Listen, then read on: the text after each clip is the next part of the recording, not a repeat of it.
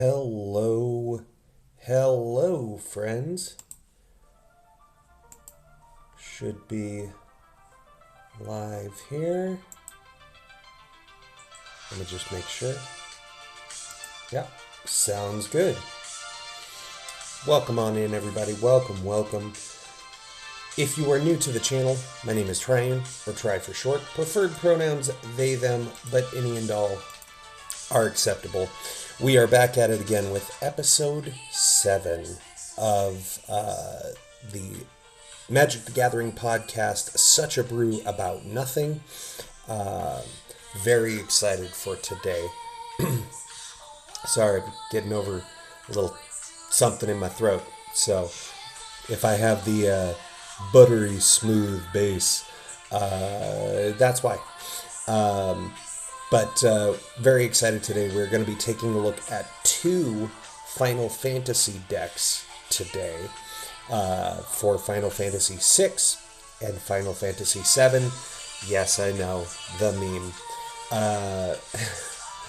But very excited to talk about them in preparation for our brand new series that will be starting on Saturday, April 11th, Our PG, the RPG series, where I play through the Final Fantasy franchise in numerical order, all the mainline non-MMO games, where you, the viewers, can join the party. You get to choose their name and their class and all that good stuff. Number of different ways that you can do it, either by subscribing or by giving bits or gifting a sub, or there's even channel point redemptions so that it doesn't have to cost you a penny. If you're just a regular on the channel that loves engaging with this content, then it will cost you $0, free 99, and you can join the party for the streams. That said, we do have ads incoming if you're watching live on Twitch in about 3.5 minutes. If you don't want to watch ads, well, there's a few ways you can do that. First and foremost being by subscribing. It's like $6 a month, and you get 20 free emotes that you can use all across Twitch. Because we are in RPG April, it's all Final Fantasy themed emotes. So I hope you enjoy those. I'm very much excited to show them because they were all brand new that I created for this month. They're a lot of fun, and I enjoy them very much. In addition, maybe you are already subscribed or you were gifted a sub in the last big sub bomb we had on the channel. You can also gift a sub, maybe help a homie not watch ads. It's another way to support the channel. On top of that, if you have Amazon Prime, you can get a free subscription to a Twitch channel of your choice every month with Twitch Prime. Why not consider this channel? I think it's pretty good, but I am pretty biased. On top of that, if you have Twitch Turbo, you can also watch ad-free across all of Twitch, and Twitch then pays the streamer the same amount as if a Tier 1 sub was watching during a scheduled ad break. And it's not super expensive. It's like $13 a month, which is well worth not having to sit through ads, and still support the content that you love. On top of that, I get it. The economy's in a weird place right now. If you don't want to break the bank but still toss a coin to your streamer, you can do so in the form of bits. It's a great way of saying, hey, I like what you do, keep doing it without breaking the bank. That said, we are now through the intros and all the promotion stuff. That is out of the way. We're still like a minute and a half until the ads start, but let's go ahead and jump into today's deck lists, shall we? So let me get my eyes on here because I am getting older. And reading is a very big struggle. So, also, do want to, let me do that really quick before I forget. Shout out to Happy Boy Games for making the various themes that you hear tonight that we'll be listening to while we talk about the Final Fantasy VI deck. That's my little brother and fellow streamer. I really enjoy the stuff that he produces over on his channel. He's been playing through a variety of different games, including Uncharted and Crimson Desert. He's a really good streamer. I wouldn't say it if I didn't actually enjoy it, family or not. If I don't watch it, I'm not gonna lie to people. But definitely check out, let me type that shout out in the chat so that any of you watching tonight, if you would like to follow Happy Boy Games, you may do so. And also, you'll see there is a link in the chat there for the other playlist we will be listening to tonight, which is going to be for Omega on Deck, who's also a streamer and a friend. Omega was awesome and gave me permission to use all of his super sweet lo-fi and techno beats for the stream as well. We'll be listening to those during the Final Fantasy VII deck a little bit later on. So yeah, very much looking forward to that as well. If you'd like to follow the playlist that I created on Spotify, Omega did just drop a brand new album on Spotify that's all for meditation, which is super rad. I like it a lot. But all the shout outs and whatnot out of the way, let's jump in to tonight's deck list. Oh, do want to remind you that in the pinned message in chat, if you were watching live on Twitch, are the two deck lists to the Archidect page. You can check those out if you want to look at the deck lists as we read along through all the cards. And they'll also be in the description below for the VODs here on Twitch and on YouTube, which will go live sometime tomorrow. That said, enough delays. Get comfy, get cozy, and let's yap, shall we? So let me flip this camera on around here. Oh, it's doing the thing again, where it's not showing the other camera. Why does this persist?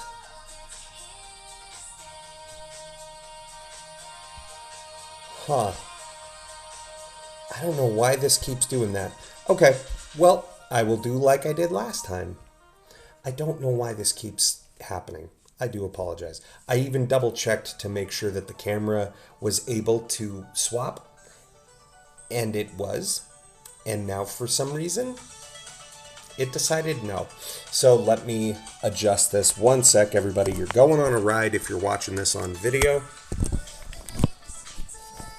You get to see a little more behind the scenes than what you're used to.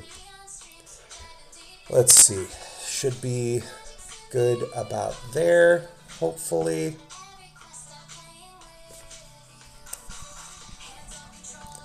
Let me just adjust a little bit more.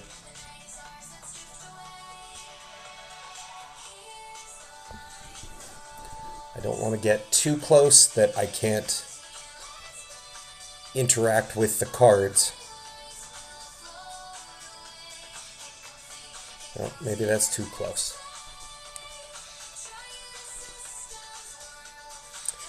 That should hopefully be okay. Sorry, I have to go off of my stream preview now. Yeah, that's close enough. All right. Well, without further ado, everybody, let's jump in to the decks, shall we? Again, apologies for the technical difficulties. I don't know why it's happening. It's sometimes these things happen, you know?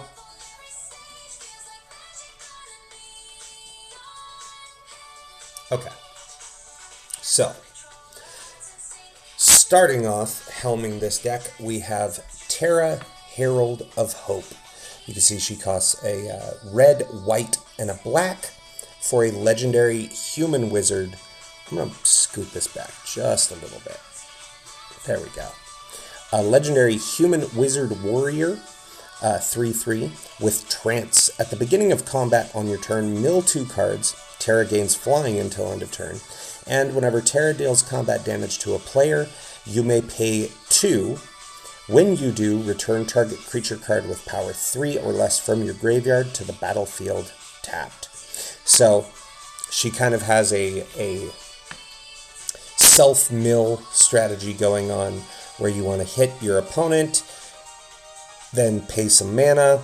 You get to return, well, you move to combat, you mill a couple cards, you want to hit your opponent now that she's a 3/3 flyer, pay some mana, and you get to return something with power 3 or less. So she kind of has this, cycle through your stuff, bring your creatures back. Note that it doesn't have to be one of the cards you just milled.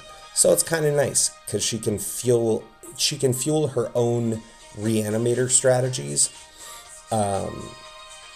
But even if you reanimate something and an opponent kills it, you can just bring it right back again with her ability. So that is the face commander for the deck. Next up, we have it's really torn for me, right? Yo, what's up, Happy? How's it going? I'd get you some shout-outs, but I already got you some shout-outs at the top of the podcast today to thank you for making all of the awesome music for the channel. So, blistering hot magma. I hope you're not in blistering hot magma right now, Happy. Yeah, you're very welcome.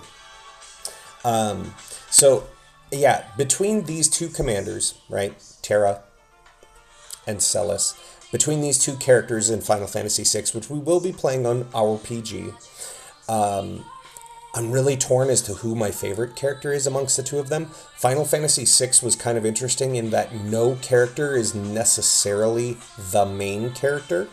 Everybody kind of has their own arc. Well, I'll say about half a dozen of them each kind of take turns being a main character. But I really like Celis and her character arc. It's very cool. She deals with a lot of very real human things.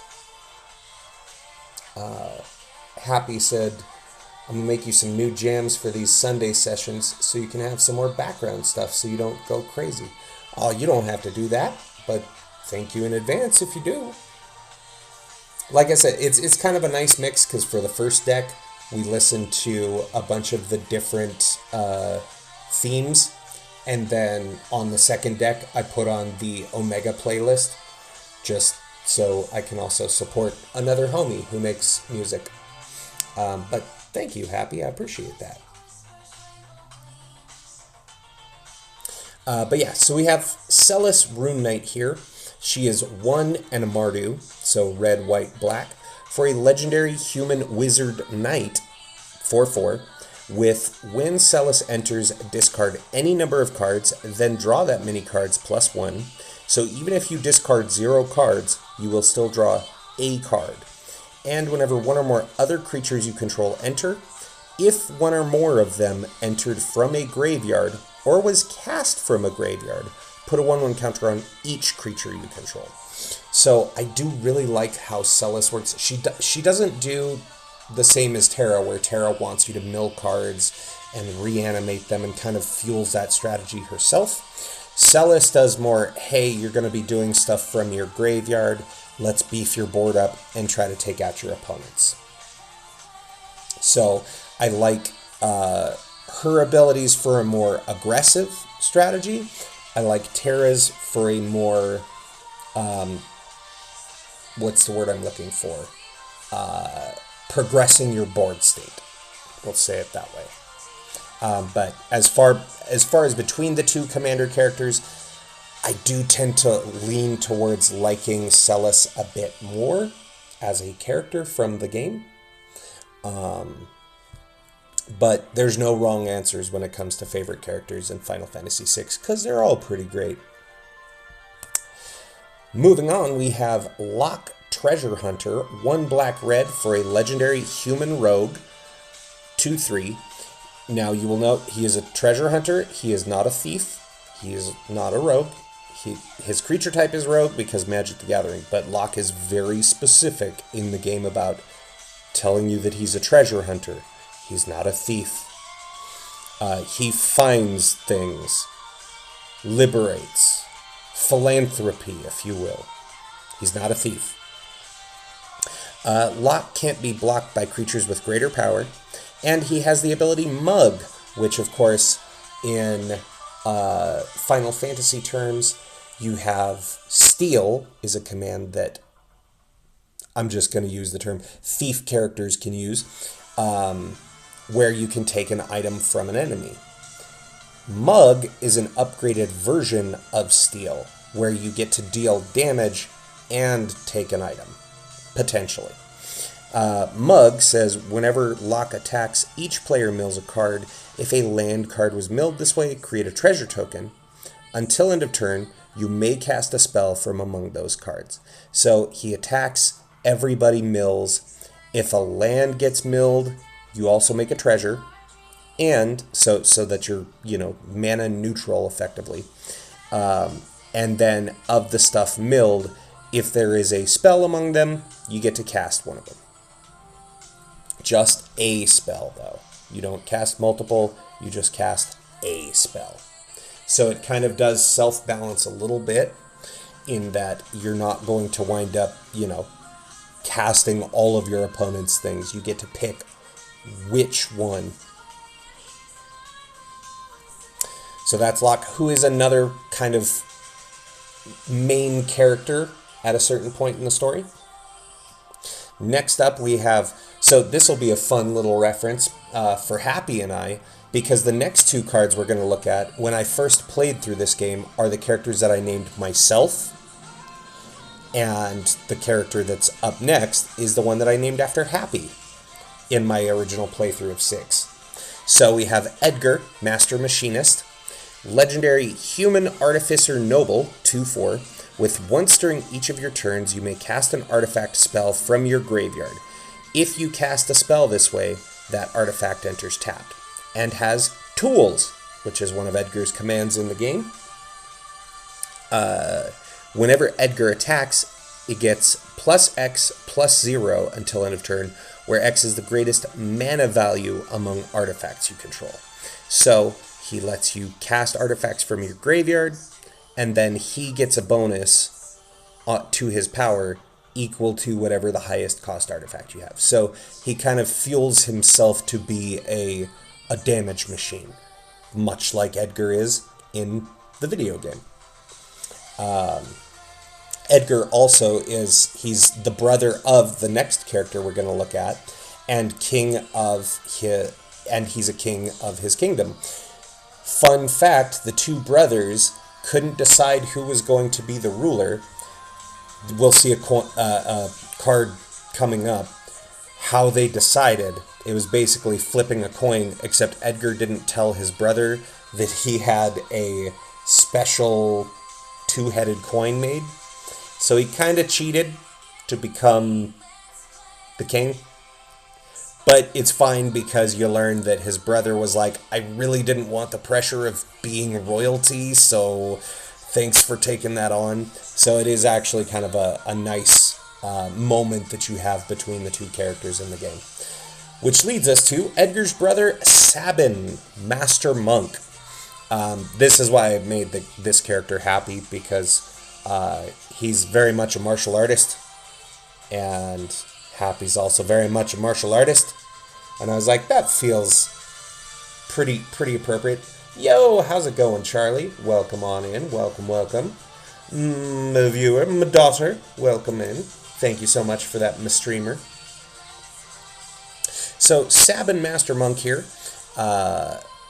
4 and a red for a legendary Human Noble Monk. Thank you so much for that lurk, Charlie. Human Noble Monk, 4/3 with Double Strike and Blitz, which is very fun because there is a Magic the Gathering keyword called Blitz, which happens to also be the name of an ability that Sabin has in the video game. So I love that they were able to just use the Blitz ability from Magic, which also works for Sabin. So Blitz is 2 red and discard a card. How Blitz works is, if you cast this for its Blitz cost, it gains haste and when this creature dies, you draw a card. You then have to sacrifice it at the beginning of the next end step. Also, you may cast this card from your graveyard using its Blitz ability. So, Sabin, you can cast him for 4 mana instead of 5.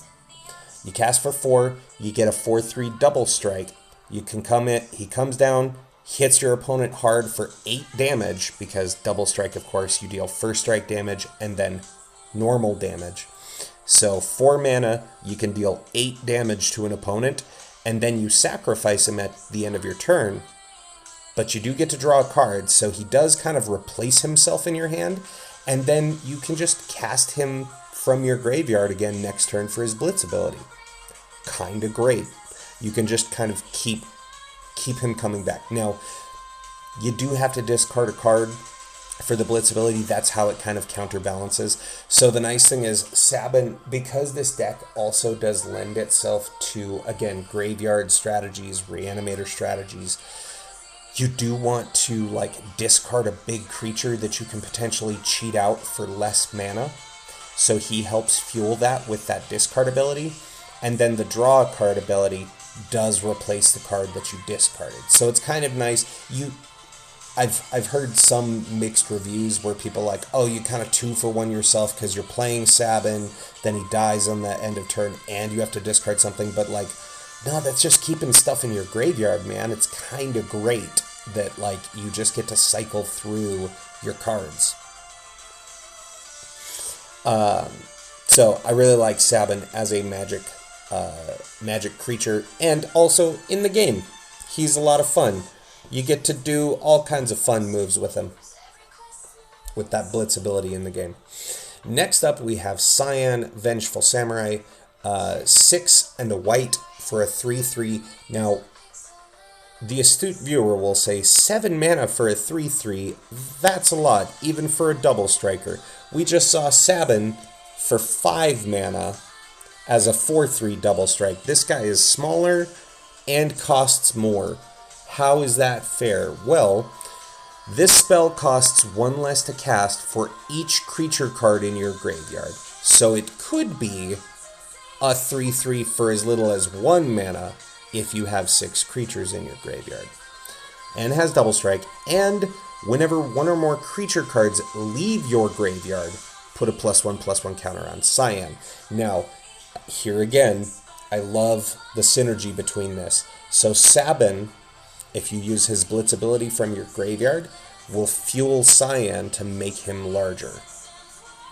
Right? So he'll not only drop the cost of Cyan by being in your graveyard, but then when you cast Sabin from your graveyard with his Blitz ability, he makes Cyan a 4/4 double strike, and you can just keep doing that. The beauty of this, these two have a moment in the story together where they're traveling companions, trying to complete a mission together. So I love how those two interact together. Also, in my first playthrough, this was Happy, if you're still watching. This is Chad Rygen. There you go, Chad Rygen, favorite of Happy Boy Games samurai video game streams, has many characters that become Chad Rygen, Blonde Ronin Gaijin. In this case, not blonde, but this was my Chad Rygen for my playthrough. Next up, we have Strago and Realm. Now, Strago and Realm don't get 2 cards. They are kind of put together on a single card as a pair, which works out well narratively. We'll get into that in a moment. But Strago and Realm cost 2 and a red for a legendary human wizard, 1/3, with Sketch and Lore, which are abilities that each of them have. Realm has Sketch, and Strago has Lore. And what this ability is, you pay 2 and a red and tap them. Target opponent exiles cards from the top of their library until they exile an instant, sorcery, or creature card. You may cast the card without paying its mana cost. If you cast a creature spell this way, it gains haste, and at the beginning of the end step, sacrifice this creature, activate only as a sorcery.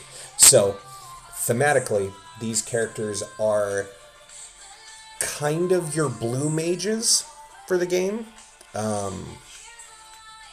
where Strago can learn abilities and attacks from enemies if they use them while he's in your party, and Realm can use her sketch ability to literally sketch a copy of the monster and have it use one of its attacks. So very thematic that your enemy, an opponent, you literally get to just take one of their, you get one of their creatures and let it use its stuff by giving it haste, and then it goes away at the end of the turn, just like their abilities work. Very fun and flavorful. I really like the design of this creature. Oh, and Strago and Realm, they get a card together because Strago is Realm's grandfather. So you meet them at the same time in the game. Strago joins your party. Realm was told to stay behind, refuses to, follows you, and then demands to join the party. That's why they're on a card together. Next up, we have Gao Feral Youth, 1 in a red for a legendary human berserker, 2/2 with Rage, which again was an ability that Gao has in the game. Whenever Gao attacks, put a +1/+1 counter on it. And at the beginning of each end step, if a card left your graveyard this turn, Gao deals damage equal to its power to each opponent. So Gao's Rage ability, how this works in game. Gao is a child who basically grew up in the wilds on a place called the Veldt. It's basically just a large plain where you can encounter basically every creature you've ever fought in the game. But Gao, you use his Rage ability when there's enemies in play. He jumps towards them, and the battle ends. Then you have to get into another fight and beat all of the enemies that you see there, and Gao will show back up.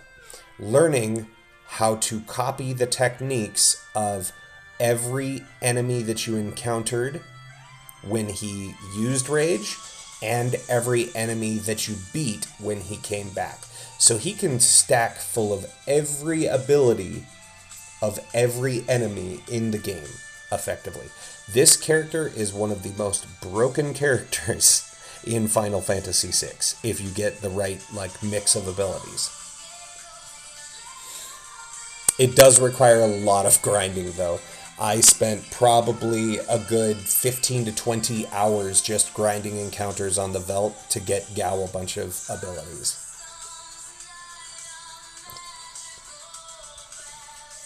Next up, we have Setzer. Setzer Wandering Gambler, 1 black-red for a legendary human rogue pilot, 2/2, with when Setzer enters, create the Blackjack, a legendary 3/3 colorless vehicle artifact token with flying and crew 2. Whenever a vehicle you control deals combat damage to a player, flip a coin. And whenever you win a coin flip, create 2 tapped treasure tokens. So he creates a vehicle that will fuel his own coin flip ability. And if you win that ability, you're getting mana for future turns. If we want to see that token, there we go.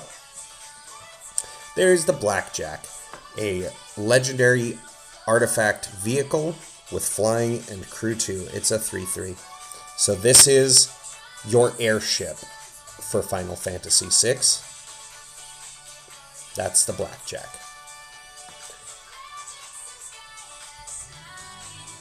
So, in-game story-wise, you're wandering through the game and you hear about this opera where this character Setzer, who has this airship, threatens that he's going to kidnap the lead singer of the opera, and you basically stage a plan with Celis, who happens to look exactly like the lead of the opera, to have Celis take the place of the opera lead, so that when Setzer comes to try and kidnap the opera lead, he kidnaps Celis, who is a rune knight and can very much defend herself.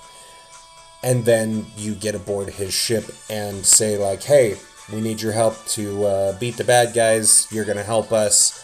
Otherwise, Celis is going to lay the smack down. And he begrudgingly agrees.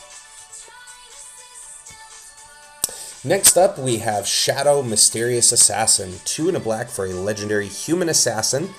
Not sure why they didn't give him ninja as a creature type. It feels like it would have been appropriate to use the creature type ninja, I guess because he doesn't have ninjutsu. But Shadow here is a 3/3 with Death Touch and Throw. Whenever Shadow deals combat damage to a player, you may sacrifice another non-land permanent. If you do, draw 2 cards, and each opponent loses life equal to the mana value of the sacrificed permanent. So, again, if you have a big mana value creature or artifact, something like that, you can literally get rid of it to draw some cards and dome the table, which is, again, thematic to Shadow's abilities in-game as a ninja character. That all the ninjas in Final Fantasy have the throw ability, where you select an item, usually a weapon, they throw it for massive damage against your enemies, but at the cost of then losing that item, losing that weapon.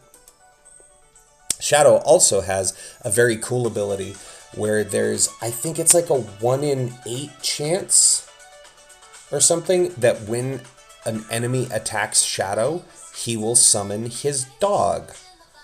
His dog will block the attack, making Shadow take no damage, and the dog will counterattack. Where is this dog? Well, you see him in the background there, but Interceptor got his own card. That's right, Interceptor, Shadow's Hound. 2 black for a legendary creature dog.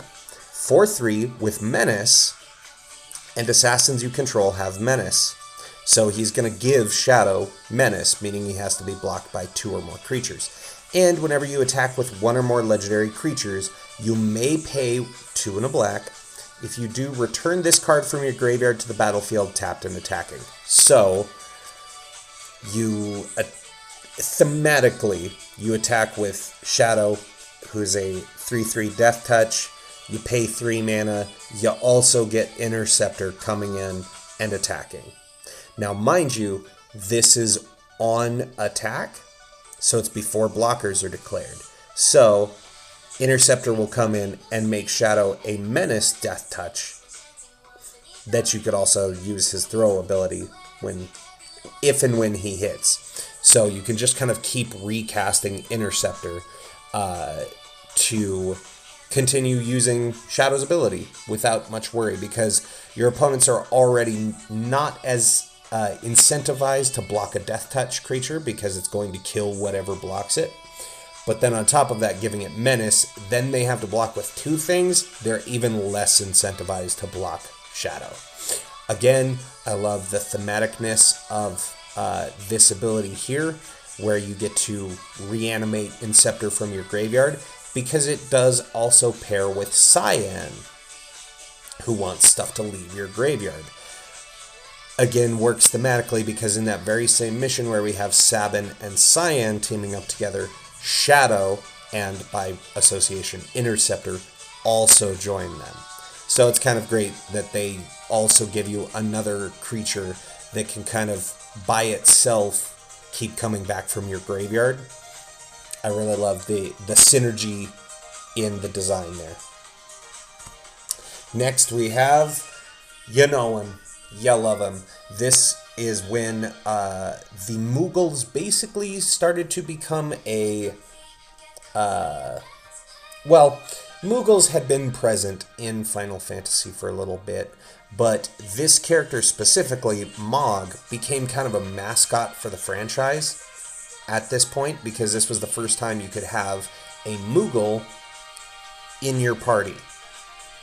So we have Mog, Moogle Warrior, 1 red white for a legendary Moogle Warrior, 1/2 with lifelink, and Dance, which is an ability that Mog has in the game.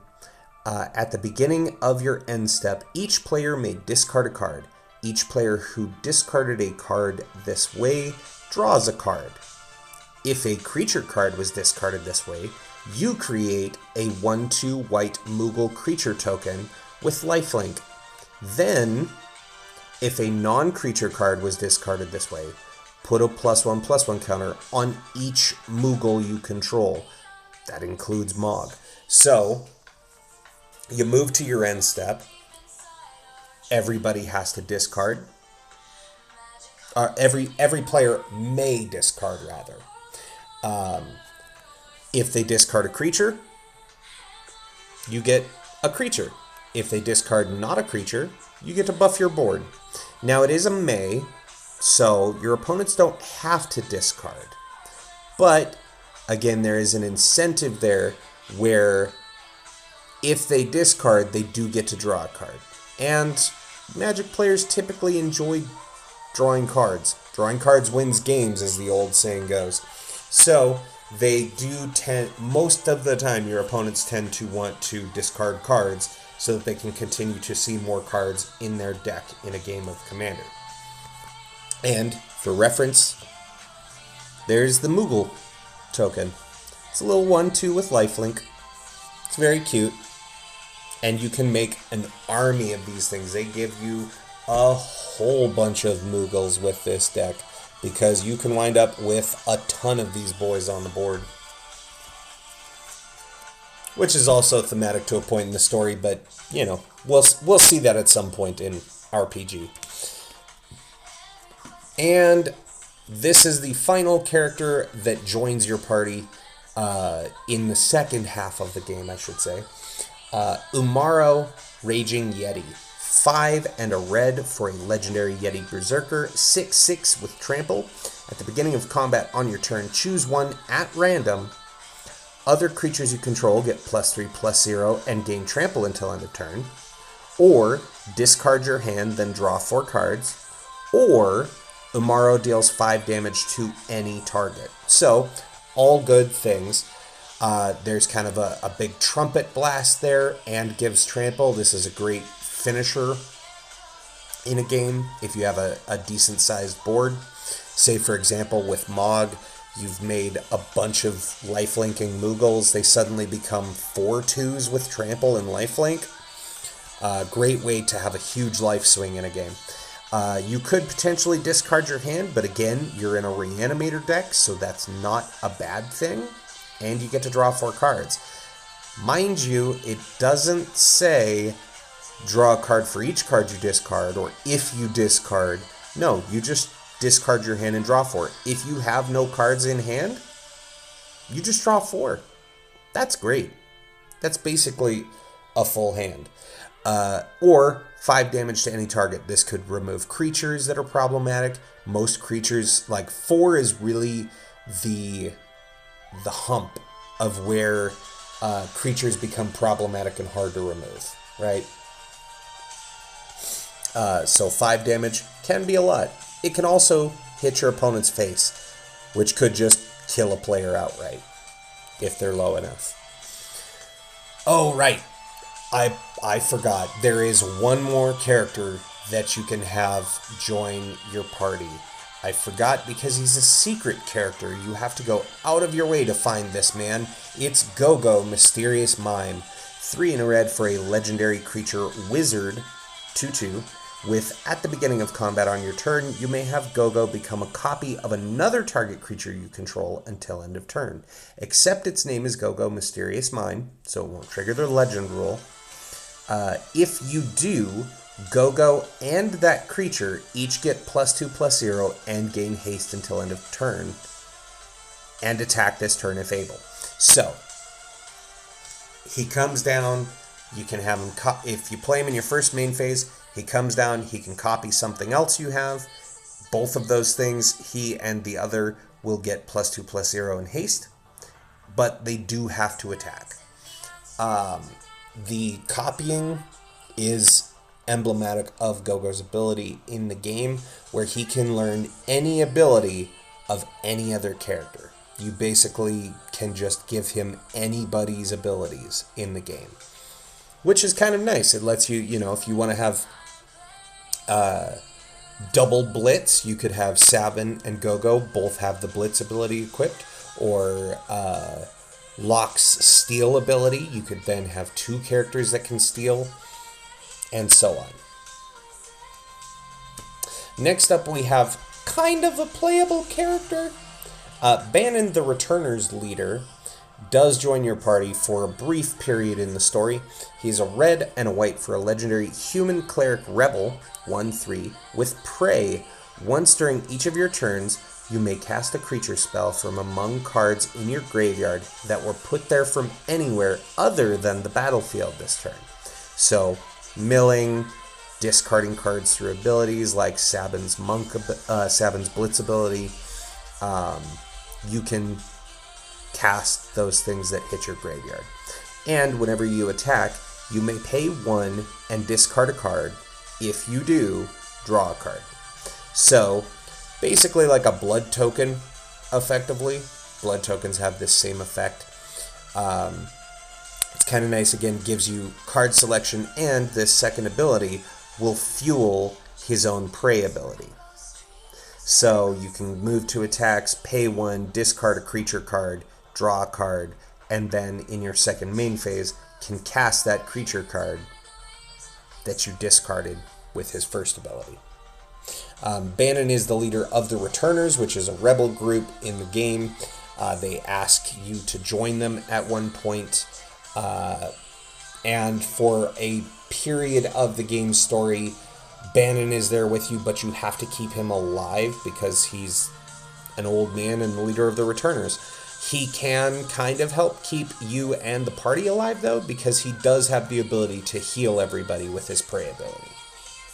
So, kind of fun thematic abilities there. Next up, we have General Leo Kristoff, 4 and a white for a 2/2 legendary human soldier. When General Leo Kristoff enters, return up to 1 target creature card with mana value 3 or less from your graveyard to the battlefield. Then put a +1/+1 counter on General Leo Kristoff for each creature you control.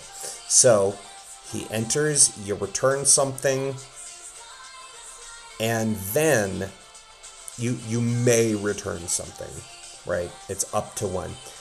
But he then also gets a +1/+1 counter for each creature you control. So, generally you want to return something because it will make him bigger. You're already paying 5 mana for a 2/2. But if you have enough creatures in play, he could become huge. General Leo, you kind of get led to believe at a certain point in the game that this character is perhaps going to join you because he turns against the bad guys, or rather, he disagrees with actions that the villains have taken in the game. He does end up dying, though. He gets in a heroic way. He basically disagrees with Kefka, the villain of the game, and Kefka kills him. But in doing that, he does kind of buy your character's time to get away so that they don't die. Next up, we have Siegfried, Famed Swordsman, 3 and a black for a legendary human warrior rogue, 2/2, with Menace. And when Siegfried enters, mill 3 cards, then put X +1/+1 counters on Siegfried, where X is twice the number of creature cards in your graveyard. So again, could get huge late game. Siegfried is he's not really a secret boss necessarily. He's a antagonist character that can appear a few times in the game, and you can fight him. I do love that they give him Menace, though, because he is kind of a menace in the game. He'll just kind of show up and be like, "You fight me," and then you're dragged into yet another boss fight against Siegfried. And finally, in our legendary creatures, we have Kefka, Dancing Mad. 5 black red for a legendary human wizard, 6/6, with during your turn, Kefka has indestructible. And at the beginning of your end step, exile a card at random from each opponent's graveyard. You may cast any number of spells from among those cards exiled this way, without paying their mana costs. Then, each player who owns a spell you cast this way loses life equal to its mana value. So, Kefka is a game ender by himself, right? He comes in, he has indestructible on your end step. He's gonna make them all exile stuff, or mill stuff, exile stuff from their graveyard, and then you get to cast those for free, and it's gonna kill your opponents eventually using that ability. Kefka is very much a problem that has to be answered when he hits the table. Fun fact, the name Dancing Mad is actually the name of Kefka's musical theme in the game. Kefka, of course, is the final boss of the game. Spoiler alert. He's also basically the recurring antagonist, the recurring evil character throughout the events of Final Fantasy VI. You learn a lot more about Kefka as you play through the game. He's actually kind of a tragic character, but he is the bad guy. Moving on into the non-legendary creatures. Well, there's one or two other legendaries we'll see in a little bit, but these are the ones that are not going to be necessarily legendary. So up first we have Summon Esper Valgarmonda. Now we did see, I think, one of these when we talked about the Wandering Minstrel deck a few weeks back in episode 2, I believe, of the podcast. Esper Valgarmonda here. So Espers are what they call summons in Final Fantasy VI. And like all other summon creatures from the Final Fantasy Magic set, they are enchantment creatures that are sagas with their creature type. So, Esper Valgarmonda here is 3 in a red for an enchantment creature, Saga Drake, 3/3 with flying and haste, which is nice because a lot of the summons don't have haste. So they come down, they trigger their Chapter 1 ability of their Saga, but you can't do anything with them most of the time. It's not until Chapter 2, and most of these Saga summons, not all, but most of them, are only 3 chapters. So they come down, they do a thing, you can't attack with them until the next turn when they trigger their Chapter 2, and then by Chapter 3, they're dead. So they kind of come down, attack once, and then they're gone. It is thematic to how summons work in Final Fantasy games, so I do love the game design of it, but I especially like how Valgarmonda works here, where they come in and you can just swing, because there's 4 chapters, you can swing 3 times with them, with a 3/3 flyer, which is not nothing. So, Chapter 1 here, you exile an instant or sorcery card from each graveyard, where available. And you do get to pick, so you kind of get to pick and choose which ones you're getting rid of. Chapter 2, you add a red for each lore counter on this saga. You may cast an instant or sorcery card exiled with this saga, and mana of any type can be spent to cast that spell. So, comes down turn 1, you exile an instant or sorcery from each graveyard, and then you can swing with this 3/3 flyer. Chapter 2, you're going to make 2 red mana, and then you can cast one of those. Then, mind you, when you cast that exiled card, it does return to its owner's graveyard, because it's not staying in exile, and you're not casting a copy of it. You are casting the thing, so it does return to whomever's graveyard owned that spell, which is fine. Then Chapter 3, you're making 3 red mana. Chapter 4, you're making 4 red mana. And you do maintain this ability until the end of that turn. So, again, you get to make that 4 red mana in your first main phase, cast the hopefully final of 4 that you've exiled. And the nice thing is with this, mana of any type can be spent.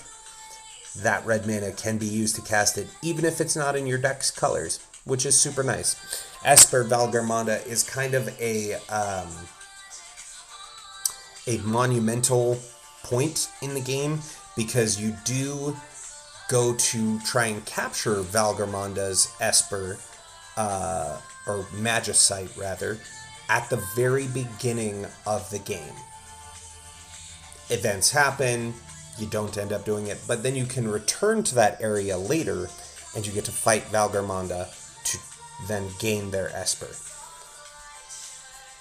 And in the sideboard stuff here, we should have, yeah, there we go. We also have the alternate art for Esper Valgarmonda. So I really like what they did with the alt arts.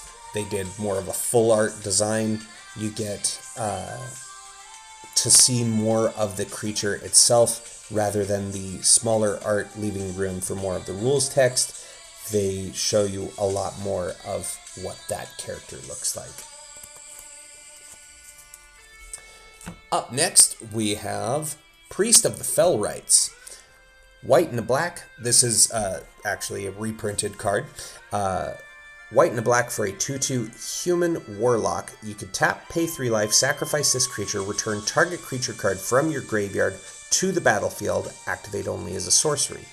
Also has Unearth for 3 white black.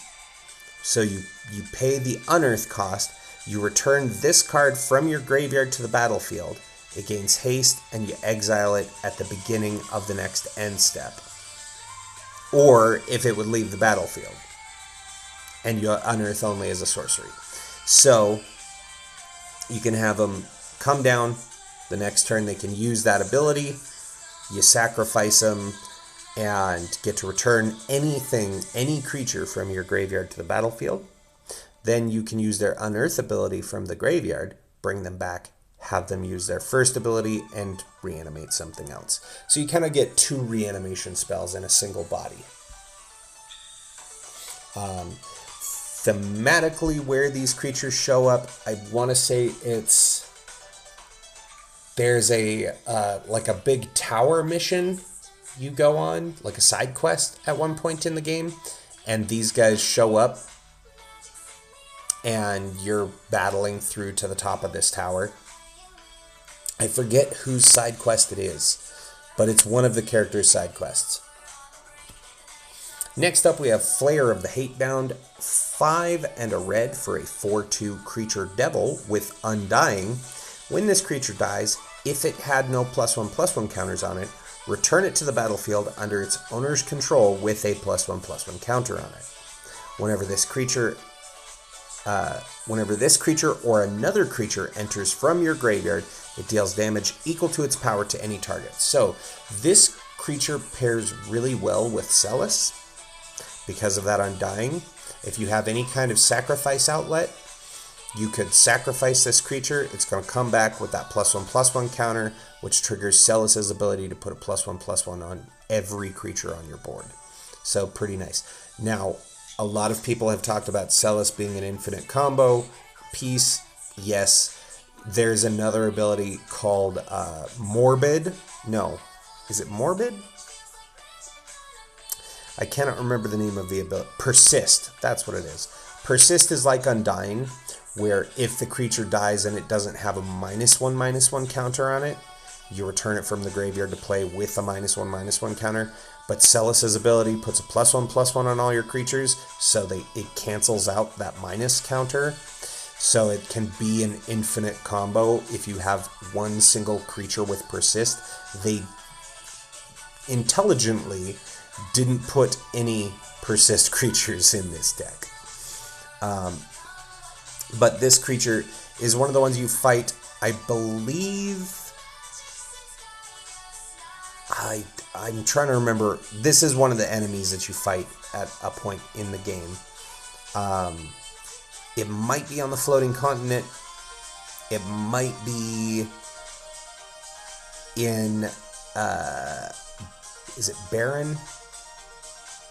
wherever the Emperor's city is. But this is one of the enemies you fight. I don't remember fully off the top of my head where a lot of these enemies are encountered. It has also been a year plus since I've played the game. So next up we have Morbid Opportunist, 2 and a black for a human rogue 1/3 with whenever one or more other creatures die, draw a card. This ability triggers only once each turn. This is one of the enemies you specifically encounter in Zozo, if I remember correctly. I don't remember the enemies' names. But that is, it's kind of a story moment. You have to go to Zozo for one of the characters, and it's a shady city, bunch of rogues there start attacking you. It's a whole thing. Next we have Sepulchral Primordial, 5 black for an avatar, 5/4, with Intimidate. A creature can't be blocked except by artifact creatures or creatures that share a color with it. When this creature enters, for each opponent, you may put up to 1 target creature card from that player's graveyard onto the battlefield under your control. So it's a mass reanimation on a 5/4 body that basically probably isn't getting blocked unless your opponents have black creatures or artifact creatures. I do not remember where exactly you encounter this creature, but again, it's another enemy from the game. Next, we have Pitiless Plunderer, 3 and a black for a human pirate, 1/4 with whenever another creature you control dies, create a treasure token. This is a combo piece, one of my favorite combo pieces, really, that you see in a lot of decks. It is in my Chatterfang deck, my squirrel deck, that one day we'll talk about on the show. It's a really easy way to progress your board if you have any kind of graveyard strategy synergies or sacrifice payoffs. I believe this is another guy that you encounter in Zozo, if I remember correctly. Next up, we have Sun Titan, 4 white for a creature type giant, 6/6 with vigilance, and whenever this creature enters or attacks, you may return target permanent card with mana value 3 or less from your graveyard to the battlefield. Sun Titan is one of the classic reanimator creatures. If you are in any deck that has white and you want to return things from your graveyard, Sun Titan is usually the very first include that you put. This is specifically, according to the flavor text here, Rex Soul is formed of the countless, I can't read it with the foiling, the countless souls lost during the conflict 1,000 years past. I forget exactly where you encounter Rex Soul. It might be one of the secret bosses in the game. Very, very late game, but I don't remember. Next, we have the Archfiend of Depravity, 3 black for a creature type demon, 5/4 with flying, and at the beginning of each opponent's end step, that player chooses up to 2 creatures they control, then sacrifices the rest. Great asymmetrical board wipe that's repeatable. This thing hits the table, you say, cool, on your end step, you get to pick 2 things that live, everything else dies. This is, I think it's just called Grim Reaper, is the enemy name. I forget where you fight them, but it is a very scary enemy.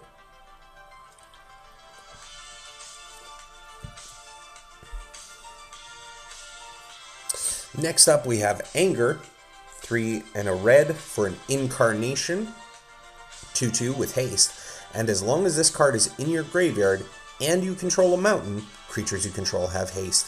So this is from a point in the game where a bunch of bombs, Strago and Realm's house gets set on fire. Inside is a bunch of bombs, which are not like they are exploding bombs, but bomb is a creature in Final Fantasy. that the more you attack it, the closer they get to exploding and dealing a shit ton of damage to your party. You have to kill them using magic. It's a whole thing. But this is specifically a story moment where you're rushing into the house to try and save Realm, and Shadow returns to help. If I didn't mention it before, Shadow is kind of a really annoying character to have in your party because he is a mercenary. You hire him to join you, and randomly throughout the game, after a battle, he'll just dip out and go away. And anything that you equip him with, he takes with him. Next up, we have Stitcher's Supplier, 1 black mana for a 1/1 zombie, with when this creature enters or dies, mill 3 cards. People love a Stitcher's Supplier in a graveyard deck because you can play it for 1 mana, you get to fill your graveyard, you sacrifice this thing off, you mill some more, you bring him back from the graveyard, you mill some more, you sacrifice him again, you mill, and you see it's just a great piece to keep targets in your graveyard for all of your reanimation payoffs. Or reanimation spells and abilities, rather. Next up, we have Palace Jailer. 2 white for a human soldier, 2/2, with when this creature enters, you become the monarch. And when this creature enters, exile target creature an opponent controls until an opponent becomes the monarch. If I remember correctly, yes, this is... So at one point, Edgar's Kingdom, you're able to go into the jail at the bottom, and there's this character down there that's like, help, I've been wrongfully imprisoned, you gotta let me out of here. And if you do, turns out he actually is guilty of what they accused him of. He'll go steal from a chest and take the item inside. And you can find him later and end up fighting him. Also, just to show what the Monarch looks like in this deck, they did give you a cool Monarchy token, which is the throne room in Edgar's Kingdom. So you get the 2 seats there because, of course, Edgar and Sabin are the 2 brothers that were left to rule. Even though Edgar... I'm not going to sugarcoat it. Edgar cheated Sabin out of being a ruler, but Sabin didn't want to, so it all worked out. Next, we have another legendary creature. This is one of the ones that I had forgotten was in here. We have the Warring Triad, 3 mana for a 5/5 legendary artifact creature god with flying, trample, and haste. And as long as there are fewer than 8 cards in your graveyard, the Warring Triad isn't a creature. You can also tap to mill a card, and target player adds 1 mana of any color. So again, nice little political piece if you need. You can tap this on an opponent's turn, give them a mana. You could also give yourself a mana. So you can kind of use this as a politics piece, like, hey, I'll give you an extra mana if you're a mana short to cast something, and you get to mill a card. But again, 3 mana 5/5 with flying, trample, and haste can be a game ender if done correctly. And, you know, if you play it late game, you probably already have 8 cards in your graveyard, so then you just get a 3 mana 5/5 that's swinging in on your opponents. The Warring Triad in the events of Final Fantasy VI are the Goddess, the Demon, and the Dragon, if I remember correctly. I think it's Goddess, the Demon, and the Dragon, or Goddess, Devil, and Dragon. They're these 3 gods that exist in the universe that turned themselves into statues in this triangle formation so that they could continue to fight forever magically. They're basically the source of where magic comes from in the world. And at about the halfway point in the game, Kefka goes up to this floating continent. They discover where the Warring Triad is. He moves them out of sync with each other and becomes the replacement god and blows up the world, and it becomes the world of ruin, which is where we get the emote that we have for this month, the man emote, the one of Terra. I just put it in chat there. Terra on the back of a chocobo, looking out over a ruined world, with the subtitle that just says, "Man." So that is the world of ruin. It happens because these three get moved out of sync. And then you have to fight them each on your way up to fighting Kefka at the end of the game. Speaking of Kefka, we have Angel of Ruins, 5 white for an artifact creature angel, 5/7, with flying, and when this creature enters, exile up to 2 target artifacts and or enchantments. Also has plane cycling for 2 mana. You can discard this card and search your library for a planes, doesn't say basic, reveal it, put it into your hand, then shuffle. This is specifically I believe it's the 3rd stage of the Kefka fight, if I remember correctly.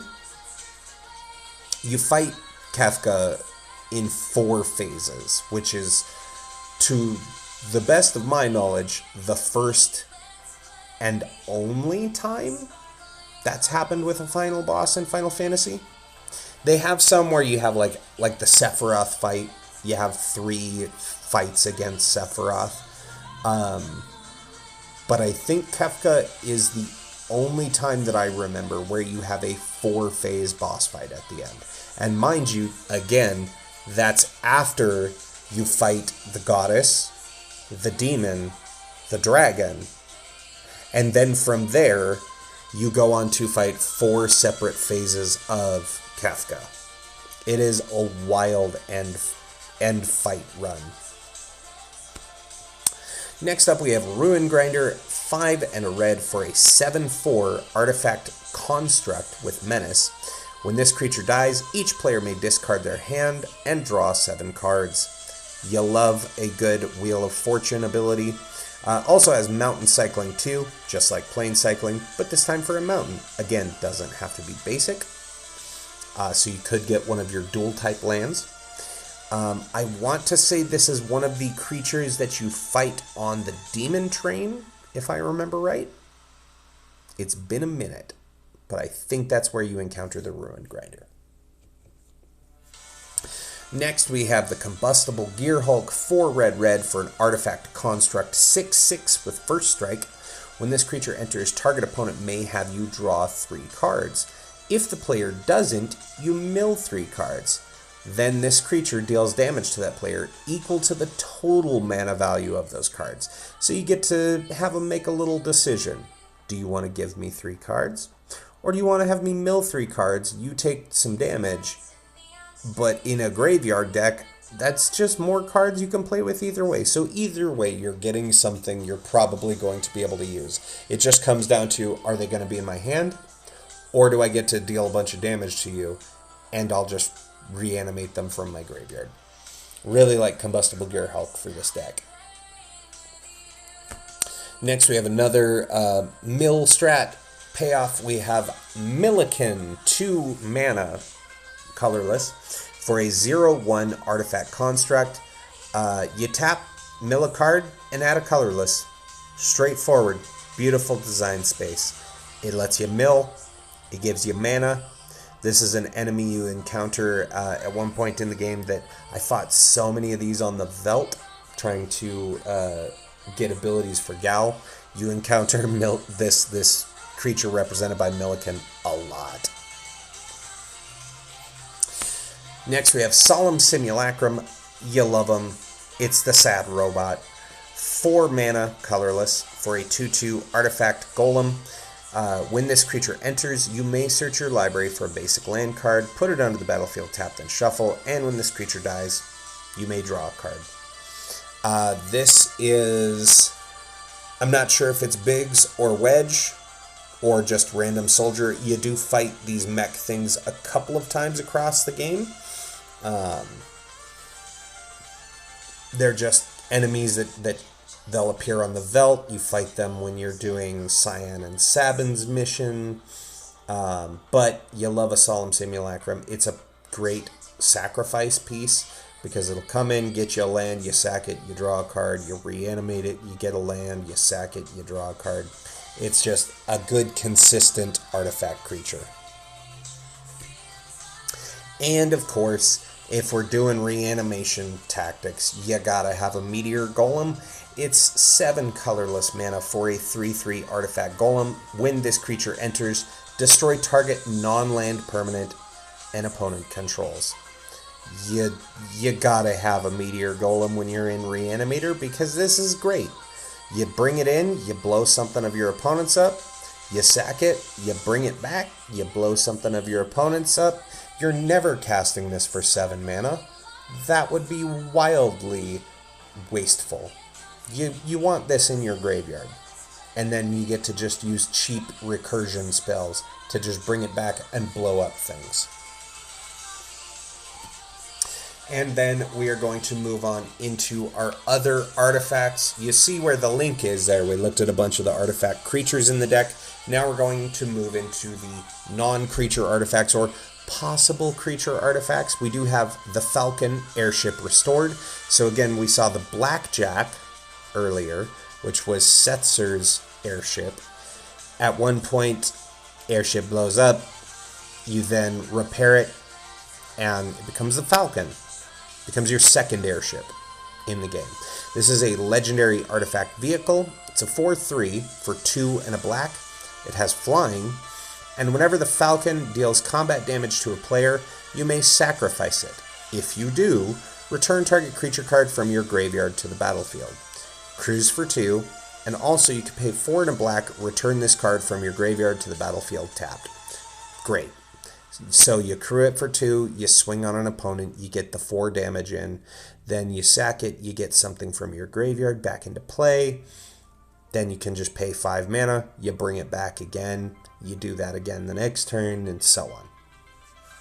Very consistent vehicle for reanimation strats. Next we have Swiftfoot Boots. 2 mana for an artifact equipment. Equipped creature has hexproof and haste, and equips for 1. Just listen, if I gotta tell you why Swiftfoot Boots are good for a commander deck, you're probably incredibly new to Magic the Gathering, which is okay. But any time you can on command give a creature protection from your opponent's spells and abilities, and the ability to attack or activate immediately, that's just a good card. For only 3 mana, it's 2 to play, 1 to equip. Perfect. Beautiful. Also, these are the... what do they call them? There's an item in the game that lets your character run twice as fast. Like, their physical movement speed on the overworld becomes twice as quick. It's used very often in speedrun strats for Final Fantasy VI. These are those shoes. Next, we have Phoenix Down, a classic item from Final Fantasy. Phoenix Down is 1 white mana for an artifact. Says pay 1 and a white, tap, exile this artifact, and choose 1. Either return target creature card with mana value 4 or less from your graveyard to the battlefield tapped, or exile target skeleton, spirit, or zombie. So let's get into the design space of this card and why I love it so much. Phoenix Down is, of course, the item in Final Fantasy that you use to resurrect a fallen character. You have a character who dies in a fight, you use a Phoenix Down, they come back to life. Beautiful. Love that design space. Why is it mana value 4 or less? Well, Phoenix Down doesn't return them all the way to full life, so I guess that's how they use that mechanic, because it doesn't restore them fully. Probably also why it returns them to the battlefield tapped.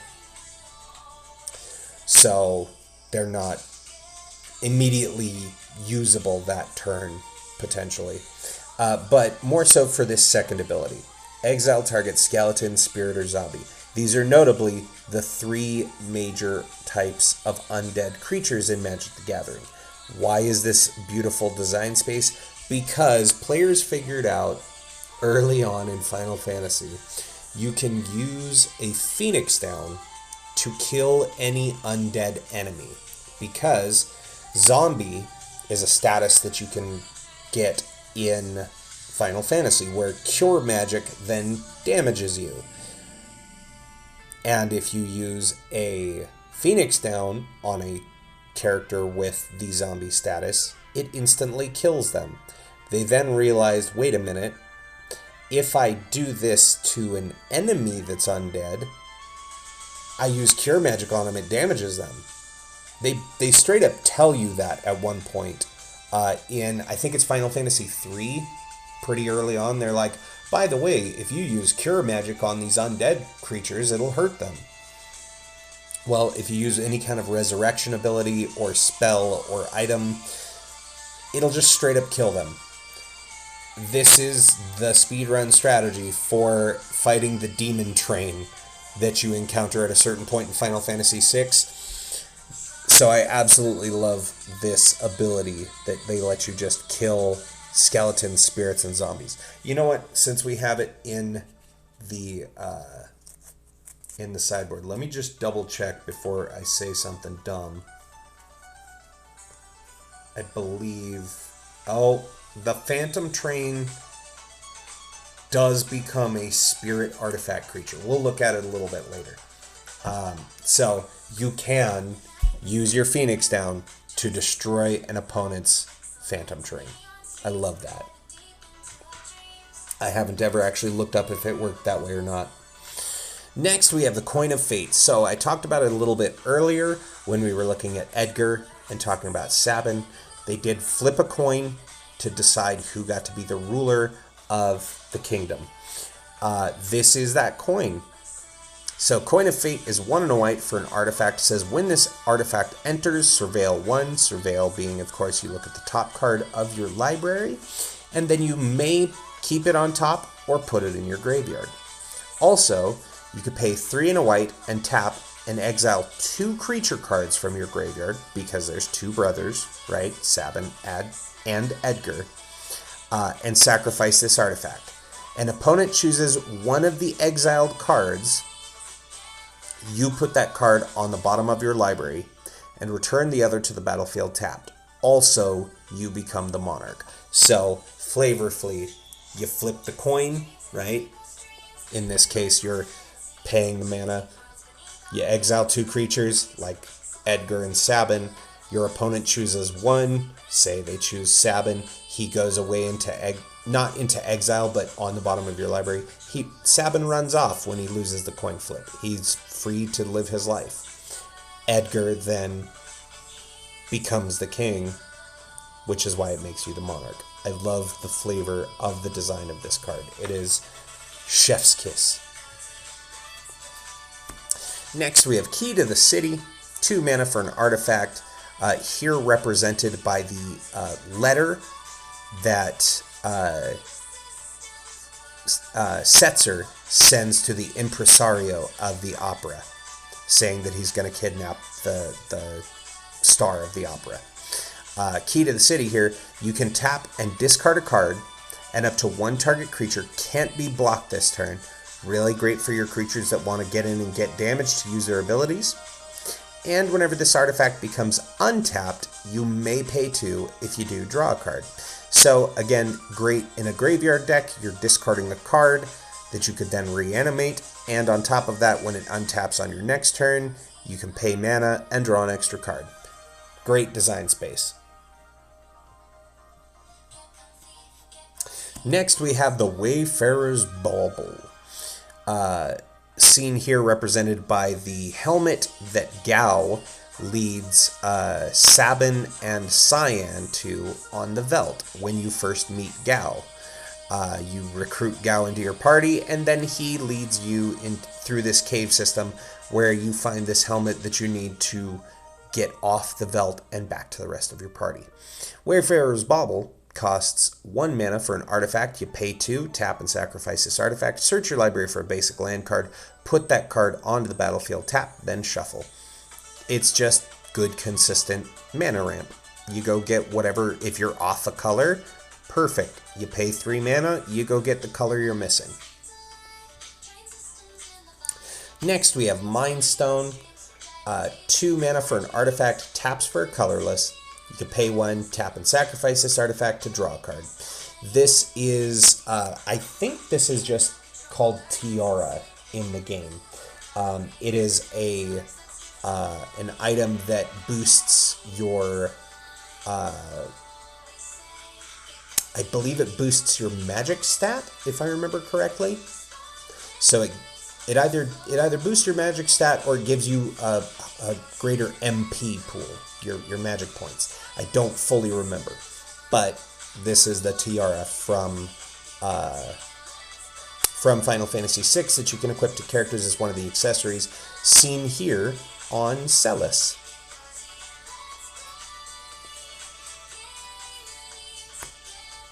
Unless, no, that's not Terra.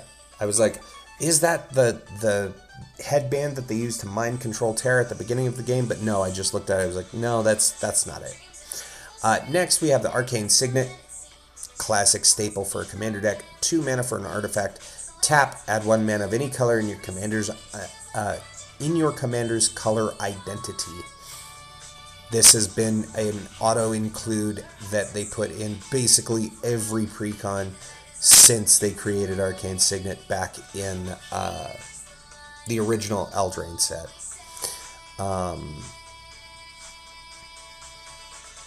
I forget exactly where this crystal ball comes into play. The flavor text says Lord Kefka's treasure, return the treasure, Kefka's cultists. I forget exactly where you encounter this. This might be the thing you're climbing the tower for with the Priest of Fellrights that we saw earlier. This might be what you're going to get, but I don't remember.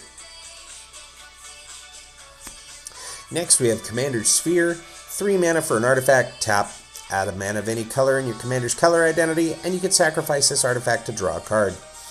I forget what this egg represents. The flavor text says, have you ever heard of something called a growth egg? Have you? It was buried in a tomb to the west a long, long time ago by a Kohlingen resident. I don't remember what this egg is or where you encounter it, but it's something from the game. Next, we have Soul Ring.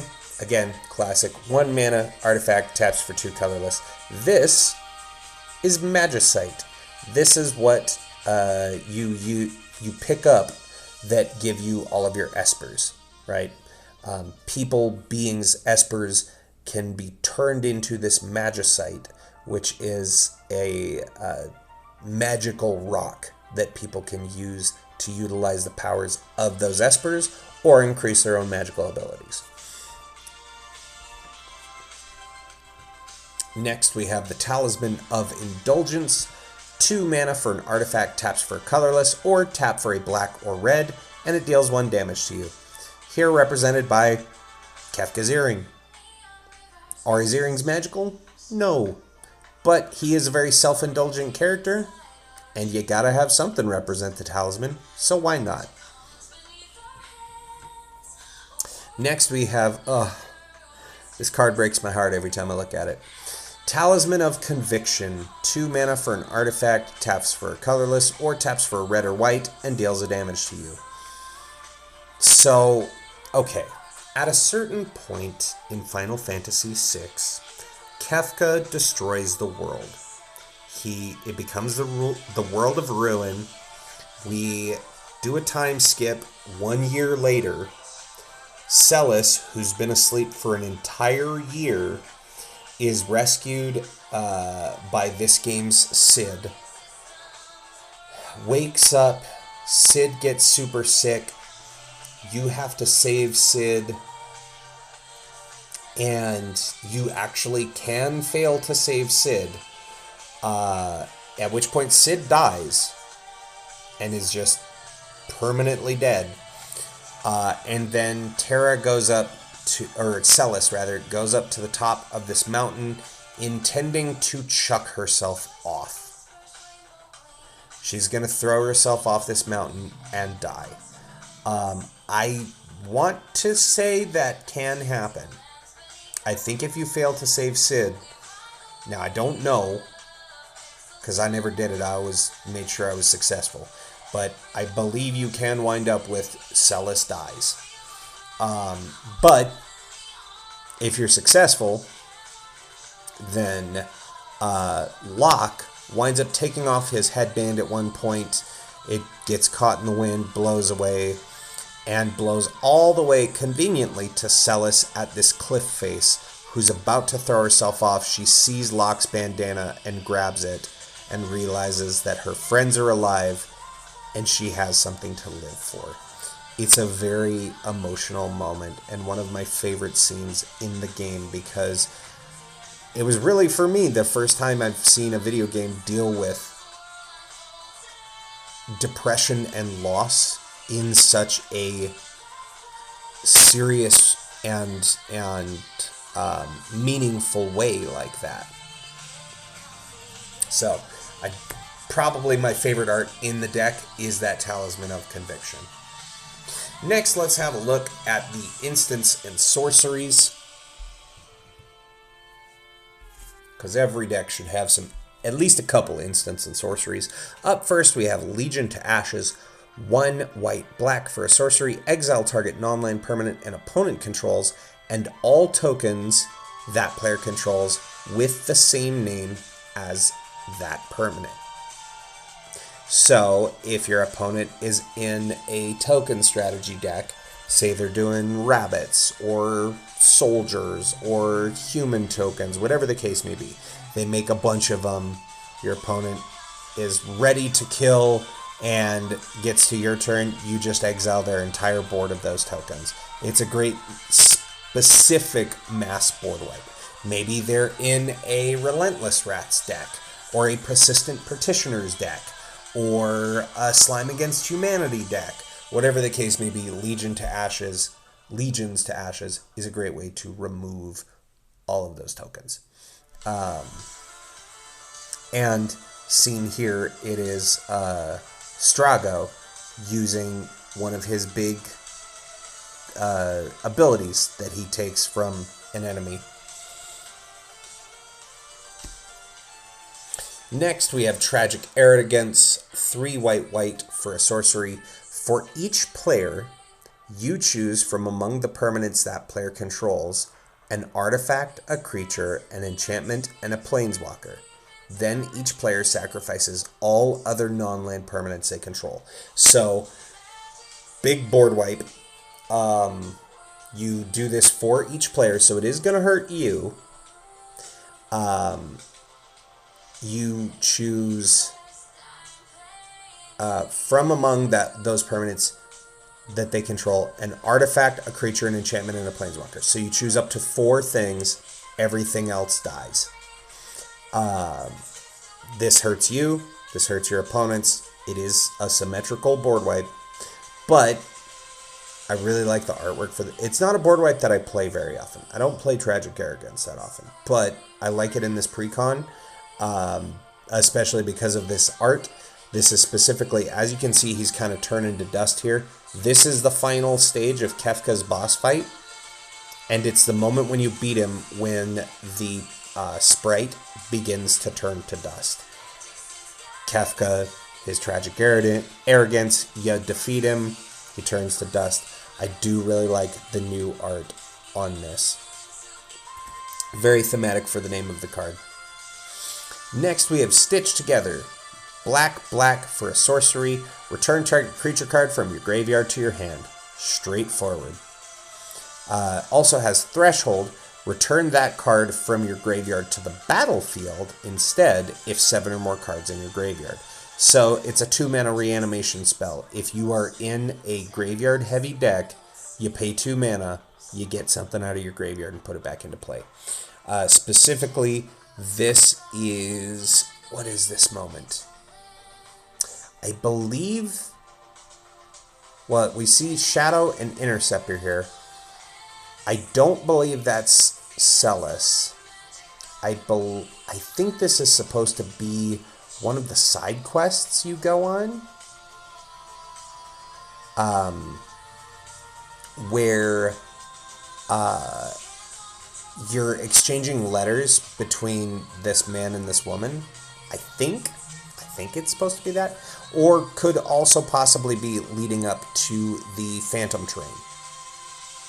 This could also be Cyan's wife, whom passes away tragically, and this is on the way to the Phantom Train. It could also be that, but I'm not entirely sure. Next, we have Knight's Whisper, 1 and a black, sorcery. You draw 2 cards, you lose 2 life. Perfect. It's draw in black. This is Cyan rushing to his wife and son because they die when Kefka poisons the waters of Cyan's home kingdom. They pass away. You wind up Cyan, Sabin, and Shadow travel through these woods. They find the Phantom Train, and in so doing, they see Cyan's family boarding the train, which you then rush onto because Cyan wants to go see his family. So this is that moment of them rushing onto the Phantom Train while Cyan says goodbye to his family. The Phantom Train is basically what's his name? Chiron, the boatman, right? From Greek lore. The Phantom Train acts as the ferry that moves spirits from the living world to the afterlife.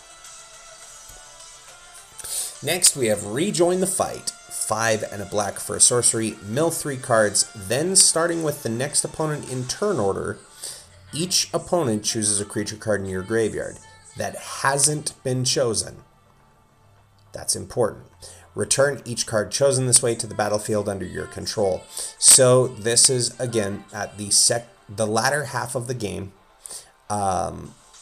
When you pick up as Celis, you play with her as the lead character, and at a certain point, you find the village where Terra wound up. She winds up taking care of a bunch of kids, and they're like, Terra, you have to come with us so we can stop Kefka. And she's like, no, I'm like a mom to these kids. This is kind of what I've always wanted. I don't want to fight anymore. Till that village gets attacked, Terra turns into her Esper form. Spoiler alert, Terra is half Esper. Destroys the monster, saving the kids, and realizes if we're ever going to be truly happy and free, I have to rejoin the fight. So, beautiful depiction. You also see Sabin and Celis in the art there. So this is literally when Terra rejoins the party. The important thing mechanically here, you mill 3, then starting with next opponent in turn order, each opponent chooses a creature. So in a 4-player game, you mill 3, you're getting 3 creatures back for only 6 mana. That's a really great return of investment. Now, here's why the verbiage is important. It says that hasn't been chosen, because we've seen effects like this before where your opponents have to choose something.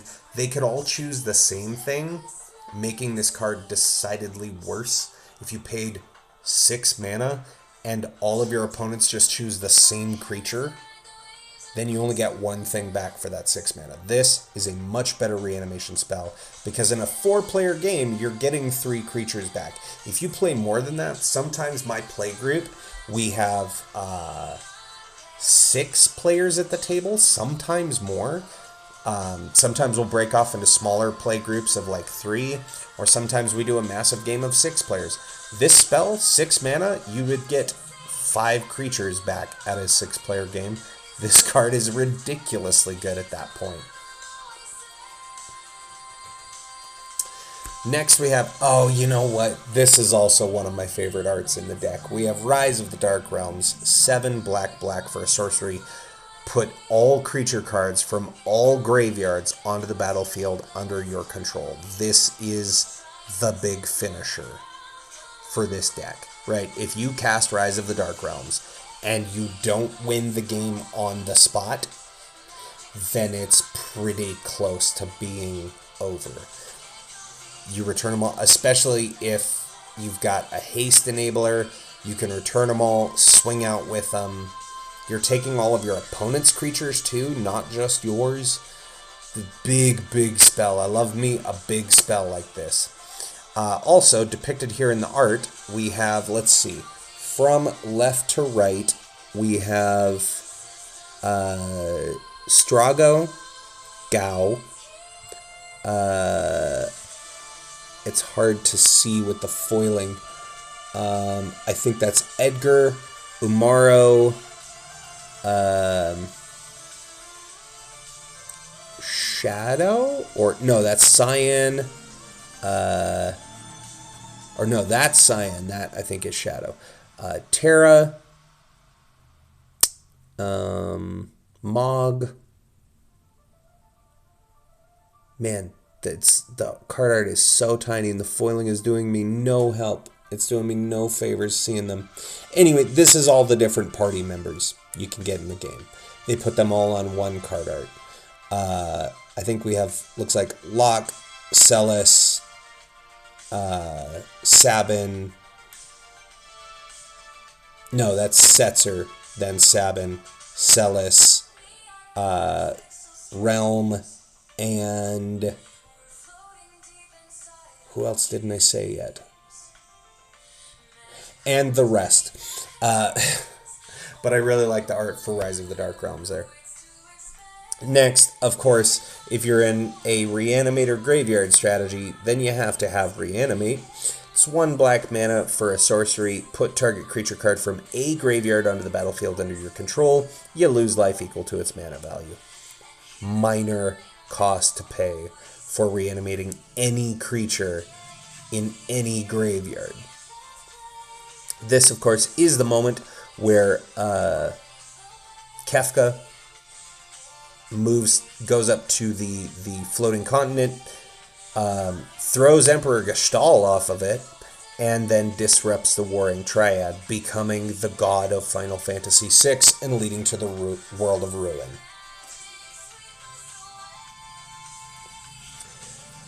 Next, we have Snort. I love that they got, what's his name? Mr. Snort. His name is Snort, right.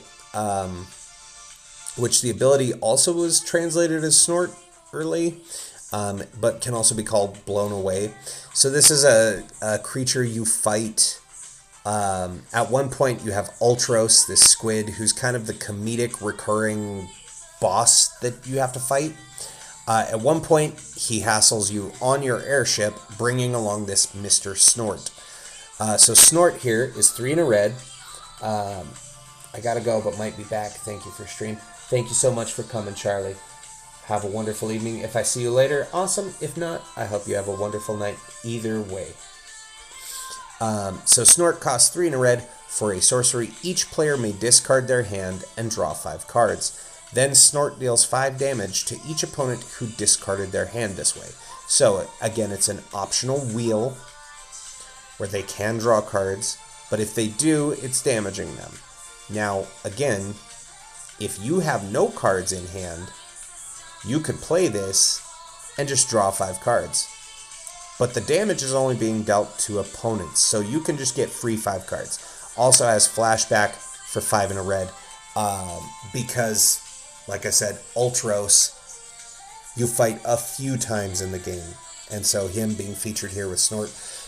Snort is using his blow away technique, which does just remove a party member from your team. It just straight up removes them from the fight.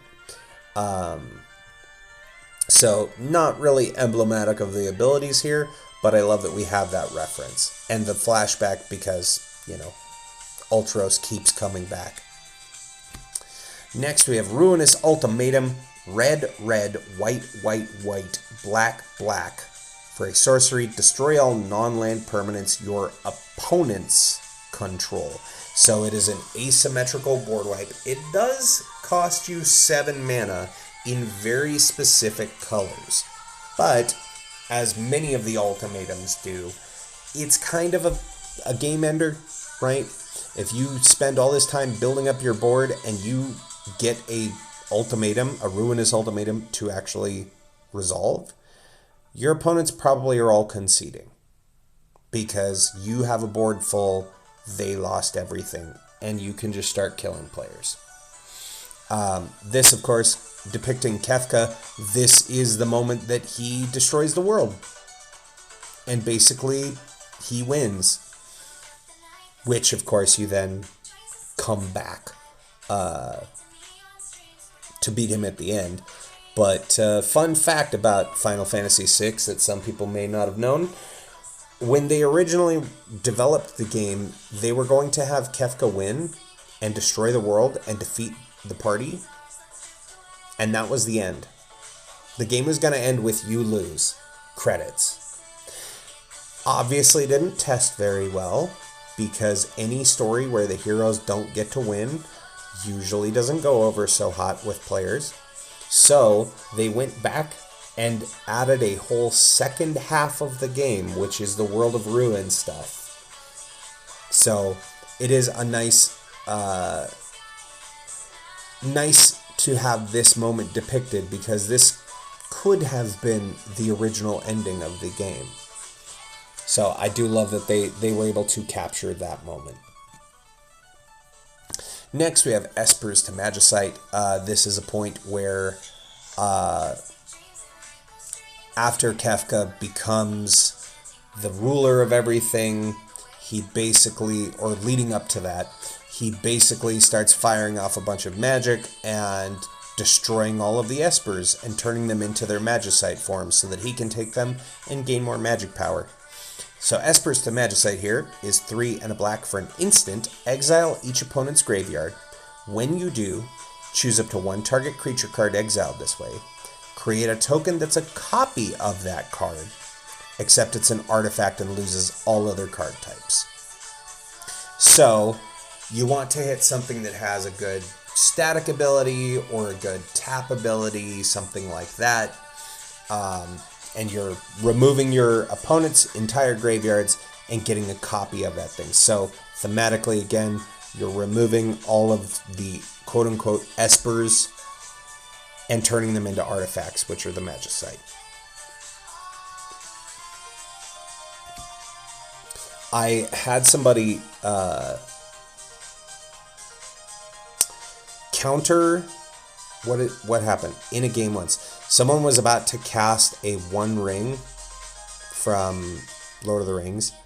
It got counterspelled, resolved this spell, exiled the One Ring from their graveyard, and then created a copy of it for myself. So I got a copy of their One Ring, which is an indestructible artifact that lets you draw cards. It was a fun resolution for an Espers to Magicite. Next we have Crackling Doom. Red, white, black for an instant. Crackling Doom deals 2 damage to each opponent. Each opponent sacrifices a creature with the greatest power among creatures that player controls. So you get to do some damage to the table, and you get to destroy their biggest thing. This is specifically, let's see, no hard, the flavor text says, no hard feelings now. I'm just going to use this power you've unleashed to put you to sleep. I think this, I'm trying to remember exactly where this point is in the game. I believe this is when Kefka starts blowing up the world.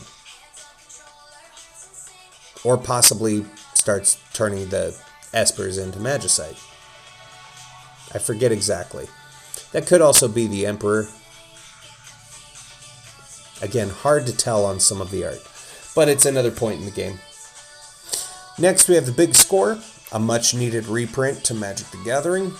3 in a red for an instant. As an additional cast to cost this spell. Cut, take 2. As an additional cost to cast this spell, discard a card. You draw 2 cards and you make 2 treasure tokens. So really it's only 2 mana because you're refunding 2 of that with treasures. And of course, big score, you have to have the treasure hunter lock, finding a magicite. Next we have Laughing Mad. Great Kefka art here. You can see his out of his mind is exploding, his thoughts and memories, and you got Terra in the art. I really dig the artwork of this Laughing Mad. 2 and a red for an instant. As an additional cost to cast this spell, discard a card, draw 2 cards. Again, perfect, straightforward, and has flashback for 3 and a red, so you could cast this twice in a game. Next we have Mortify. 1 white black for an instant, destroy target creature or enchantment. Just straightforward. You get good premium removal. I don't know exactly what it is they're fighting. I think this is one of the stages of Kefka. This might also be the battle with the demon leading up to the Kefka fight. I don't fully remember. And our final spell, we have Bedevil. Black, black, black, and a red for an instant, destroy target artifact, creature, or planeswalker. So, we have Mortify, will remove creature or enchantment. We have Bedevil, which will remove artifact, creature, or planeswalker. You got 2 forms of premium 3 mana removal. The flavor text there, on that day the world was changed forever. Bedevil here is when the world gets blowed up. When Kefka wins. And that is it for the spells. Let's take a quick look at our lands and then our sideboard, and then we'll take a little break. So up first, we're going to look at the non-basic lands in this deck. Here we go. Let me just get those separated out. And I will do my best to remember what these areas were, but my memory ain't perfect. And it's been a minute since I played. So maybe we just read them off. And if I remember any specific ones, I'll tell you. So we have the Sulphurous Springs. It's a land, taps for a colorless, or taps for a black or red, and deals 1 damage to you. A lot of the lands in here are going to be dungeons and side quest areas. The flavor text says the legendary treasure sleeps where the mountains form a star. This might be where you encounter the Phoenix Esper, possibly. There's a lot of lava caverns you end up encountering in Final Fantasy VI because the world got ruined, and there's a lot of lava caves. Next, we have Desolate Mire, a land. You can pay 1, tap, add white and black. This is the Veldt, specifically.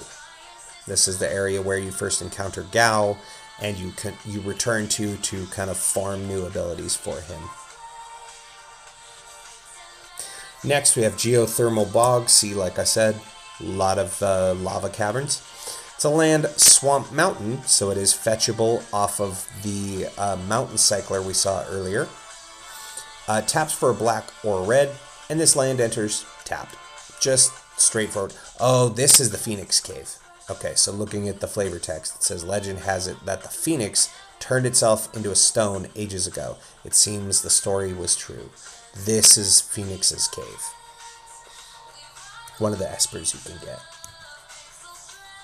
Next, we have Evolving Wilds. So you know it, you love it. It's a land, tap, sacrifice it, search your library for a basic land card, put it onto the battlefield, tap, then shuffle. This is actually art from Final Fantasy X that they used for this. So some of the lands, not all of the lands in every deck are necessarily going to be from its specific game because they only did one art for some of them, right? So in the case of Evolving Wilds, this is an area from Final Fantasy X.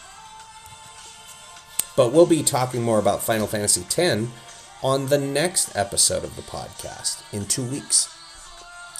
Next, we have Sacred Peaks, Land Mountain Plains. This one you could get with either your Mountain Cycler or your Plains Cycler. Taps for red or white and enters tapped.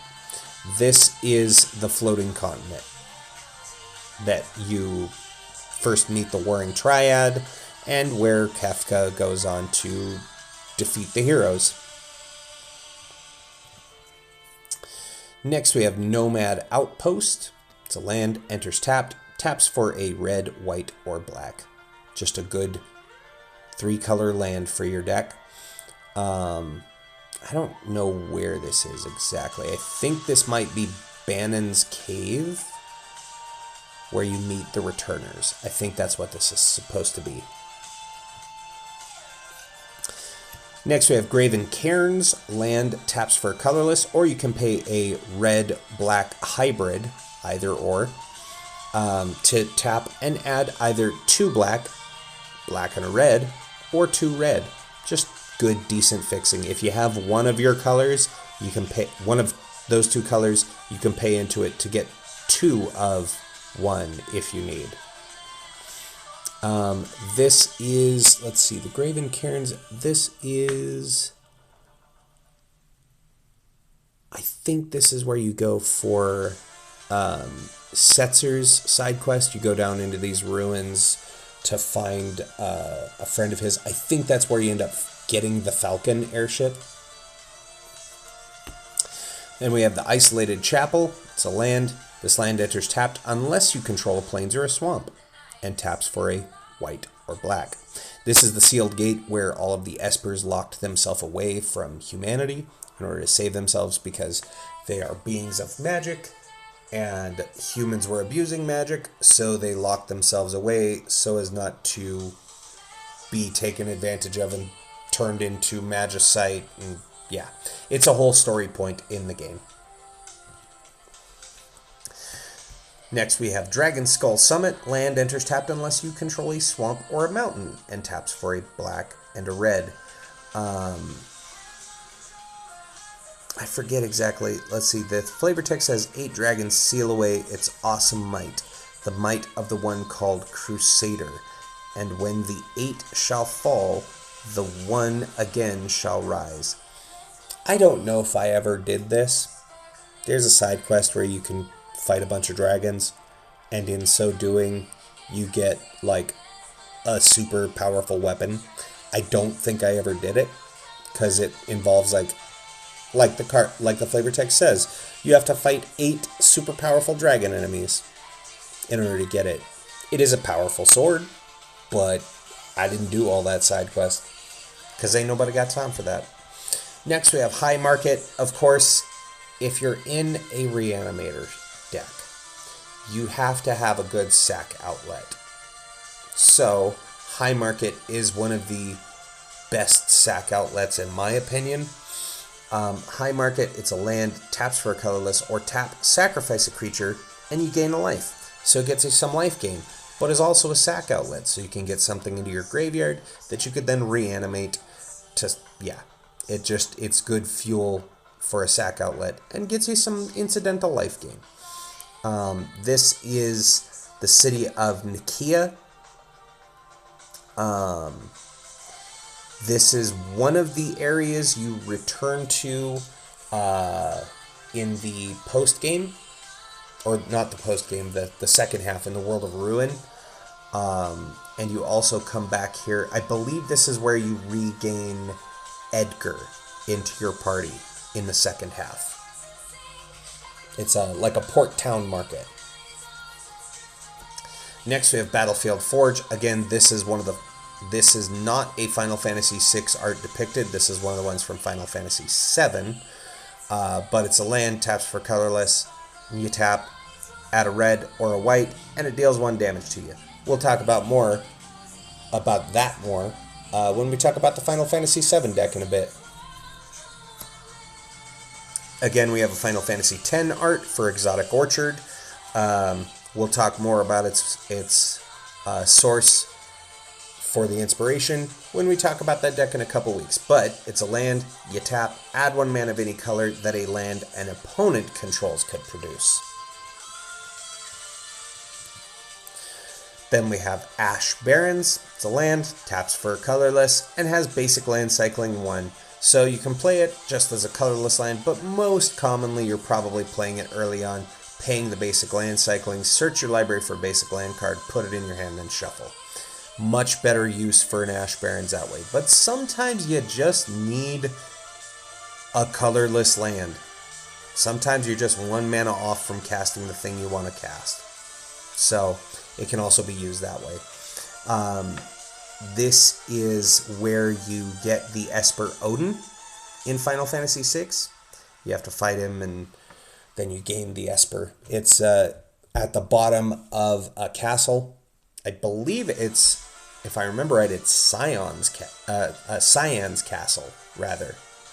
You go through a secret entrance, go all the way down to the basement, and you find Odin there, and you fight him, and you gain that Esper.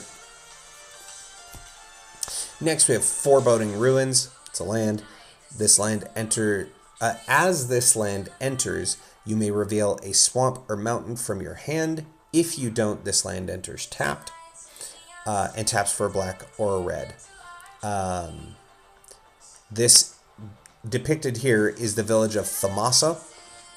I think this is... I want to say this is where you encounter Strago and Realm, and that's their house that's on fire that you have to go into, if I remember correctly.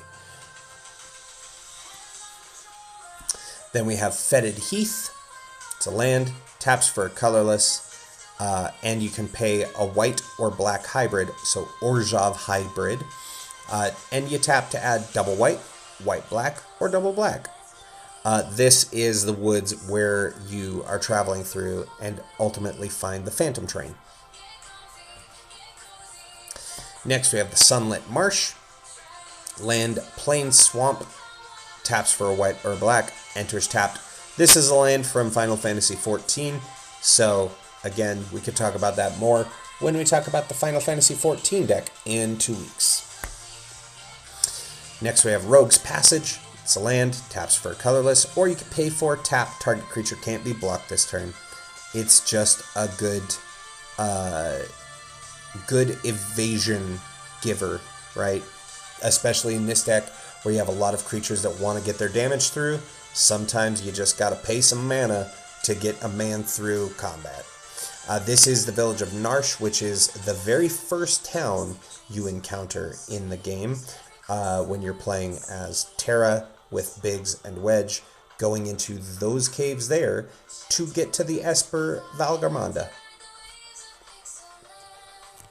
This is specifically the Rogue's Passage that Locke takes Terra through to escape.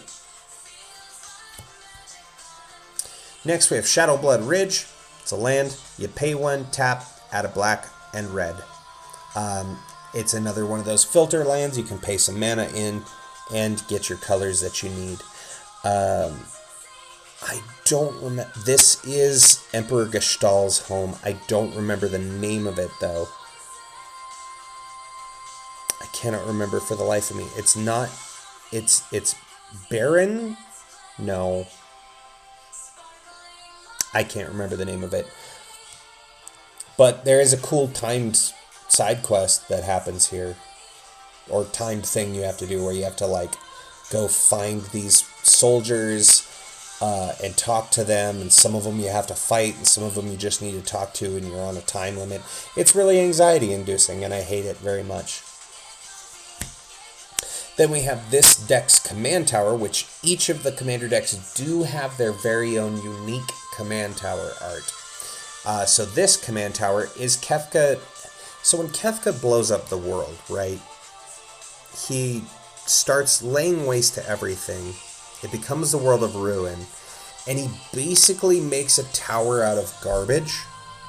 He just, like, out of all of the ruined pieces and places, he stacks them up into a giant tower that he fires his lasers from on high and continues to lay waste to everything.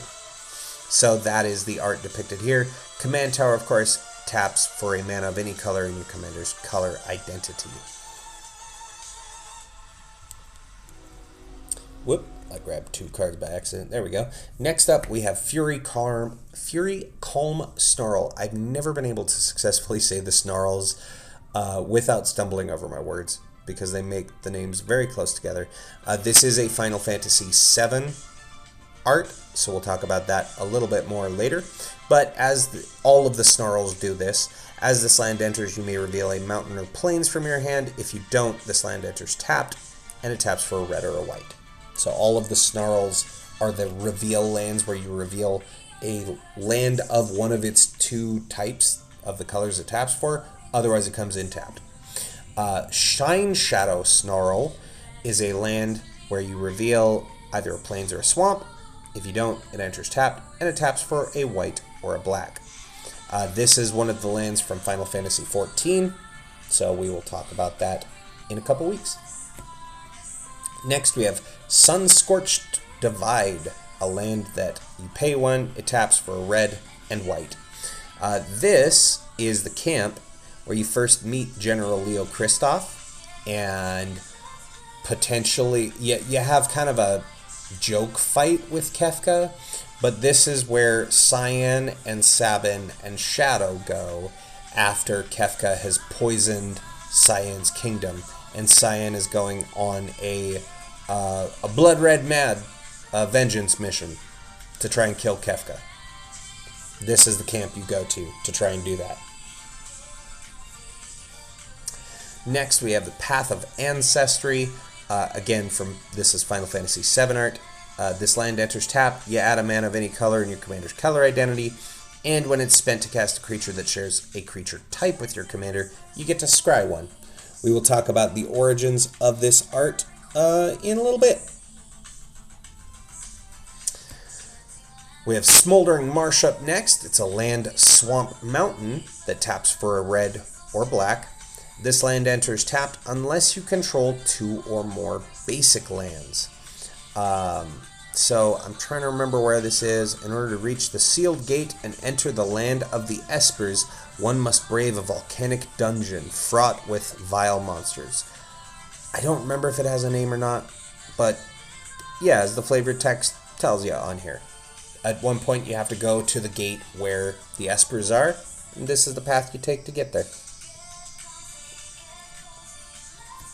Next, we have Rugged Prairie. It's a land, taps for a colorless. This is another one of those filter ones. You can pay a Boros hybrid, so red or white, tap to add 2 red, red or white, or 2 white. This is the city of Corel. I'm trying to remember what exactly. Corel sure has gone to pot. It used to be a famous coal mining town. Now it's nothing but a miserable pit. My bulldozer, everything's out of... Oh, wait. This is a Final Fantasy VII one. Right. That's why I was like, Corel. Where is that? Right. That's from Final Fantasy VII. So we'll talk more about Corel in a little bit. Then we have Clifftop Retreat. This is another Final Fantasy VII one. This land enters tapped unless you control a mountain or a plains, and it taps for red and white. So you can see the lands have quite a bit of crossover amongst the decks. Kind of neat, because these are all games from the same franchise, even though none of these games have anything to do with each other. And then finally, for our non-basic lands, we have Demolition Field. This is a land that can tap for colorless, or you can pay 2, tap, and sacrifice this land to destroy target non-basic land an opponent controls. That land's controller may search their library for a basic land card, put it onto the battlefield, then shuffle. You may search your library for a basic land card and put it onto the battlefield, then shuffle. So, does your opponent have a very problematic non-basic land? Do they have a Rogue's Passage? Are they in a multicolor deck and only have one source that gives them access to that color? Do you really want to screw them over? Well, why don't you just pay 2, tap and sacrifice this land, and blow it up? Then they get a basic, and you also get a land. So it replaces itself. Note that those lands you get don't come in tapped. So it's kind of nice. If you got to remove something, does your opponent play a Field of the Dead? Blow up their Field of the Dead. Problem solved. I think more decks should run utility lands like a Field of the Dead, because it's just a good way to, sometimes you got to have targeted removal for a land. I'm not saying mass land destruction, even though I have a mass land destruction deck, but sometimes you need some targeted removal for a problem land. Next up we have our basic lands. This is the mountain. This is artwork from Final Fantasy VI. This is the area where you first encounter Sabin. You're running through this mountainous area, across this bridge, through these caves, and at the end of it, you finally meet Sabin. There you go. Moving on to our planes. Seen here, the basic planes is 7th Heaven. That's Tifa's bar. We'll see more of those in the Final Fantasy VII deck in moments. And then we have the basic swamps. This is artwork from Final Fantasy XIV. I have never played Final Fantasy XIV. I know that everything in Final Fantasy XIV is pretty much a reference to another Final Fantasy game, but it's cool art for a basic swamp either way. It's got this like dragony graveyard thing on a spire. There you go. And that's the basic swamps. Let's have a look at our sideboard of stuff. I like to keep a sideboard of cards for swaps if people want a potentially more powerful game or maybe less powerful game. I like to keep a lot of options open. Usually I'll keep more powerful cards to swap into. And in the case of all of these Final Fantasy decks, it's all going to be cards that are thematic. So they all have something to do with art, characters, or monsters from Final Fantasy VI. So up first, to quote Marge, I just think they're neat. We have a couple art cards here. This is the full art for Terra, the deck's face commander. And we have the art card for Ruinous Ultimatum, which of course we saw earlier. This is the moment that Kefka wins and blows everything up. Then we have Summon Esper Ramuh. This is one of the cards from the main set, but Ramuh plays a major plot point. This is the alternate full art. Ramuh plays a major plot point where he reveals to Terra that she is half Esper. So Summon Esper Ramuh here is 2 red for an enchantment creature Saga Wizard, 3/3. With Judgment Bolt, this creature deals damage equal to the number of non-creature, non-land cards in your graveyard to target creature an opponent controls. So just good removal in a graveyard deck. And chapters 2 and 3, wizards you control get +1/+0 until end of turn. Just a nice little anthem. Next we have Hill Gigas, 4 red for a giant, 5/4 with trample and haste, and has mountain cycling. It's another mountain cycler. Hill Gigas you fight in Zozo. It's one of the monsters that you encounter. This thing was pretty tough when I first encountered it, so I figured I'd set aside a card to remember that. Then we have the Fabled Phantom Train. 3 and a black for an artifact vehicle, 4/4 with trample. Notice it doesn't have crew. Because you sacrifice another artifact or creature, put a +1/+1 counter on this vehicle, it becomes a spirit artifact creature in addition to its other types until end of turn. That's how you crew it. You have to sacrifice something. You have to kill something in order to get on the Phantom Train, right? And you can see pictured here we have Shadow, Cyan, and Sabin running away from the Phantom Train, which is exactly what happens in the game. Now, Potentially the most mimetic thing that you can do with the Phantom Train is Sabin has an ability called Suplex. It's one of his Blitz abilities. You input a certain button combination, Sabin grabs the enemy on screen, jumps up into the air, slams back down upside down, suplexing the enemy. Everyone knows it, everyone loves it. If you've played Final Fantasy VI, the thing they all do is you use Sabin and do his suplex on the Phantom Train, wherein he will pick up the entire train that is chasing you and slam it back down into the ground upside down. So Sabin, proven badass, can suplex an entire train. Hey, speaking of, here's the Japanese foil for suplex. What does suplex do? I'm so glad you asked, and I'm so glad I brought this up on Archidect, because I don't read Japanese very well. So, suplex costs 1 in red for a sorcery. You choose one. It either deals 3 damage to target creature, and if that creature would die this turn, exile it instead, or you exile target artifact. This is a good removal if your opponent is playing the One Ring. Also, the flavor text says, "The time has come to put my training to use." And as you can see, it's Sabin running towards the Phantom Train to suplex it. There you go. In Magic the Gathering, you can suplex the Phantom Train. Next up, we have, I believe this is Poison the Waters? Yes. So this is the moment where Kefka, who is insane, poisons the waters in Cyan's homeland and kills everyone except Cyan, who barely manages to survive. It's a very emotional moment in the game. Poison the Waters here costs 1 and a black. For a sorcery, you choose one. All creatures get -1/-1 until end of turn, or target player reveals their hand. You choose an artifact or creature card from among that. That player discards that card. The flavor text says, nothing beats... What is it? I can't read it. Nothing beats the sweet music of hundreds of voices screaming in unison. And then has his classic laugh that he does in the game. That was a bad version of it. Don't judge.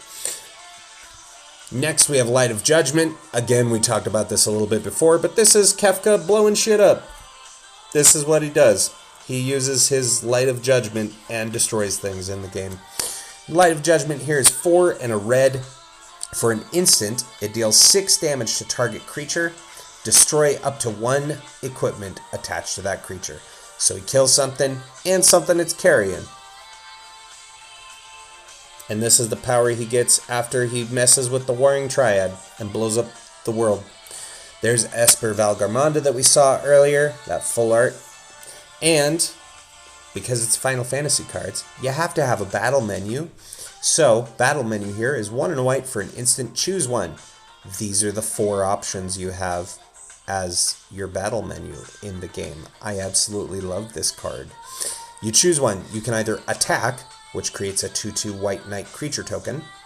You can ability, target creature gets +0/+4 until end of turn.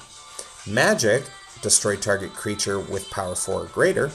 Or item, you gain 4 life. Depicted here is the monster that attacks the village that Terra winds up becoming the mother to a bunch of orphan children at. This is the fight where you realize you have to rejoin the battle. Pictured here, though, we do have, it looks like, I think that's Cyan? Yes, I think it's supposed to be Cyan, Realm, and Gao, along with Terra. And my very favorite point, and the reason why, I'm going to be honest, right? I've said this before. I really liked Final Fantasy VII. I thought it was cool. I see why it gets a lot of the hype that it does. I will always hold Final Fantasy X very near and dear to my heart, as it's the first Final Fantasy that I remembered beating for a long time. It turns out I did play the first Final Fantasy game many, many years ago on the NES, but I don't know if I ever beat it. Final Fantasy X was the first one that I ever beat without using any cheats or anything. I just did it the old-fashioned way. Final Fantasy VI, I believe, is my favorite Final Fantasy game. The reason being, specifically in the Pixel remaster, this opera love song scene. This is the opera I was talking about where Celis dresses up as the lead of the opera, and it caught me so off guard because the games previous to Final Fantasy X didn't have any voice acting. It was all just text, right? You got like sound bites of Kefka's laugh and stuff. You got fanfare. You get, certain chiptune sounds, but there was never voice acting in them. For the Pixel remaster, which is the one we'll be playing when we get to this game on stream, they went back and added voice lines. They recorded the opera with lyrics, and it's absolutely beautiful. I was in tears watching it, especially because I found out after playing it, watching a speedrun, they recorded the opera in every language that the game is in. So you can listen to it in Italian or Japanese or Korean or English or French or Spanish. They recorded it all in those languages, which is beautiful. Opera love song here is an instant for 1 and a red. You choose one, exile the top 2 cards of your library. You may play those cards until your next end step, or 1 or 2 target creatures each get +2/+0 until end of turn. And the flavor text is the opening line of the opera, "Oh my hero, my beloved, shall we still be made to part?" I really love this moment. This is what made the game my absolute favorite. Then we have a extended art for Celis Room Night. I just thought it was, I just thought it was neat. That was one of the things I opened in a pack. I figured, you know what? I have the Surge Foil version that came with the deck. Here's an alt art. That's just fun. Next, we have another very emotional moment in the story. Moogle's Valor. At one point, Terra gets hurt in a fight because she was mind-controlled, and she's saved by Locke and Mog and a bunch of his fellow Moogles in this cave. Moogle's Valor here is a spell that is those Moogles saving your ass, because it's 3 white for an instant. For each creature you control, create a 1/2 white Moogle creature token with lifelink. Then creatures you control gain indestructible until end of turn. It's protection from a board wipe. It's protection from an alpha strike from your opponents. It does so many things, and it creates you a board state, makes all your stuff indestructible, and those Moogles that it makes have lifelink. So if you're about to die and your opponent thinks they're about to get the big life swing and end you, you use Moogle's Valor and it saves your life. The flavor, the beauty, the art, I love it. Next we have Kefka Palazzo. 3 in a red. This is the reprint one from the bonus sheet with the cool Yoshitaka Amano art, who did all of the character concept art and art for the promotional art and stuff for the early games in the franchise. Kefka is a reprint of Perforos, God of the Forge, so costs 3 in a red for a legendary enchantment creature god, 6/5 with indestructible, and as long as your devotion to red is less than 5, Kefka Palazzo isn't a creature. But this static ability does still work. Whenever another creature you control enters, Kefka Palazzo deals 2 damage to each opponent. And you can pay 2 in a red. Creatures you control get +1/+0 until end of turn. You can continue to pay into that if you need. But just kind of rad that, if you proc a Moogle's Valor, you make a bunch of Moogles for each creature you control. Each of them is dealing 2 damage to your opponent. So if you have Perforos out, you cast a Moogle's Valor, you could end up winning the game on the spot. And finally, we have the Oh, well, not finally, I guess. Finally, for creatures, we have the Chocobo Track foil of Lock Treasure Hunter. One black red for a legendary human rogue. This is the lock from the commander deck. Right, we saw this earlier. But this is the cool Chocobo art foil. So they show Locke here depicted with Mog and 3 friends. This is the moment when they save Terra. And the cool foil of it has these Chocobo footprints. I don't know if it's coming across on... Yeah, it's coming across a little bit on camera there. But the Chocobo foils, these were super cool. And I threw in an extra Robot Warrior creature token in here. There is a card in the main set that produces these, but this is specifically when Terra, Biggs, and Wedge are sent in these robot mechs in the game's opening to go get Esper Valgarmada. So I just set aside one of those tokens because it's a cool story moment. It's the opening of the game. Then for tokens with the deck, we've seen the Blackjack, we saw the Monarch. Copy tokens, I like the art they chose because that's from Final Fantasy IV, which is another one that is among my favorites. Got the treasure token, classic treasure chest from Final Fantasy I, and the Moogles. So that is all of the cards for the Final Fantasy VI deck, Revival Trance. If you dig that deck, I haven't modified it at all. That is the in-the-box deck. It is the collector's edition of the deck, but you can buy that deck at your friendly local game store. I'm sure they probably still have some in stock, or probably could still get some, because they've printed many of them, and it's well worth it for a Reanimator deck. That said, friends, we are now through... we are through the first deck, as we often do. Let's take a short break. Okay, we're going to go cycle fluids, refill beverages, do all the self-care things. We will swap on over to our Omega on Deck playlist. Again, thank you to Happy Boy Games for making the dope theme songs. I really do love listening to them. But then we like to switch it up at that halfway point and give y'all some slightly different tunage. So we are going to swap on over to the Omega Stream Vibes playlist. Because he did just... You know what? I'm going to pick one of the new songs that he just released on his Simulation Sutras. Let's get... Yeah, we'll just start with the first one.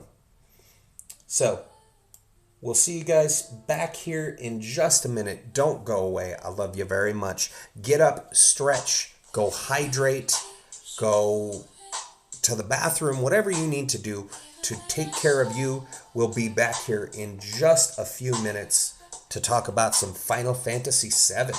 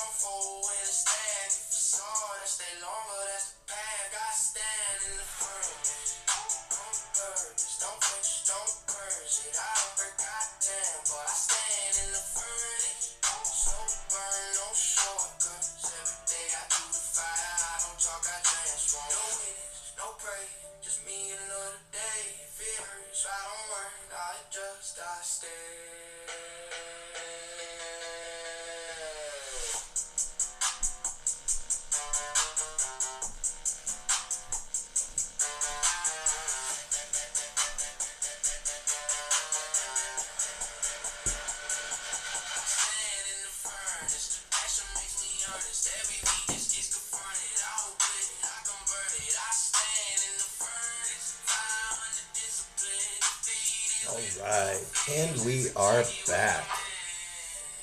Hopefully you all had a good break.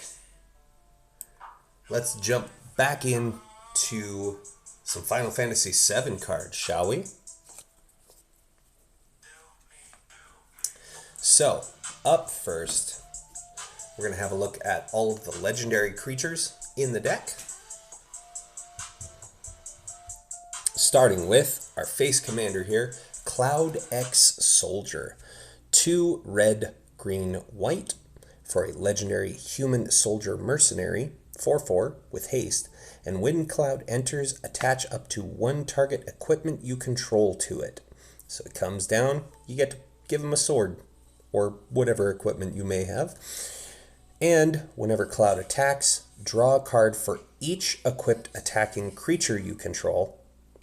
Then, if Cloud has power 7 or greater, create 2 treasure tokens. So this is going to be a recurring theme for this deck, having creatures power 7 or greater. This is something you're going to see across many of the cards in this deck. Then we have the backup commander, Tifa, martial artist, fan favorite. We love Tifa. She costs 1 red, green, white for a legendary human monk, 4/4 with melee, which is whenever this creature attacks, it gets +1/+1 until end of turn for each opponent you attacked this combat. So, in a 4-player game, you attack each of your 3 opponents, she becomes a 7/7, right? And has whenever 1 or more creatures you control with power 7 or greater deal combat damage to a player, untap all creatures you control, then if it's the first combat phase of your turn, there is an additional combat phase after this phase. So, you can take up to 3 additional combats, right?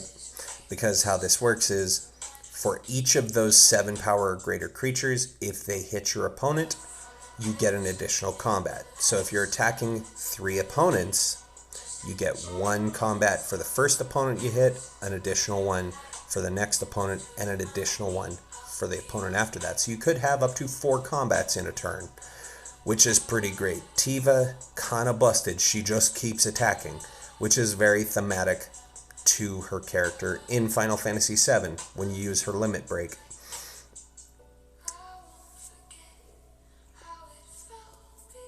Next we have the man, the myth, the leader of Avalanche himself, Barret, Avalanche Leader, 2 red-green for a legendary human rebel, 4/4 with reach, because he has a gun hand. And the ability Avalanche. Whenever an equipment you control enters, you make a 2/2 rebel creature token, which we can show you the rebels here. There we go. There's the 2/2 rebel token. It is kind of like Jesse, one of the Avalanche members, but not exactly. But that's the 2/2 rebel art they made. And then his second ability, at the beginning of combat on your turn, attach up to 1 target equipment you control to target rebel you control. This could target Barret, this could target the 2/2 you made, whatever the case may be. So you can play Barret, play an equipment, you make a 2/2, move to combat, and that equipment you could immediately attach to somebody. Now, you'll notice, featured in Barret's art here, we do have Jesse, Biggs, and Wedge. Or no, that's Biggs, and Wedge is on his other side there. These are the 3 members of Avalanche, along with Barret, that you team up with at the very beginning of the game, playing as Cloud. Next we have Barret Wallace. Barret is the only character in this deck who gets 2 cards. Barret Wallace, this is the version from the main set. Barret Wallace, 3 in a red for a legendary human rebel, 4/4 with reach, and whenever Barret Wallace attacks, it deals damage equal to the number of equipped creatures you control to defending player. So, Barret attacks somebody, however many equipped creatures you have, he's going to deal a bunch of damage, because he has a gun. He just shoots people. Next we have Aerith, Last Ancient, 2 green-white for a legendary human cleric druid, 3/5 with lifelink, and Raise. That is the, like a phoenix down, it's the spell you get that you can resurrect a character. At the beginning of your end step, if you gained life this turn, return target creature card from your graveyard to your hand. If you gained 7 or more life this turn, return it to the battlefield instead. Because Aerith is your white mage. She's the one very often casting healing spells and resurrecting characters. Except she can't cast it on herself. Next we have Red 13 Proud Warrior. Dog is Doggo. This is why we have Doggo emote for this month. Because Red 13 is a good dog. He's good Doggo. Or rather, as he could also be known, Nanaki. Red 13 here costs 1 red-green for a legendary Beast Warrior. He's not exactly a dog. He's dog-shaped. But he's here classified as a beast. 3/3 with Vigilance and Trample. And other modified creatures you control have Vigilance and Trample. Great little banner ability there. And Cosmo Memory. When Red 13 enters, return target aura or equipment card from your graveyard to your hand. So he gets you, your opponent blew up one of your good equipments, he'll get it back for you. He's a good boy that fetches you your equipments back. And modified is if they are enchanted with an aura, or equipped with an equipment, or have a any kind of counter, right? +1/+1 counter, flying counter, any kind of counter on them. So any of your modified creatures get vigilance and trample, which is really good if you want to make sure you're getting through with damage with Tifa out. Next we have Yuffie, Materia Hunter, 2 and a red for a legendary human ninja, 3/3 with ninjutsu for 1 and a red. So ninjutsu, of course, you can pay 1 and a red, return an attacker you have that isn't blocked, you return it to your hand, and then you put Yuffie in its place, tapped and attacking. So we have new ninja. When Yuffie enters, gain control of target non-creature artifact for as long as you control Yuffie. Then you may attach an equipment you control to Yuffie. So, in the story of the game, Yuffie is a hidden character that you can find and recruit to your party. And at one point in the game, she steals all of your materia and runs off. And you have to go find her. So that is thematic to what she does in the story of the game. She steals an artifact of your opponent's and keeps it.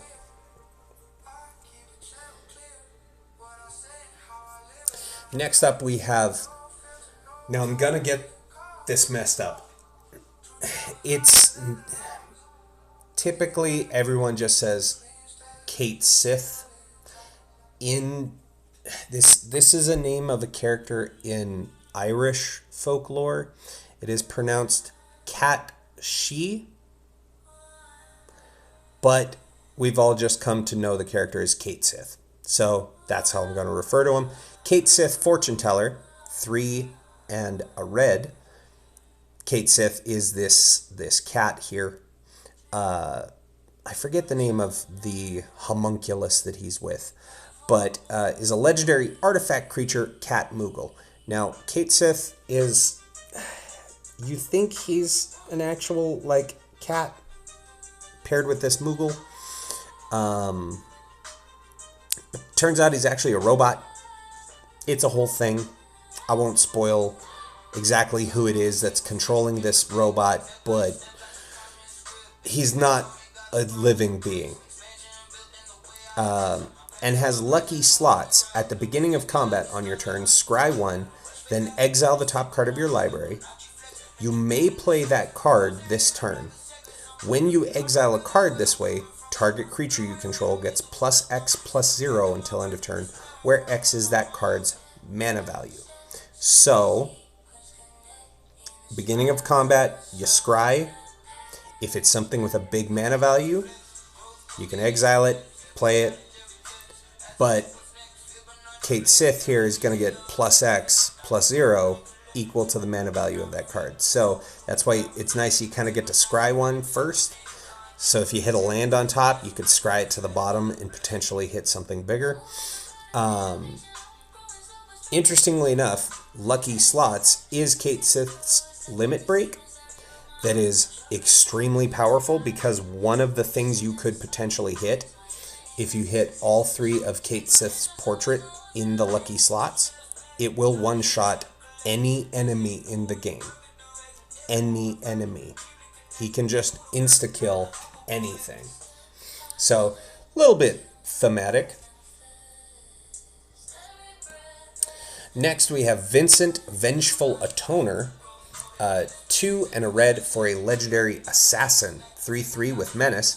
And whenever 1 or more creatures you control deal combat damage to a player, put a +1/+1 counter on Vincent. He also has Chaos. Whenever Vincent deals combat damage to an opponent, it deals that much damage to each other opponent if Vincent's power is 7 or greater. Chaos is one of the beings he can turn into using his limit break. Vincent's a complicated character. He's one of the secret party members you can get by going well out of your way and having to complete this challenge in an area, and his limit breaks, he turns into other things like the Galleon Beast or a number of other characters. The ultimate one that he can turn into is Chaos, which is the big bad evil guy from the very first Final Fantasy. Next we have, I don't know if Happy Boy is still here, but we have Sid Free Flyer Pilot. This is the character that I named after Happy in my first playthrough of Final Fantasy VII. Sid Free Flyer Pilot is 1 and a white for a legendary human warrior pilot, 2/2, with equipment and vehicle spell you cast cost 1 less to cast, so it makes it easier to get your equipment out, and has jump because he's a dragoon, and all dragoons have jump. That's what they do. They jump into the air, they're gone for a turn, they come back down, they deal massive damage, and yeah, that's what dragoons do. Jump, in this case, during your turn, Sid has flying, because he jumps. And you can pay 2, tap, return target equipment or vehicle card from your graveyard to your hand. So, he just keeps finding you useful equipment. Next we have Avalanche of Sector 7, 2 and a red for a legendary human rebel, star 3 with menace. Avalanche of Sector 7's power is equal to the number of artifacts your opponents control. So they could be quite big, depending on how many artifacts your opponents have. And whenever an opponent whenever an opponent activates an ability of an artifact they control, Avalanche of Sector 7 deals 1 damage to that player. Great little stacks piece if your opponents have lots of mana rocks. Every time they tap those mana rocks for mana, they're taking damage. So they're incentivized not to use those artifacts. Also, this is Jesse, Biggs, and Wedge. This is Avalanche that you meet with Barrett and Cloud at the beginning of the game. Next we have Bugenhagen. It's just a fun name to say. Bugenhagen Wise Elder is 1 and a green for a legendary human shaman, 1/3 with reach, and at the beginning of your upkeep, if you control a creature with power 7 or greater, draw a card. He also taps to add a mana of any color. Bugenhagen is Red 13's grandfather. But Red 13 is a beast, I hear you say, and Bugenhagen is a human shaman. Look, don't worry about it. Best not to think about it. But this is the moment where Bugenhagen starts explaining materia and the life stream and how all of that came to be. It's a big exposition moment. Also, he scene here is shown standing, but you usually don't see him standing because he kind of has this like orb that he sits on and floats around on. Look, again, I said don't worry about it. Moving on, we have Zack Fair. Very thematic abilities here on Zack. He costs 1 white mana for a 0/1 legendary human soldier. Zack Fair enters with a +1/+1 counter on it, so he's a 1/2 for 1 mana. You can pay 1, sacrifice Zack Fair.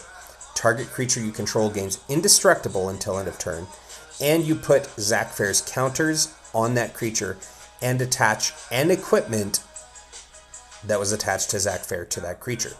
So, okay, without getting into spoilers, effectively, you'll see Zack here is wielding the Buster Sword, right? Cloud's famous sword. Cloud introduces himself as Soldier First Class. It's a whole thing. Turns out Cloud's not actually Soldier First Class, and he gets his head messed up and just kind of imprints all of Zack's memories onto himself because, spoiler alert, Zack dies in order to save Cloud, and when he dies, he like gives the Buster Sword to Cloud and says like, hey, you should go back to Midgar and save the people that I care about there. And Cloud does that, but in his mixed up memories, he starts thinking that he is Zack. It's a whole thing. Listen, we'll get there on our PG. If you want to see Zack's story, look forward to that when we play the game. But it's very thematic. His abilities, he dies to keep someone alive, passes on an equipment and his counters. It's very thematic. Next up, we have Professor Hojo. 1 and a green for a legendary human scientist. The first activated ability you activate during your turn that targets a creature you control costs 2 less to activate. So, this could reduce Zack's activation. This could also reduce the equip costs of your first equip that you do on a turn. Also, whenever 1 or more creatures you control become the target of an activated ability, draw a card. This ability triggers only once each turn. And Hojo is a 2/2. So, he's going to reduce your equip cost, and when you target one of your creatures to equip them, you also get to draw a card. So, nice little benefits to using all of your equipment, of which there are many in this deck. Next up, we have Heidegger Shinra Executive, 3 and a white for a legendary human soldier, 3/3, with at the beginning of combat on your turn, target creature you control gets +X+0 until end of turn, where X is the number of soldiers you control. So at minimum, it's +1/+0, because Heidegger is a soldier. And at the beginning of your end step, create a number of 1/1 white soldier creature tokens equal to the number of opponents who control more creatures than you. So, if you have, say, all 3 of your opponents have more creatures than you, you're going to make 3 1/1s, which means on your next turn, Heidegger is going to give something +4/+0. So, pretty good little combat boost there. Heidegger, as stated in the card's name, is one of the higher-ups at Shinra. He's one of the bad guys you have to fight. Next, we have Elena Turk Recruit, 2 and a white for a legendary human assassin, 1/4, with when Elena enters, return target non-assassin historic card from your graveyard to your hand. Again, as a reminder, historic are artifacts, legendaries, and sagas. So, Elena will bring one of those things from your graveyard back to your hand, and whenever you cast a historic spell, put a +1/+1 counter on Elena. So any of your artifacts you're casting, she's getting bigger. Any of your legendary creatures you're casting, she's getting bigger. Any of your sagas you cast, she gets bigger. Remember, all of the summons in this are saga creatures. So you cast one of your saga creatures, Elena gets bigger. She is a member of the Turks, which is a recurring antagonist group. I forget the name of their leader, but the ones that you encounter the most are Reno and Rude, usually with Elena in tow, that you kind of encounter a few times over the game. And finally, we have the one-winged angel himself, Sephiroth Fallen Hero, 3 red-white for a legendary human avatar soldier, 7/5 with Genova cells. Whenever Sephiroth attacks, you may put a cell counter, which will modify that creature, on target creature. Until end of turn, each modified creature you control has base power and toughness 7/5. So he kind of makes copies of himself. Little bit thematic, because you do meet a bunch of hooded figures that are all messed up in the head and mumble about reunion. Turns out they're all clones of Sephiroth, kind of. Because even Sephiroth, look, there's Genova, she's an alien, her cells were put into Sephiroth and a bunch of other people. It didn't work on anybody but Sephiroth, and that's why he became so ultra powerful. It's a whole complicated thing. Speaking of reunion, we have his next ability, the Reunion. You pay 3 and sacrifice a modified creature to return this card from your graveyard to the battlefield tapped. So even if Sephiroth dies, he'll just come back. And that's just what he does. Because throughout the game, Sephiroth just keeps showing up. This specifically is the moment where Sephiroth finds out about Jenova and his basically being a pod baby, and decides to burn down the town that he found this out in, which happens to also be Cloud and Tifa's hometown of Nibelheim. Look, don't worry about it. Moving on into our non-legendary creature category. Again, most of these are going to be enemies that you encounter throughout the game. We're starting off with Hella Trooper. 1 and a white for a creature human soldier, 1/2 with flying. And whenever this creature attacks, another target attacking creature gains flying until end of turn. Also, equip abilities you activate that target this creature cost 2 less to activate. You pair this with Hojo, it could be 4 less for the first one, if it's equipping onto Hella Trooper. Pretty decent. The Hella Trooper is a type of Shinra grunt soldier that you encounter that have helicopter blades that are guns for hands. Look, I said don't worry about it. Moving on, we get to Bastion Protector. 2 and a white for a creature human soldier, 3/3 with commander creatures you control, get +2/+2 and indestructible. These are some Shinra grunts. You encounter them while climbing Shinra Tower. Next we have Pure Steel Paladin. White for a human knight creature, 2/2, with whenever an equipment you control enters, you may draw a card. Great. Also has Metalcraft. Equipment you control have equip 0 as long as you control 3 or more artifacts. In this deck, that's not hard to do. So then all your equipment's just equipped for free. Pretty great. Next we have Professional Facebreaker, 2 and a red for a human warrior creature, 2/3 with menace, and whenever 1 or more creatures you control deal combat damage to a player, create a treasure token. And you can sacrifice a treasure to exile the top card of your library. You may play that card this turn. So it's kind of card advantage in red, but also mana ramp because it's making you treasure tokens. And it is when 1 or more creatures deal combat damage to a player. So again, if you're doing the Tifa strategies of attacking each of your opponents, you will get 3 treasure tokens. Pretty great. This is one of the denizens of Midgar that you encounter. You do a little fight with them. Next we have Hellkite Tyrant.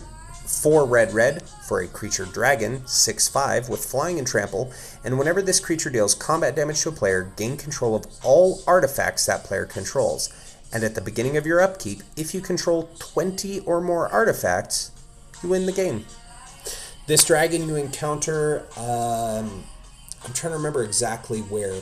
I remember it's just before you encounter the Demon Wall, which is the area you go to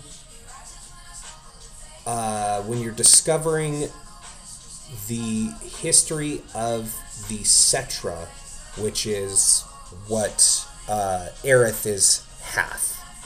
So she's half Cetra, which are these race of ancients that knew all about the life stream and were more magically inclined, and you end up fighting this dragon there. Next we have Summon Kujata, 5 and a red for an enchantment creature saga Ox, 7/5 with trample haste. And Chapter 1, Lightning. This creature deals 3 damage to each of up to 2 target creatures. So you get a lightning bolt on 2 targets. Pretty great. Chapter 2, Ice. Up to 3 target creatures can't block this turn. And Chapter 3, Fire. Discard a card, then draw 2 cards.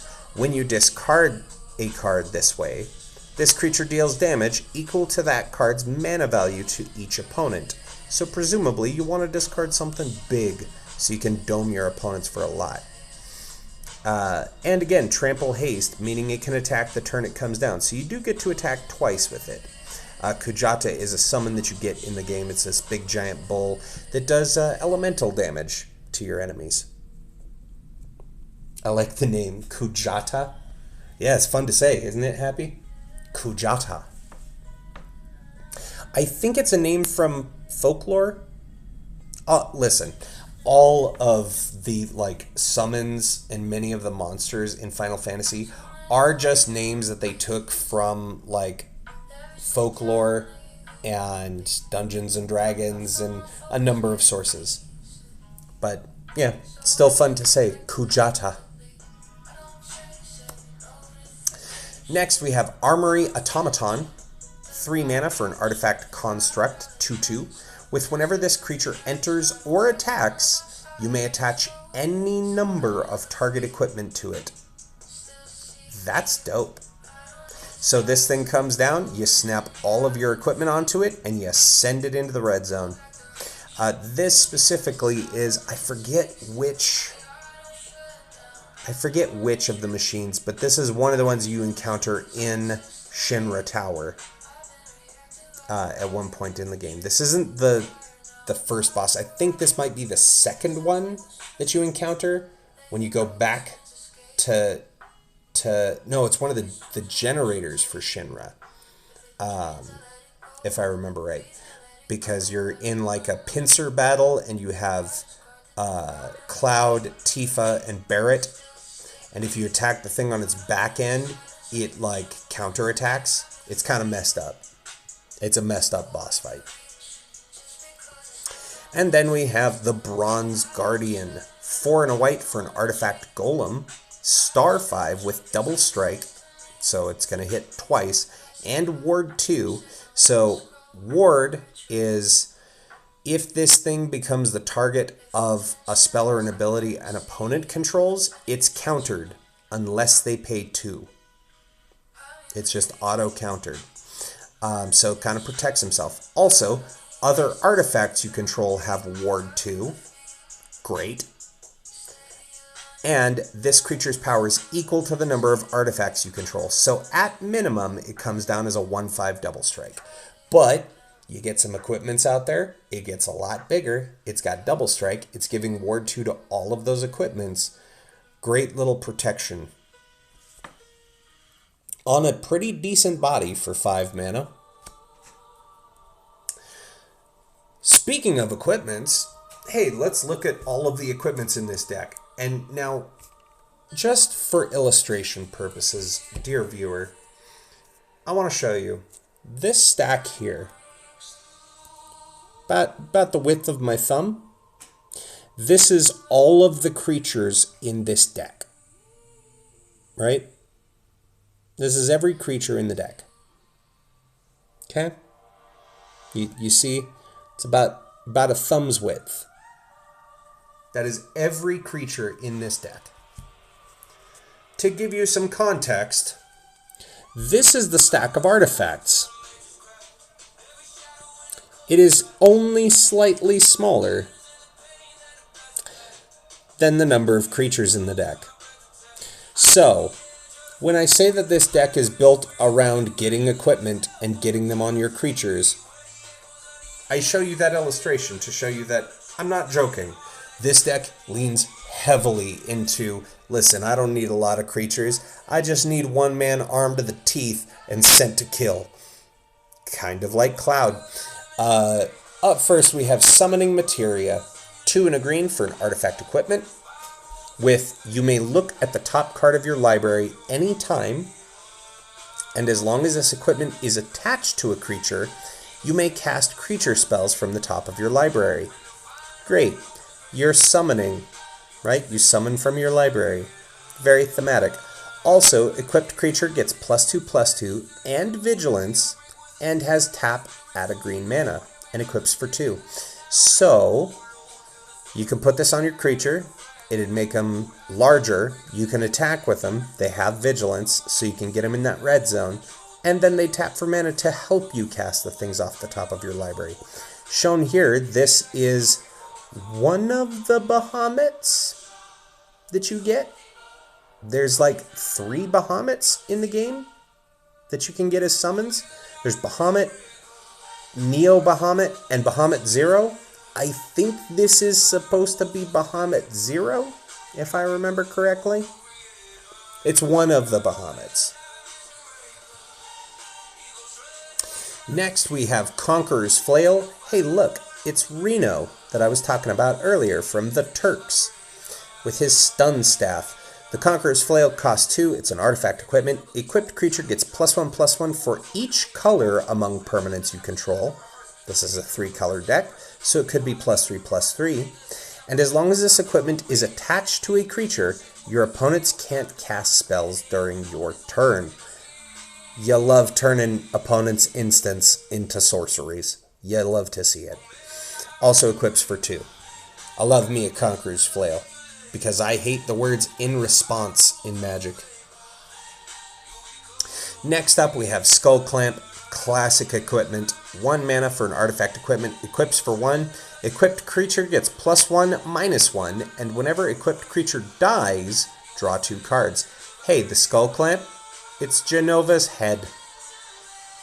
This is kind of a big story moment in the game. You find the tank that has Jenova. You see her face. She's kind of the entire antagonist and the reason why Sephiroth goes crazy, but it's not actually Sephiroth. Turns out it's Jenova, who's like cloned herself to look like Sephiroth, because Sephiroth has actually been like dead in the life stream at the center of the planet forever since Cloud killed him. Listen, we'll get there. We'll get there in the game. And then we have Mask of Memory, which costs 2 mana, artifact equipment. Whenever equipped creature deals combat damage to a player, you may draw 2 cards. If you do, discard a card, equips for 1. This, excuse me, is also Jenova, right?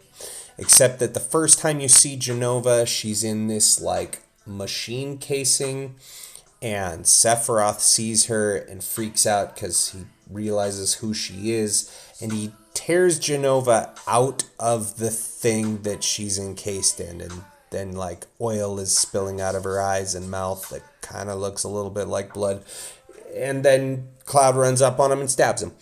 I said don't worry about it. Next, we have Champion's Helm, 3 mana, artifact equipment. Equipped creature gets +2/+2. As long as equipped creature is legendary, it has hexproof, so it can't be the target of spells or abilities your opponents control, and equips for 1. Astute viewers will notice that the card art here looks like a Shinra soldier, but it cares about being equipped to legendary creatures. Why is that? Well, so you remember how I talked about Zack being soldier first class and Cloud thinking he's soldier first class? It's because the thing he's remembering of, his time at Nibelheim with Sephiroth there and Tifa. It's the whole story thing that happens. Turns out Cloud was there. He's not misremembering. He's just misremembering who he was in that moment, because Cloud was there. He was just a nameless Shinra grunt. He never made it into soldier. He was just a grunt. This is showing Cloud wearing the Shinra helmet when he's there at Nibelheim, which is why it cares about being equipped to a legendary creature, because Cloud wears the Champion's Helm. Next up, we have Dark Steel Plate. Hey, look, it's the Shinra uniform, and as you can see, it's Cloud's face. See, they go together. The Champion's Helm and the Dark Steel Plate. It's Cloud's Shinra uniform. 3 mana for an artifact equipment, indestructible, and equipped creature has indestructible, and equips for 2. So, if you put the Dark Steel Plate and the Champion's Helm on Cloud, he's hexproof and indestructible. Your opponents are never going to be able to remove him at that point. I mean, okay, there's like a handful of things they could do. One of which is Farewell, which is a game changer, which would exile all creatures. But there's very few things your opponents could do to remove your commander if you get both of those on him. Next up, we have the Hero's Blade. Look at that.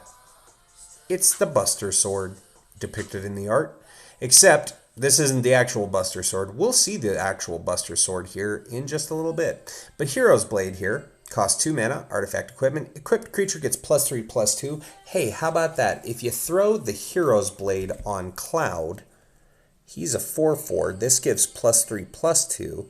That makes Cloud a 7/6. So then he has 7 power. The thing that he wants to have. If you throw it on Tifa, then she has 7 power, which will trigger her ability to get you extra combats. It does it all. Cloudy Boy, any Kingdom Hearts crossovers in the Final Fantasy MTG sets? No, because that would require more licensing. That would require license agreements with Disney. Because though Square Enix created Kingdom Hearts, Disney are co-rights holders, so they have to agree. And though Wizards of the Coast does have communication lines with Disney-ish, because they've done Spider-Man, and then in June they'll be doing Marvel Superheroes. So they do have communication lines open, but they specifically said, at least for this release of Final Fantasy, all of the cards are only from mainline numbered games. So it's only Final Fantasy 1 through 16 got cards. So no 10-2, no 13 Lightning Returns, no Tactics, Final Fantasy Tactics. Yeah, none of the other Final Fantasy games got cards represented except for things from 1 through 16. So, yeah. But maybe one day we'll get Kingdom Hearts. There's been some rumblings and rumors because they haven't announced any of this stuff for 2027 yet. And they are doing 3 Universes Beyond sets next year. So who knows? Maybe we get Kingdom Hearts. In addition with this Hero's Blade here, what makes it really good, whenever a legendary creature you control enters, you may attach this equipment to it. So it equips for 4. But if you put this into play, and then you play a legendary, you can just attach this to it straight away. Now, Cloud already has that ability, where you can bring him into play and he'll auto-equip something to him. But say you have this out and you play Tifa, you could move the Hero Blade off of Cloud and onto Tifa. And this will just continue to move around every legendary creature you play, if you so choose. Next, we have Sword of the Animist, 2 mana for a legendary artifact equipment. Equipped creature gets +1/+1. And whenever equipped creature attacks, you may search your library for a basic land card, put it onto the battlefield, tap, then shuffle, equips for 2. This is my favorite ramp equipment in all of Magic, and probably my favorite art for the Sword of the Animist, because this is specifically Aerith's bladed staff that is a real pain in the nuts to get.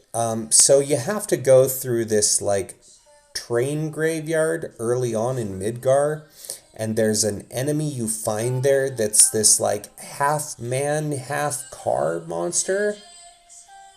And if you use exactly a steal ability on the thing, you have a chance of stealing this staff, which is the most damaging that as far as I remember, it's the most like attack damage that Aerith can do with any of her staffs, because it has a blade on it. It's got a knife.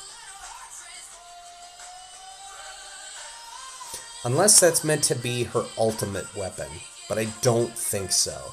I'm pretty sure that's the bladed staff you get. Next up, we have Lightning Greaves, 2 mana for an artifact equipment. Equipped creature has haste and shroud and equips for 0. You know it, you love it. We talked about Swiftfoot Boots earlier.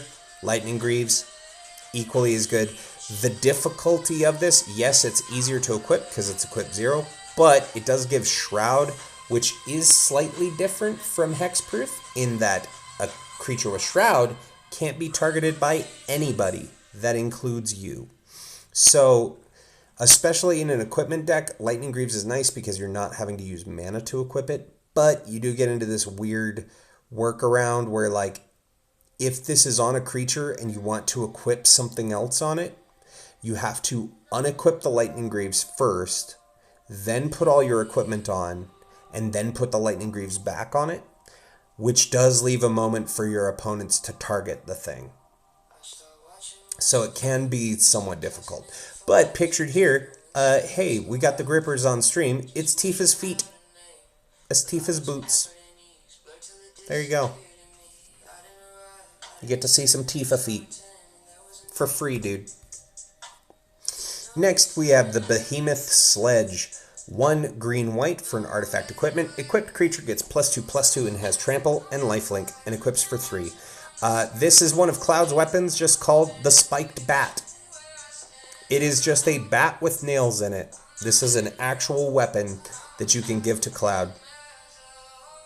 But does give trample and lifelink and +2/+2. That makes Cloud a 6/6 trample lifelink haste. That's pretty good. Next, we have the Trailblazer's Boots. Different set of grippers.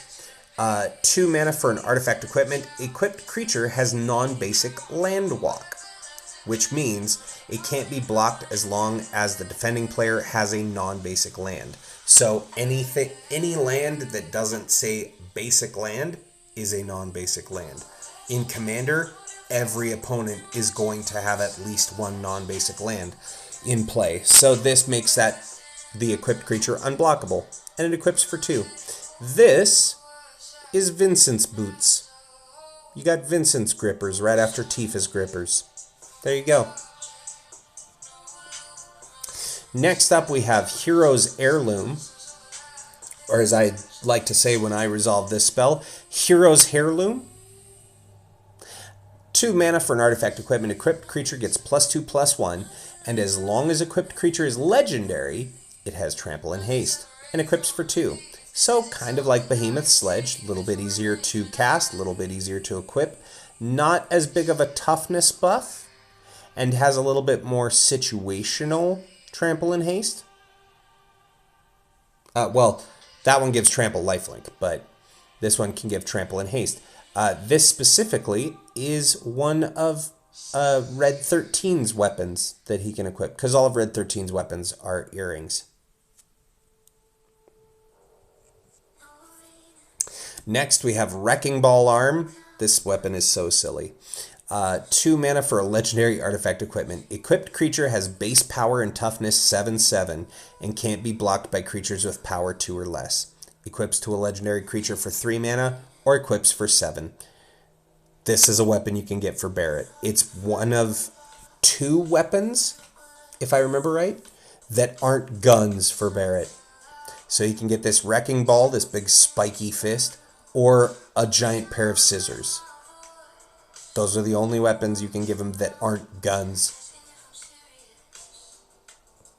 But, again, very good for this deck because you care about creatures with power 7 or greater. You put this on something, boom, it'll instantly trigger that. Next, we have Conformer Shuriken. 2 mana legendary artifact equipment. Equipped creature has... Okay. It equips for 2. We'll talk about the ability in a second here. The Conformer Shuriken is Yuffie's ultimate weapon because this is... In Final Fantasy games, there was an ultimate weapon or some ultimate weapons like Excalibur, the Masamune, right? The Murasame. There's a number of like ultimate weapons you can give to characters, but they weren't tailor-made for specific characters. Final Fantasy was the first game where each character had their own specific ultimate weapon. Not to be confused with Ultima Weapon, which is a secret boss that you fight in many Final Fantasy games. Each one had a different means of acquiring their ultimate weapon, and they all did different things for that character. Specifically, the Conformer Shuriken, how it worked in the game was It did more damage based on the level of the enemy you're attacking. So the higher level the enemy is, the more damage the Conformer would do. That said, now looking at the ability, equipped creature has whenever this creature attacks, tap target creature defending player controls. If that creature has greater power than this creature, put a number of +1/+1 counters on this creature equal to the difference. I explained all of the Conformer stuff so that this ability makes sense, because Conformer deals damage equal to the higher level an enemy is. Therefore, in Magic, you put this on a creature, you tap down an opponent's creature. If that creature is bigger than yours, it brings you up to the level of that creature.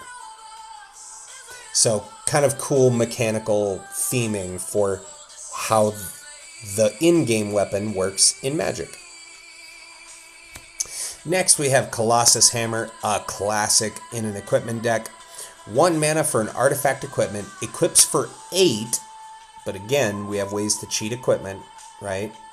Like the one with Metalcraft that gives your equipment equip 0, or the Hella Trooper that can equip things for 2 less, or Hojo that can equip them for 2 less. We have ways to cheat this onto creatures. What does Colossus Hammer do? This, by the way, is Kate Sith's ultimate weapon, which is just a big giant mallet. Equipped creature gets +10/+10 and loses flying. Also, remember how Cloud has haste and says when he enters, you can just put an equipment on him for free? What if you cast Cloud with Colossus Hammer out and he just becomes a 14/14? Remember, in the game of Magic the Gathering, it only takes 21 commander damage to kill an opponent. Cloud could deal 2/3 of that in a single hit. Next, we have Explorer's Scope. So this is the equipment that is associated with Sid. These are his goggles. 1 mana for an artifact equipment, equips for 1. Whenever equipped creature attacks, look at the top card of your library. If it's a land card, you may put it onto the battlefield tapped. Just good ramp. Gets you some information about the top of your deck. And if it's land, cool, you get to ramp. Also featured in the goggles here is the airship you get in Final Fantasy VII. Next we have Soul Ring. 1 mana artifact, taps for 2 colorless. This art specifically is a materia. This specifically is a yellow materia, which are your ability materia. So these are things like the steel materia is a yellow materia, or the mime materia, or the materia that can make any of your characters a blue mage, where when they get hit by an enemy attack, if it's one of the learnable ones, then they learn that ability and they can use that attack. Those are all yellow materia. Next, we have Arcane Signet. 2 mana for an artifact, taps to add a mana of any color of your commander's identity to your pool. This is showing the Buster Sword, but specifically showing Cloud with 2 different materia. One of them a pink materia, which were for pink materia were very often like, they weren't abilities necessarily, but they were like assist materia. So they could be things like double cast or counter, right? And then a green materia, which were very often, if I remember correctly, it's been a minute, but I think were all of your spells, if I remember right. So in this instance, it could be like Lightning Bolt and All, which is a pink materia. So this would let you cast lightning on all enemies rather than casting it on only a single one. Which I don't remember. I think when you first meet Cloud at the beginning of the game, he has the lightning materia, and I think first strike, I believe. And I think that's what is supposed to be shown equipped here to the Buster Sword, is the lightning and first strike materias that Cloud starts the game with. Next, we have Inspiring Statuary. 3 mana artifact. Non-artifact spells you cast have Improvise. Okay, so Improvise is not complicated once you know what it does. So your artifacts can help you cast your non-artifact spells. Each artifact you tap after you're done activating mana abilities pays for 1. So the reason why this is in here, right? Say you want to cast Cloud, right? He costs 5 mana. He's 2 and Naya, right? So you pay red, white, green, and then you can tap 2 artifacts to cast Cloud. This will also help pay for your commander tax. So if you've already cast Cloud once, you have to recast him. Well, now he costs 7. Or if it's the 3rd time, then he costs 9, right? The cool thing about having Inspiring Statuary in here is that equipment are artifacts that have equip abilities. But an equipment doesn't need to be untapped to equip it. They have no way of natively tapping. But in the case of Inspiring Statuary, here's the cool interaction. You could tap all of your equipment to help pay for the casting cost of your non-artifact spells. And even if they're tapped, you can then still pay their equip cost and equip them on a character, and they still work. So it's a nice little interaction in this deck. Because there's so many equipments, you could tap your equipment to help you cast your guys, so you can then put your equipment on your guys, right? That way you're saving your mana for your equip costs and not having to spend as much of it on your casting creatures. This specifically, this is a statue of President Shinra that you see in Shinra Tower. Next, we are going to look at our enchantments. We have Furious Rise, 2 and a red for an enchantment. At the beginning of your end step, if you control a creature with power 4 or greater, exile the top card of your library. You may play that card until you exile another card with this enchantment. So at the end of your turn, you have a 4-power creature. You get an extra card that you could cast effectively on that next turn. Shown here is Scarlet, one of the Shinra board members, one of the higher-ups, on one of the bosses that you fight, one of her giant machines called Proud Clod. Like C-L-O-D, like Dirt Clod. Why is he called Proud Clod? I don't know. And our final enchantment, we have Soldier Military Program. This card is messed up. It costs 2 and a white for an enchantment that says, at the beginning of combat on your turn, choose one. If you control a commander, you may choose both instead. The first option, create a 1/1 white soldier creature token. The second option, put a +1/+1 counter on each of up to 2 soldiers you control. So if you have your commander out, you get to make a 1/1 and put a 1/1 on 2 soldiers. This card can get out of hand real quick. And shown here, we have a bunch of different Shinra grunts. But since Cloud is a soldier, you can put 1/1 counters on Cloud and make an extra body. It's just decent for a 3-mana enchantment.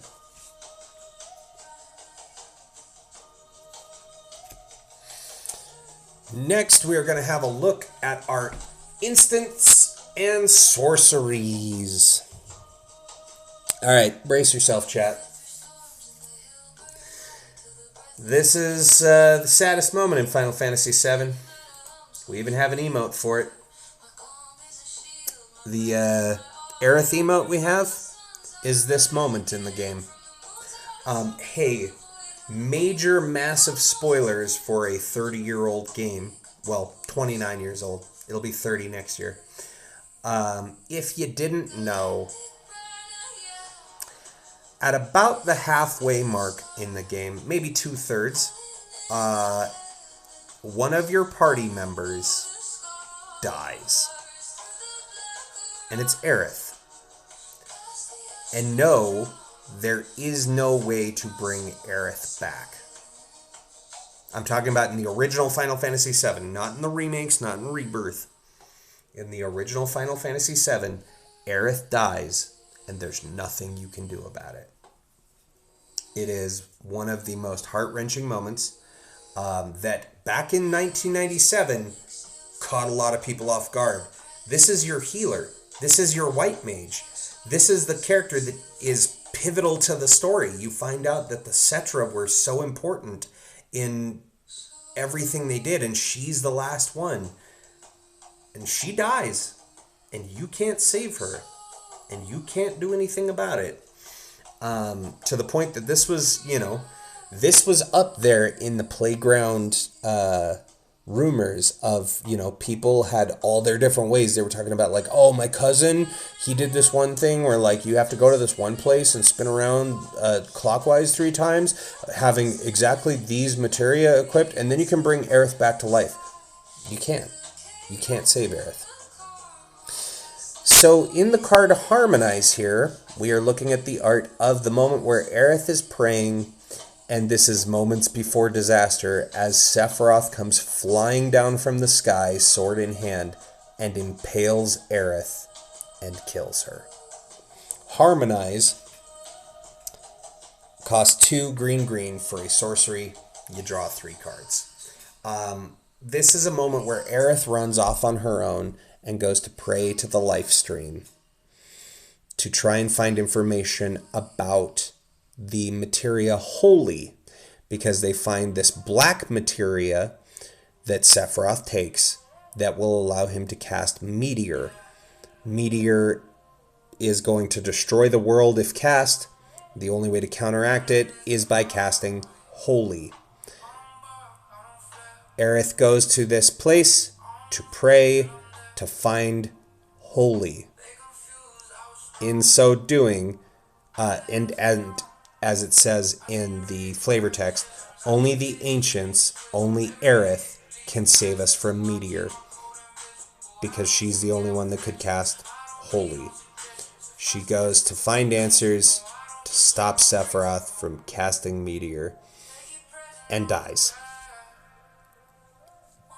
So it's a big pivotal moment in the story. Next up, we have Vanquish the Horde. 6 white for a sorcery. This spell costs 1 less to cast for each creature on the battlefield. So if there's 6 creatures, this is 2 white mana. Destroy all creatures. Straightforward. Shown here is Diamond Weapon, one of the various weapons that the Lifestream creates to save the planet. There's Diamond Weapon, Ultima Weapon, Ruby Weapon, Emerald Weapon, Sapphire Weapon. Diamond Weapon is one of the boss fights you have to do in the game.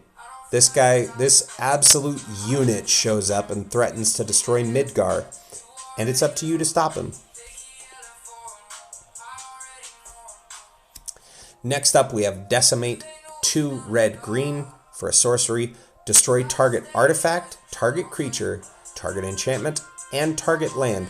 I love that they finally put the reminder text on this, because people would get this wrong. They're like, oh, well, you destroy as much as you can. No, it says you can't cast this spell unless you have legal choices for all its targets. So there has to be an artifact, creature, enchantment, and land in play in order to resolve this.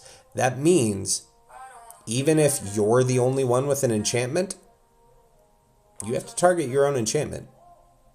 It sucks, but that's how it goes.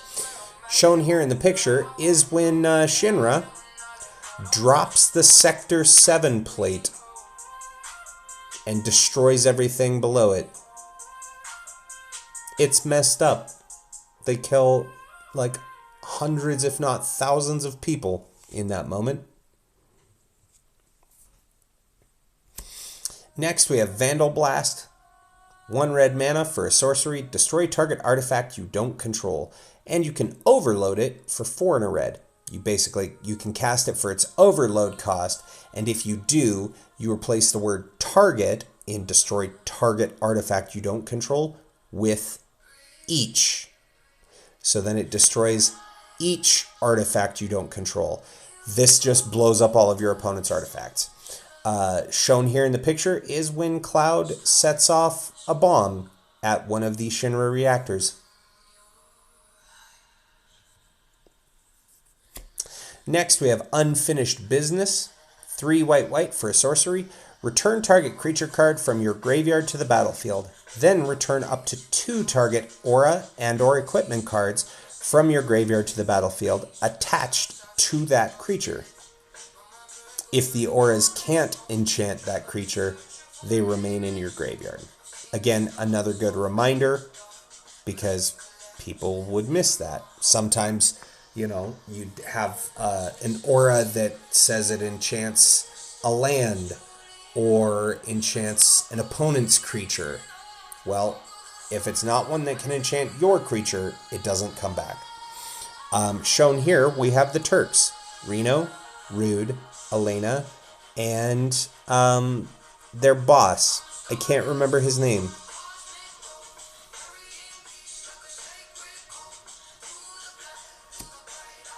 Next, we have Austere Command. 4 white for a sorcery. Choose 2. Either destroy all artifacts, destroy all enchantments, destroy all creatures with mana value 3 or less, or destroy all creatures with mana value 4 or greater. So if you choose the final 2 modes, it just destroys all creatures. But maybe you've got some high mana value creatures, like Cloud, like Tifa, and you want to get all the little things out of the way. You could destroy all enchantments and destroy all the little things, then you keep all your artifacts and big creatures. Or vice versa, maybe you've got a bunch of your small guys. You can keep all your small guys, destroy all the big things. There you go. Shown here, we have President Shinra and Heidegger, along with Reeve, who's another one of the Shinra executives that, I wasn't going to say it before, but sure, why not? We're in spoiler territory. You remember Kate Sith and how I said Kate Sith is a robot?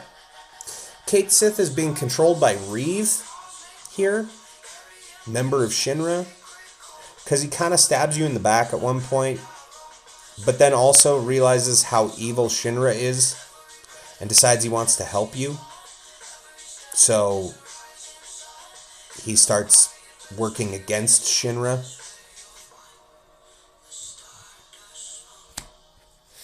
Next, we have Nature's Lore.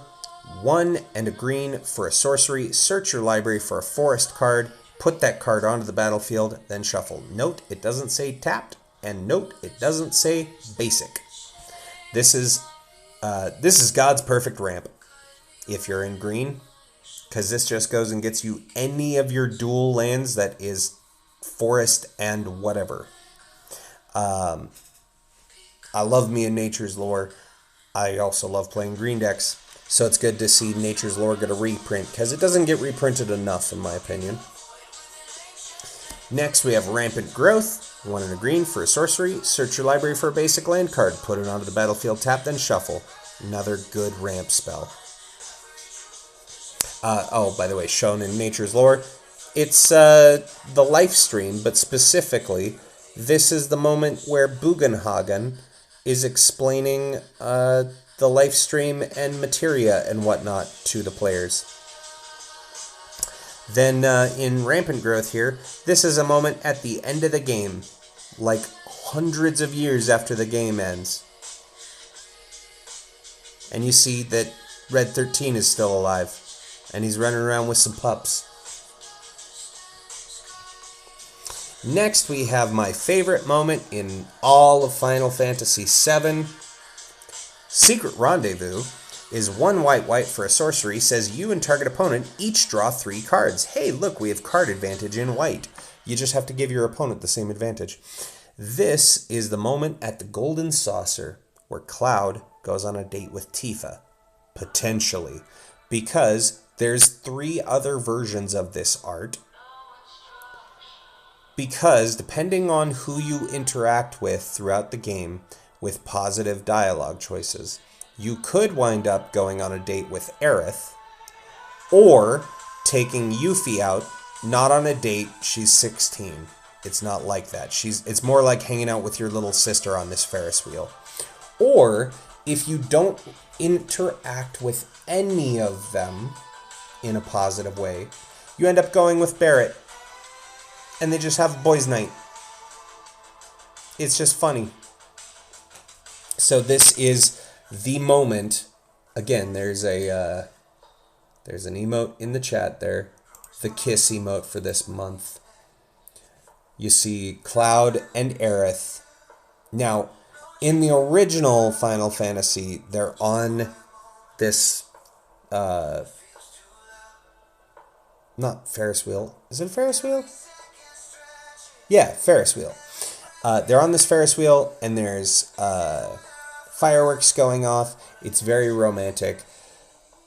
Tifa and Cloud are having this will they, won't they, talking about like how romantic it is. And Tifa says, okay, I'm just going to go ahead and say it. Except she kind of doesn't. She doesn't actually like talk about her feelings. And one of the things that I actually really like about the Final Fantasy VII remakes, they do finally give you a kiss between Cloud and Tifa. They didn't in the original one. They just kind of like, it's so close, and she doesn't say anything. But we finally got justice in the remakes. Next up, we have Cultivate, another classic ramp.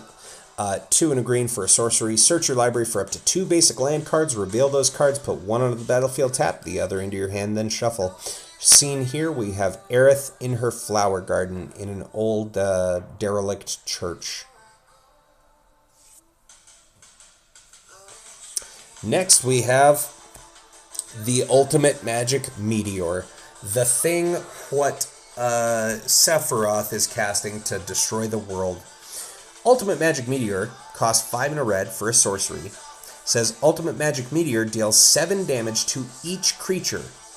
If this spell was cast from exile, for each opponent, choose an artifact or land that player controls, destroy the chosen permanents, and has Foretell for 5 and a red. So how Foretell works, you can pay 2 mana, you exile this card from your hand face down, and you get to look at it, but your opponents don't know what it is. And then on a later turn, still at the normal casting speed, so it does have to be on your next turn, you can cast it for a possibly reduced cost. In this case, it's not reduced. It's still the same casting cost, but it gets it out of your hand. And, you know, thematically, it's the foretold casting of Meteor. It's thematic to the story events of the game, and it potentially board wipes. But if you do it from exile, you get the bonus benefit of blowing up stuff of your opponents, as well as 7 damage to all their creatures. But again, in this deck, your deck cares about having power 7 creatures, so presumably they're also toughness 7 or larger. So the hope is you do this and your creatures survive and theirs don't.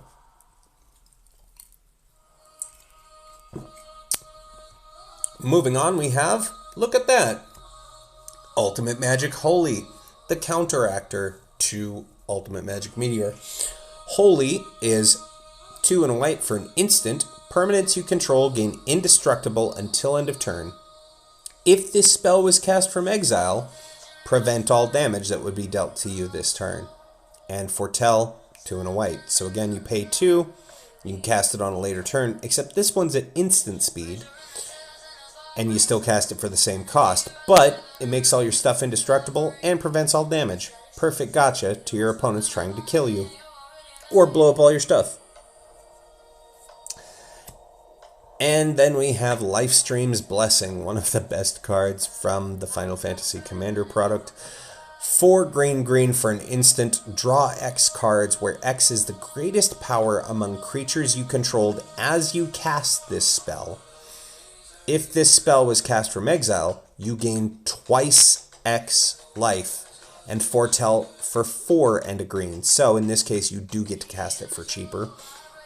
So you pay 2, you exile this face down.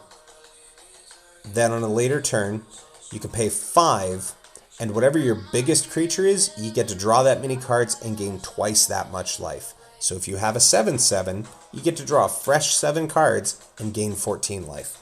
This card is sweet, especially because it has that extra addendum of greatest power among creatures you control as you cast this spell.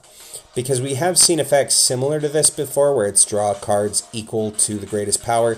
Your opponent just kills your creature in response, and then the thing doesn't work. This checks when you cast it, when you put this spell on the stack, it goes, all right, this is the number that's locked in. So even if your opponent removes that creature, you're still locked in at that rate. Next, we have my second favorite moment in Final Fantasy VII. We have Clever Concealment. 2 white for an instant with Convoke, so your creatures can help you cast this. Each creature you tap while casting the spell will pay for 1, or a spell of that, a color of that creature's color. So if you tap a white creature, it'll pay for 1 of the whites, right? Any number of target non-land permanents you control phase out. You just treat them as though they don't exist, and then they phase back in at the start of your next turn. This specifically is the moment where Tifa goes to Don Corneo's mansion, this gangster who loves to entertain ladies of the evening, shall we say. Aerith helps you. Tifa knowingly goes to infiltrate. She wants to be the girl that Corneo picks for the evening so that she can threaten him and get the information she needs. Aerith and Cloud don't know that that's what she's doing. They just see her being taken to Corneo's mansion. So Aerith helps Cloud infiltrate Corneo's mansion by helping make him pretty.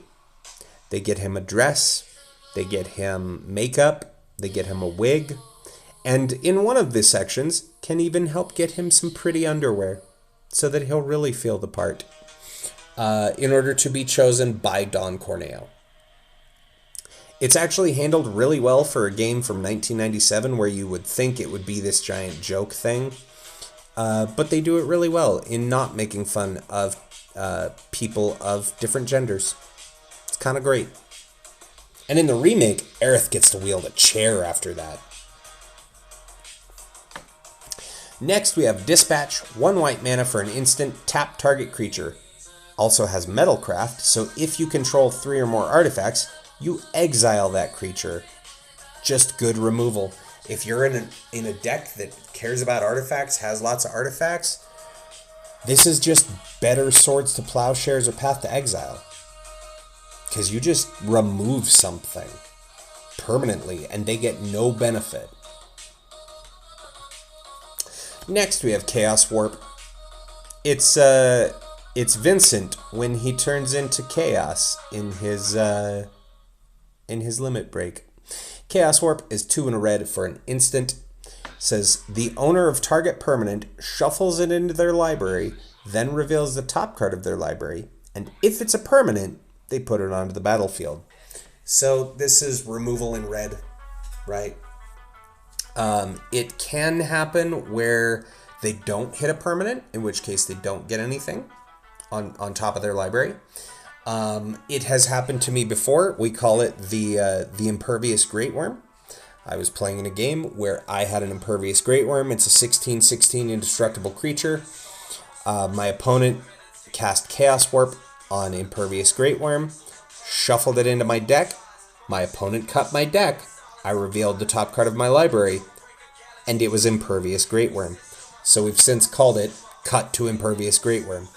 It's kind of a feels bad when that happens, but still, it's potential removal. And our final spell of the deck, we have Cloud's Limit Break. 1 and a white for an instant with Tiered. This is a brand new mechanic for the Final Fantasy set. You choose 1 additional cost. So these are 3 of Cloud's limit breaks. The first option, Cross Slash. For 0 additional cost, you destroy target tapped creature. So for 2 mana, you just destroy a tapped thing. Or you could choose Blade Beam for 1 additional. So for 2 and a white, destroy any number of target tapped creatures with different controllers. So you could destroy 1 thing from each of your opponents for 3 mana, as long as they're tapped. And Omni Slash, which is Cloud's ultimate limit break, for 3 and a white in addition to the 2. So 4 and 2 white, 6 total mana, destroy all tapped creatures, which is a nice use for an instant speed board wipe, mind you. You could cast this in your first main. Cast it first main, 6 mana. You blow up all your opponent's tapped creatures. You then have a much more open board to try and kill them during combat. So there's Cloud's Limit Break. Very thematic. Omni Slash kills everything, because that's kind of how it works in the game. He attacks like a ton of times. Alright, we're going to have a look at the lands in this deck, starting with the non-basics, just like we did in the last deck. As a reminder to everybody, if you want to see these deck lists, you can check out the Archidect links in the pinned message at the top of chat, or in the descriptions below on the VODs, both on Twitch or on YouTube when this goes live tomorrow. Getting into our lands, we have Mossfire Valley. It's a land. Pay 1, taps for red and green. This is the town where you meet Sid. I'm not going to remember the names of these places. There's a lot of towns you go to. But there's this big rocket that was failed to launch. This is where you meet Sid. Next, we have Firelit Thicket. It's a land that taps for colorless. Or you can pay a Gruul hybrid, so red or green, tap to add 2 red, red-green, or green-green. This is Wall Market. This is where you go meet Don Corneo and show him your pretty dress as Cloud. Next we have Spire of Industry. It's a land, taps for a colorless, or you could tap and pay a life to add 1 mana of any color, but activate only if you control an artifact. This is Shinra Tower. Or perhaps it's one of... No, this is one of the Shinra reactors. Excuse me. I believe this is actually specifically the first one you blow up at the beginning of the game. Next, we have Jungle Shrine. It's a land, enters tap, taps for red, green, or white. This is the Temple of the Ancients, where you go to discover what you need to do to stop the casting of Meteor. It's where Aerith leaves. You end up fighting the dragon I talked about earlier here. Yeah, it's a pivotal moment in the story. Next, we have Sacred Peaks. Land, Mountain Plains. Taps for red or white. And it enters tapped. We saw this in the Final Fantasy VI deck earlier. It was the Floating Continent. Again, remember, some of the lands are going to have art from different games, because you only create 1 art, even if that land is used in multiple decks. Next, we have Clifftop Retreat. It's a land, enters tapped unless you control a mountain or a plains. Taps for a red or a white. So, this is where you end up going with Sephiroth after Nibelheim. They go up this mountain to look at this rundown reactor. Sephiroth sees Jenova there. That's where he rips her out of this tank. And ultimately, where Cloud kills Sephiroth with Zack's sword. Next, we have Command Tower. This is Shinra Tower. It's a land, taps for a mana of any color in your commander's identity. Then we have Sun Petal Grove. It's a land, enters tapped unless you control a forest or a plains. This is one of the Final Fantasy X arts, so we will get into what this is when we look at the Final Fantasy X deck in 2 weeks. Then we have Rootbound Crag, good old Craig.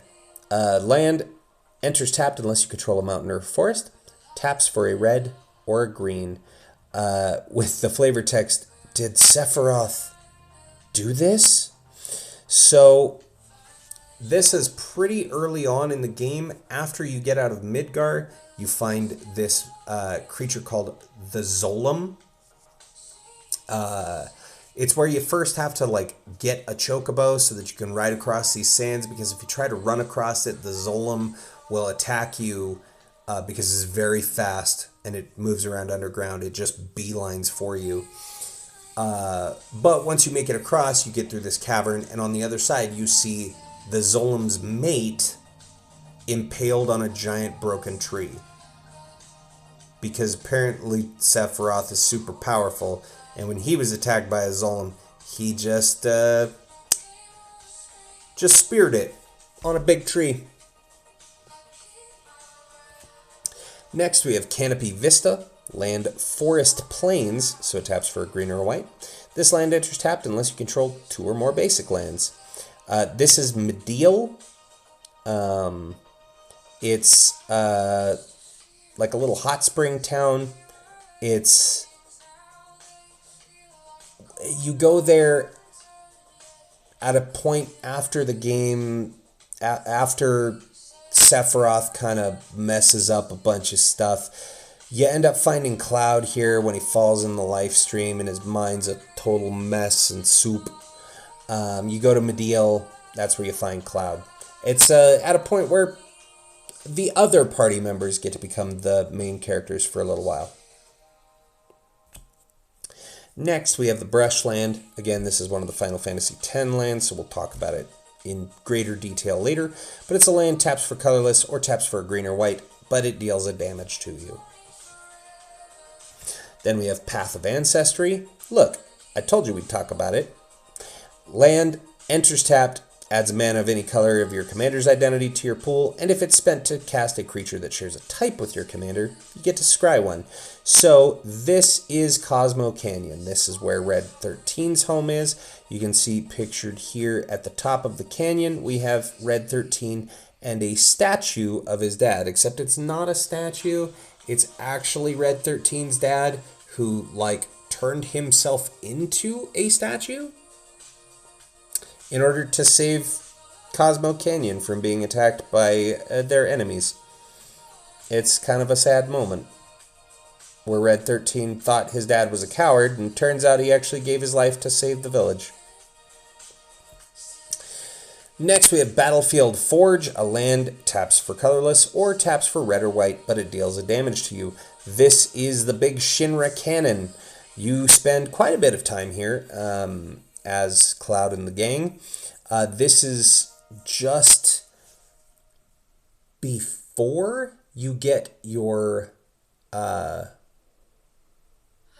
ship, if I remember right, or you come back here after you get the tiny Bronco. That's what it is. And you get a submarine here. But this big giant Mako cannon they made, it's Shinra's just being Shinra. They're doing Shinra things. They end up using this giant cannon to kill Sapphire Weapon when all of the different weapons show up. You also have a fun fight as Tifa, getting to slap the hell out of Scarlet on the barrel of this cannon. And this is also where you have to, well, the city next to this cannon, you save a young girl, she gets a dolphin to help you, and it like jumps you up on top of this scaffolding that helps you find a back way into this. Listen, it's a whole thing. But basically, this is kind of an important area in Final Fantasy VII. Also, notably, this was not this specific artwork, but artwork of this area from Final Fantasy VII was used in a very famous ad in the 90s, because Final Fantasy VII was the first Final Fantasy game that was not on a Nintendo console. and they used the image of this big giant Shinra cannon, and the text that it had on the ad said, "Someone get the guys that make cartridge games a blindfold and a cigarette." Because PlayStation were the new kids on the block, and they were taking a jab at Sega and Nintendo. So, kind of fun bit of history there.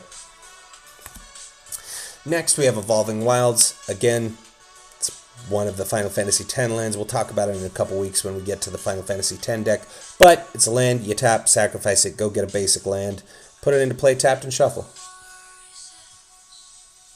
Then we have Bonder's Enclave, which here seen is the Chocobo stables that you will spend a lot of time at if you want to breed for a golden Chocobo to win Chocobo races and go get Knights of the Round. It's a land, taps for colorless. You can also pay 3, tap, and draw a card, but activate only if you control a creature with power 4 or greater. And yeah, you go talk to Chocobo Bill here, and this is where you get to engage in various forms of Chocobo husbandry. Next, we have Rugged Prairie. It's a land, taps for colorless. You can pay a Boros hybrid, so red or white, tap to add double red, red or white, or double white. This is Coral, which we talked about a little bit earlier, and I got confused because I was like, oh, right, no, this is a Final Fantasy VII land. Mount Coral is kind of seen in the background here. It's this long train track area. You go here, there's... this is the area where you get, I think it's Barrett's ultimate weapon, if I remember right. But you do a whole thing running down these tracks, and it's just another story area of the game. You don't spend a whole lot of time here, but it basically got totally wrecked by Shinra because they just kind of like utilized the place as a mining town and then just like left it after they got what they needed. Next, we have Fortified Village. It's a land. As this land enters, you may reveal a forest or plains card from your hand. If you don't, this land enters tapped and taps for a green or a white. So this is Fort Condor. It's a spot where a minigame takes place that sucks. I really hate the minigame there. But at the top is this actual condor thing that you have to do some things in the latter half of the game, and that will get you a new summon materia, specifically for Phoenix. Next we have Sungrass Prairie. This is just outside of Chocobo Bill's Chocobo Farm, where you will do a bunch of your Chocobo husbandry. And also started the age-old fight of Work versus Kwe, which again we have some emotes for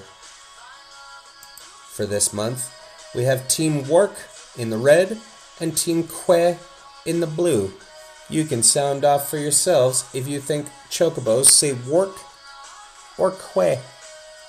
This land, you pay 1, you tap it, it taps, it gives you a green and a white mana. Next we have Fury Calm Snarl. We saw this Snarl earlier. Land enters when this land enters, you may reveal a mountain or plains from your hand. If you don't, it enters tapped and taps for a red or a white. This is right around where Coral is.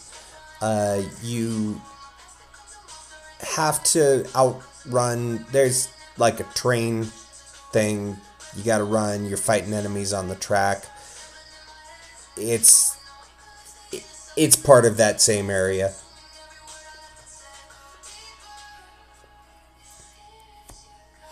Next we have Sun Scorched Divide. We saw this earlier. This was from the Final Fantasy VI deck. It's a land that you pay 1, tap it, it gives you a red and a white mana.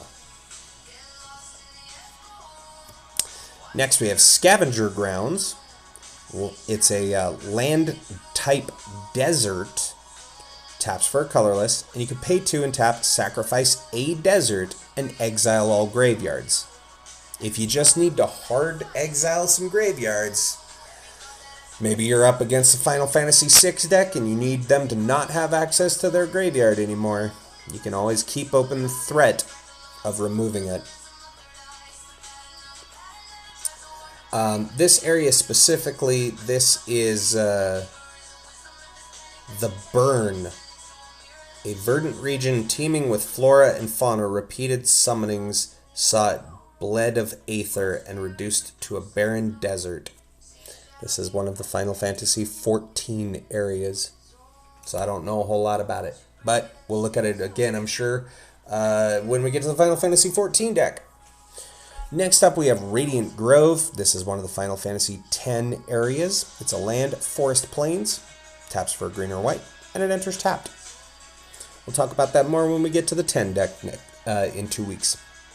Next, we have Slayer's Stronghold. It's a land, taps for colorless, but you can pay a red and a white and tap, and target creature you control gets +2/+0 and gains vigilance and haste until end of turn. I really dig Slayer's Stronghold, especially in red-white aggro decks. It's very good. This is the headquarters for Avalanche. So you go to Tifa's Bar, 7th Heaven, and at one of the pinball machines, turns out it's an elevator that takes you down into this basement, and that's where the headquarters of Avalanche are. Next, we have Exotic Orchard. Again, one of the Final Fantasy X lands. We'll talk about it more then. But it's a land, taps for 1 mana of any color that a land an opponent controls could produce. Then we have Cinder Glade, land, mountain, forest. This land enters tapped unless you control 2 or more basic lands, and it taps for a red or a green. This is Wutai, which is Yuffie's hometown. It's a very Japanese/Chinese inspired area.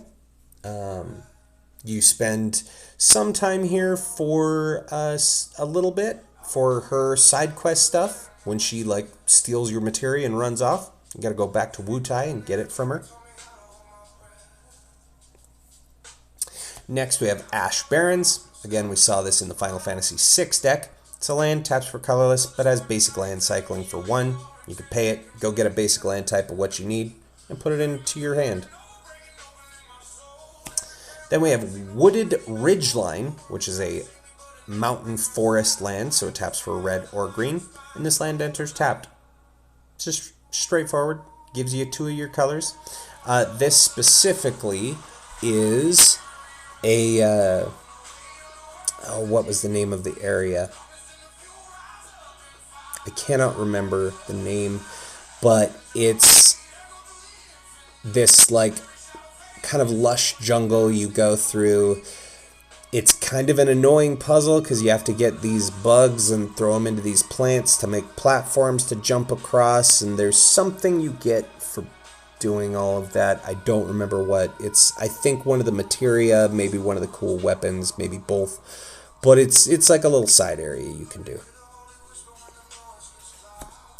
Next, we have Game Trail. It's a land. As this land enters, you may reveal a mountain or forest card from your hand. If you don't, this land enters tapped, and it taps for red or green. This is the game center at the Golden Saucer. I spent a lot of time here because you get to play all kinds of fun different mini games, like the snowboarding mini game, or there's the story mini game that follows around a Moogle that you get to do one time. There's a bunch of cool stuff you can do at the game center. And that's it for the non-basic lands. Looking at our basics, of course we have basic plains. It's Tifa's Bar, 7th Heaven. You spend quite a bit of time in the early game in the Midgar section here. This kind of becomes your base of operations. I love that that's the one they went with for the basic plains for the commander decks. Then the mountain, we talked about this earlier during the Final Fantasy VI one, but this is where you met Sabin.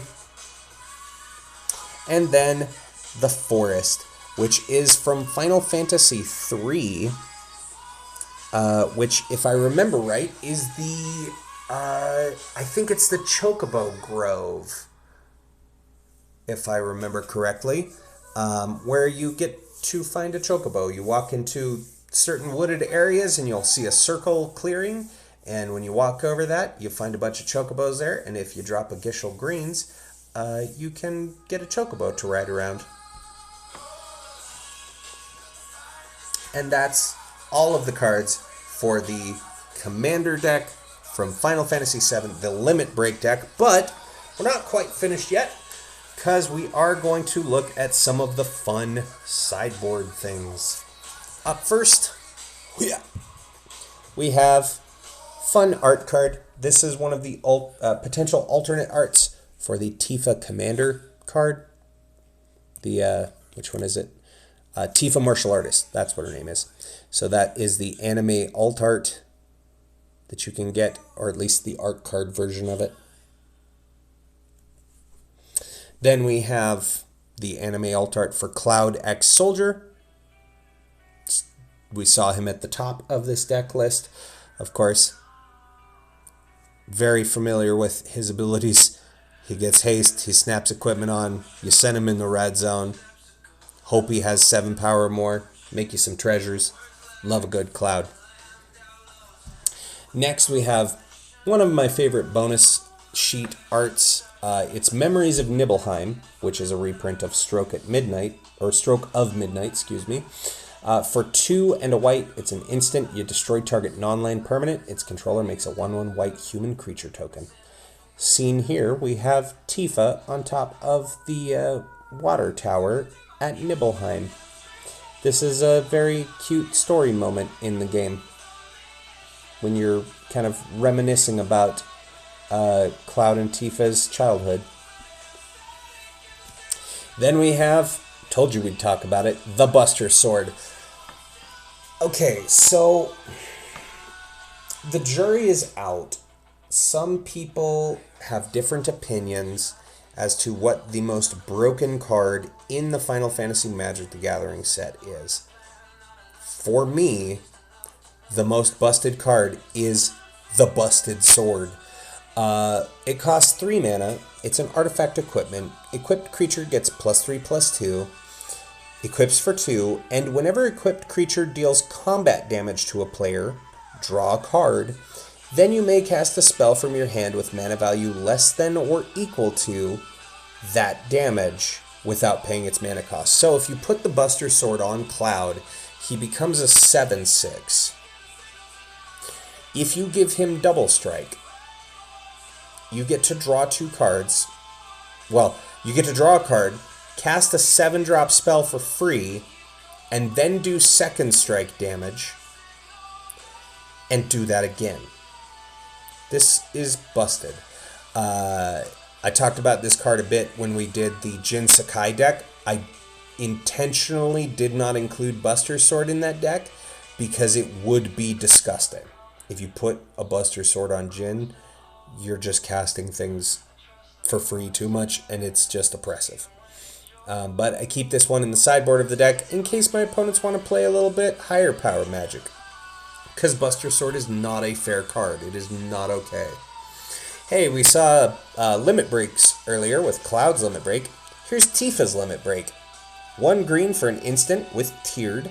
Somersault, which is one of the levels of her Limit Break. So for an extra 0. So for 1 green mana, target creature you control gets +2/+2 until end of turn. Or Meteor Strike for an additional 2. So 2 and a green. Double target creature's power and toughness until end of turn.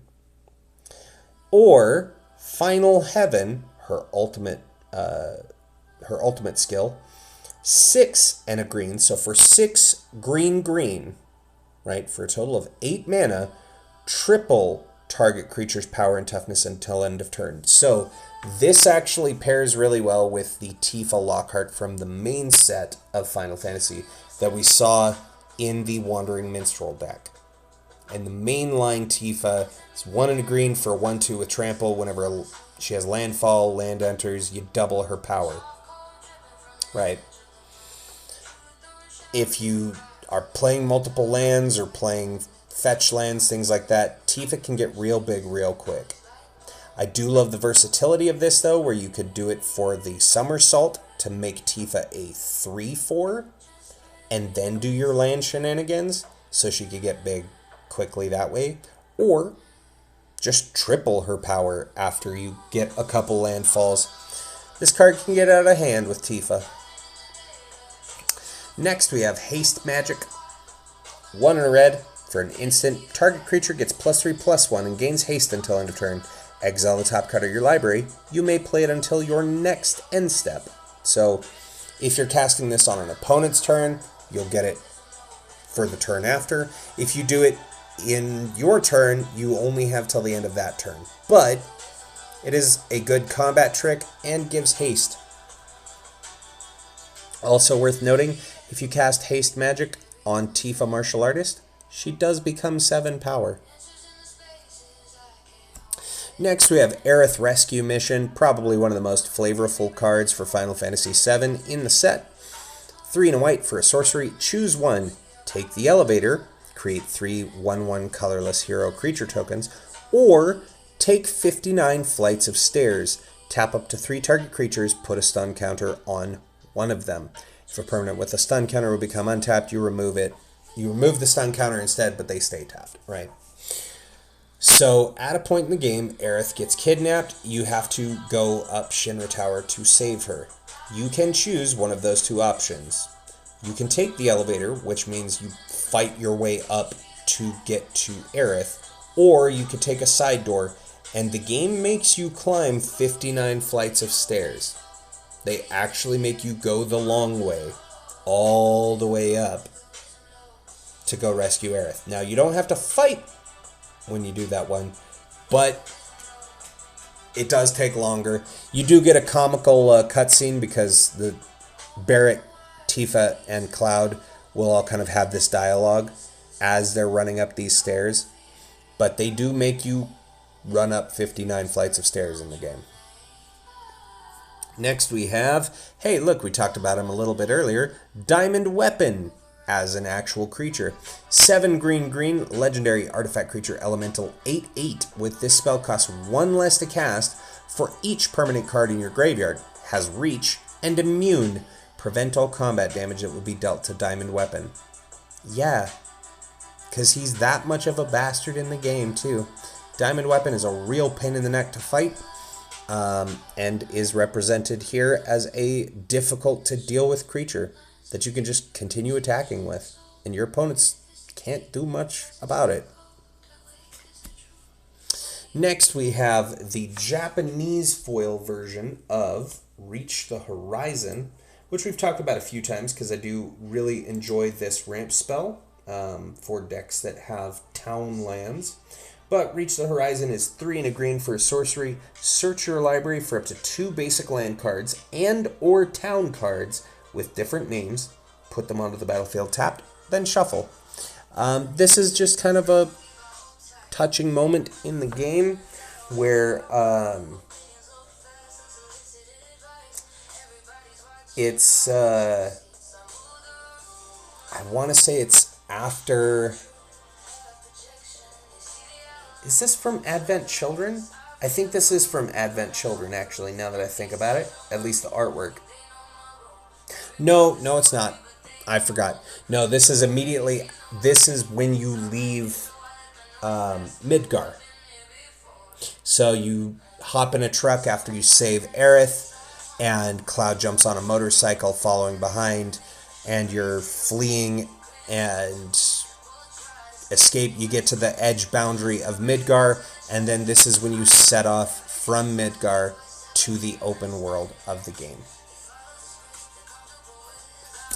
Next we have Nibelheim Aflame in the Japanese foil. Nibelheim Aflame costs 2 red for a sorcery. Choose target creature you control. It deals damage equal to its power to each other creature. If this spell was cast from a graveyard, discard your hand and draw 4 cards. Also has flashback for 5 red. So you could do this twice, which is kind of unbelievable. It will board wipe, potentially. Probably best done to a creature with Death Touch, in my opinion. But if you have, say, the Sephiroth from the Commander deck, right? A 7/5. You cast this, you're doing 7 damage to all the other creatures. Pretty decent. And then if you flash it back, you get to discard your hand and draw 4 cards. Or, if you don't have any cards in hand, which is the advised way to cast it, then you just draw 4. Next we have, hey, remember when I was talking about Chocobo Husbandry? It's the reason why you do it. We have Summon Knights of the Round, 6 white, for an enchantment creature Saga Knight, 3/3 with Indestructible, and a whopping 5 chapters. So this is the full alt art for Knights of the Round. In order to get Knights of the Round, you have to summon, you have to breed for a golden chocobo. Which means you have to do certain requirements to get 2 chocobo to get you to breed to get you a I believe it's a green chocobo first, and then you breed them to get you a blue chocobo, and then you breed those to get a black chocobo, and then you breed one of your original chocobo with the black chocobo to get you a golden chocobo. That is a chocobo that you can ride anywhere. It'll run over like each of the different colors of chocobo do different things, right? Yellow will let you fast travel around the open world, or run around the open world rather. Green will let you traverse over mountains. Blue will let you traverse over shallow water. Black will let you do shallow water and mountains.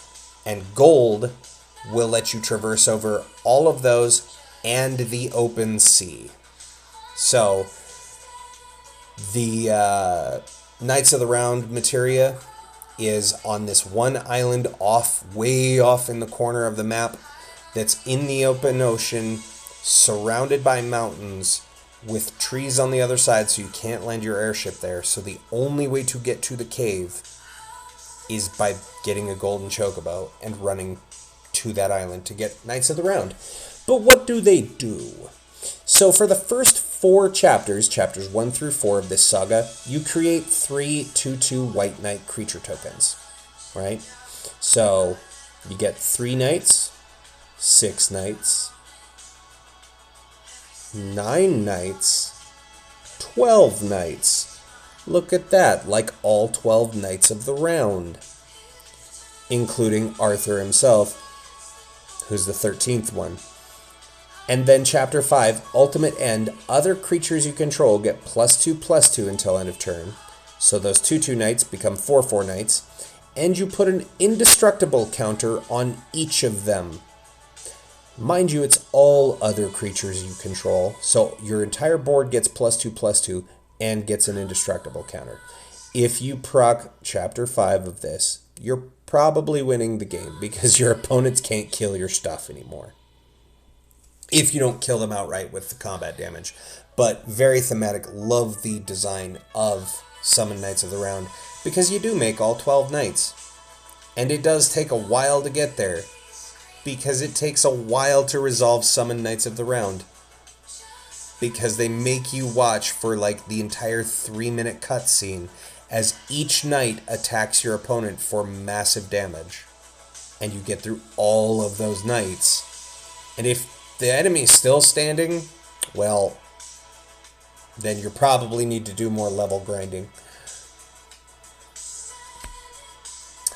Next we have, hey, we're going to talk about some chocobos, because I like chocobos. They're fun. They're cute.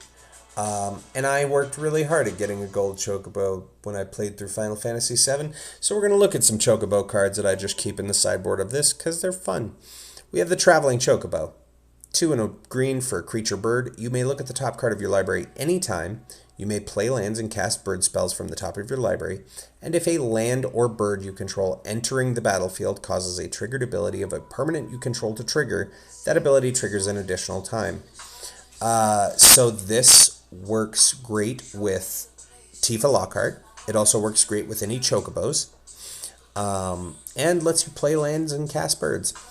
This, of course, is the first chocobo you get to traverse over the area where the Midgar Zolom is. Next, we have Chocobo Racetrack, the song that will become burned into your mind after all the chocobo racing you do. The Chocobo Racetrack is 3 green for an artifact with landfall. Whenever a land you control enters the battlefield, you create a 2/2 green creature token with whenever green bird creature token rather. With whenever a land you control enters, this token gets +1/+0 until end of turn. You make a Chocobo. Every time you play a land, you make one of these boys. This is the Japanese token art for a Chocobo, but it's a bird. It's a creature type bird. It's a 2/2. Says when a land enters, it gets +1/+0. That's what the Chocobos do.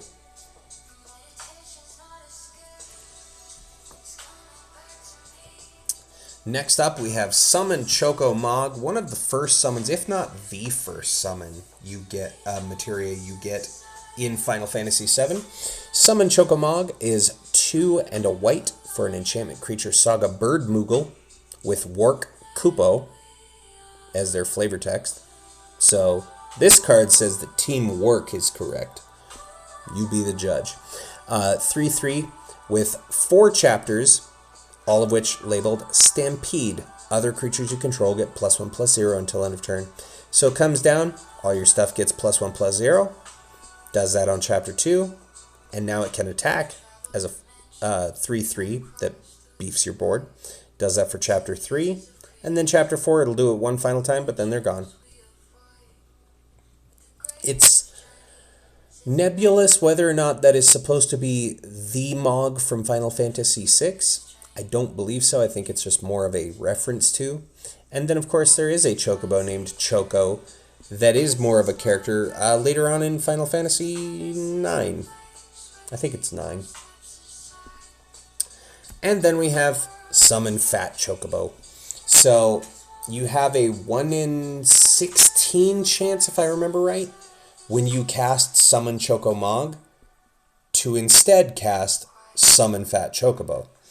So Summon Fat Chocobo here is 4 and a green for a 4/4 enchantment creature Saga Bird. That chapter 1 has Wark. Create a 2/2 green bird creature token with whenever a land you control enters, this token gets +1/+0 until end of turn. You make a Chocobo token. And chapters 2, 3, and 4, Kerplunk. Creatures you control gain trample until end of turn. So when you summon Fat Chocobo, this massive Chocobo just falls from the sky on your opponents. And our penultimate bonus card, we have Call the Mountain Chocobo. 3 and a red for a sorcery. Search your library for a mountain card, reveal it, put it into your hand, then shuffle. Create a 2/2 Chocobo, right? It's a bird, landfall, gets bigger, but has flashback for 5 and a red. So there's the green Chocobo traversing over the mountains. And finally, as I mentioned before, you get yourself a green Chocobo and a blue Chocobo, and you get them to mate. Now this is the Japanese one, so I'm going to pull up the English translation here. This is Side Quest Raise a Chocobo. 1 and a green for an enchantment that says when this enchantment enters, you create a 2/2 green bird creature token with whenever a land you control enters, this token gets +1/+0 until end of turn. And at the beginning of your first main phase, if you control 4 or more birds, transform this enchantment. And it transforms into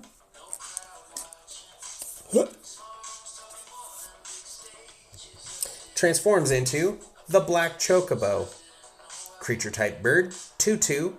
When this permanent transforms into Black Chocobo, search your library for a land card.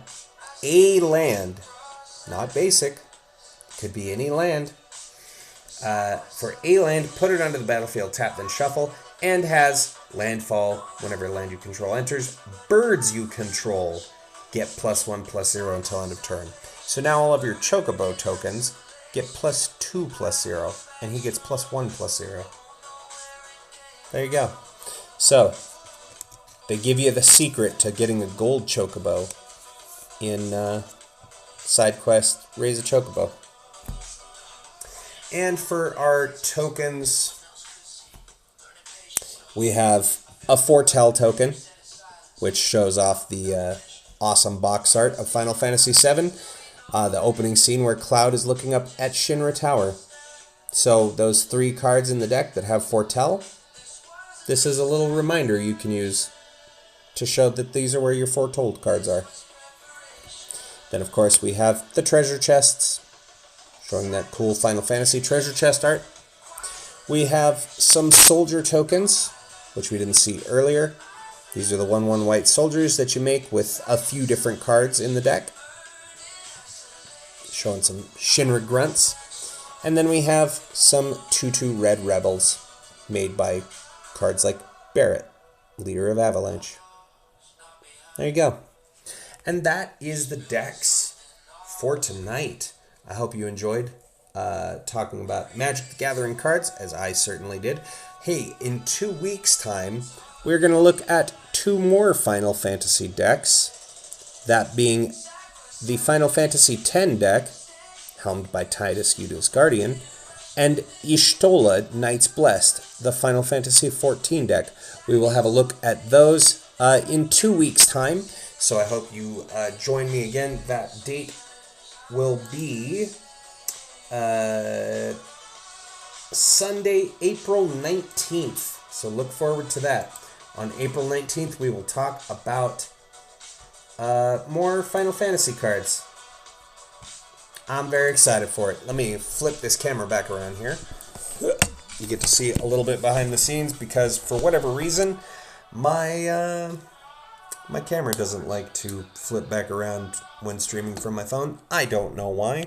If anyone else does, I'd love to find out. But, friends, that's been another episode of Such a Brew About Nothing. It has been my absolute pleasure talking to you about Magic the Gathering tonight. I hope you've had fun, because I know I have. You are going to see some messages come up in the chat here, friends. Do me a favor. We have the raid message there, or the sub-raid. I know it doesn't show the emote in the chat for the sub-raid, but I'm not going to waste a perfectly good gift sub on a chatbot when I could give it to you, the community. So do me a favor, copy your favorite flavor of raid message, whether if you're subbed to the channel, it will show the emote, or the non-subbed one if you're not subbed. If you have made it this far in the podcast and you're not already following the channel, do me a favor and click that little heart button and follow. It's totally free and it helps me out tremendously. Continues to put out content like this one, where we do have a Magic the Gathering podcast every couple weeks, usually the first and third Sunday of the month, where we just talk about Magic the Gathering cards and commander decks, because I like Magic. But in addition, we do also stream regularly 3 times a week, every Tuesday, Thursday, and Saturday at 8 p.m. MST. We are currently, at time of recording, playing through Life is Strange Reunion, which we will be playing through again on Tuesday this week. We are 2 parts left until we're finished up with the game. And then on Saturday, April 11th, is Our PG, our brand new show, where we will be playing through the Final Fantasy series in numerical order. All of the mainline numbered games that are non-MMOs, except for Final Fantasy 13, because they still haven't released any of those on PlayStation 5 yet. And I really hope that they do soon, because I'd like to play through those. But we'll be playing through Final Fantasies 1 through 10, 10-2, 12, 15, 16, 7 Remake, Intergrade, 7 Rebirth, Crisis Core, Reunion, and a couple of other bonus games. A bunch of Final Fantasy. It's basically Final Fantasy on the channel from the 11th onward until we finish or I get bored, whichever comes first. But in any case, friends, we are going to find a friendo to raid into. More likely than not, it will be a friend of the channel, Team Evil 1991. Yep, he is still going. He is streaming some Last of Us Part 2 on his third part in chronological mode. So let's get ready to raid. JR is great. He's awesome. I hope you enjoy his content, and I hope you enjoyed the content here. Also, if you're watching this on the YouTube VOD and you're not subscribed, maybe consider subscribing. You can click the thumbs up and ring the bell, or don't. I'm not your boss. I'm not your dad. I'm Papa Try, but I can't tell you what to do. That's somebody else's job. Anywho, friends, it has been my absolute pleasure to entertain you and, about Magic tonight. I hope you have a wonderful evening or time zone or morning or afternoon or wherever you are. Until the next time, friends, I've been Triune. You've been amazing. Take care of yourselves and each other, and we will see you in the next one. Until next time, let's raid!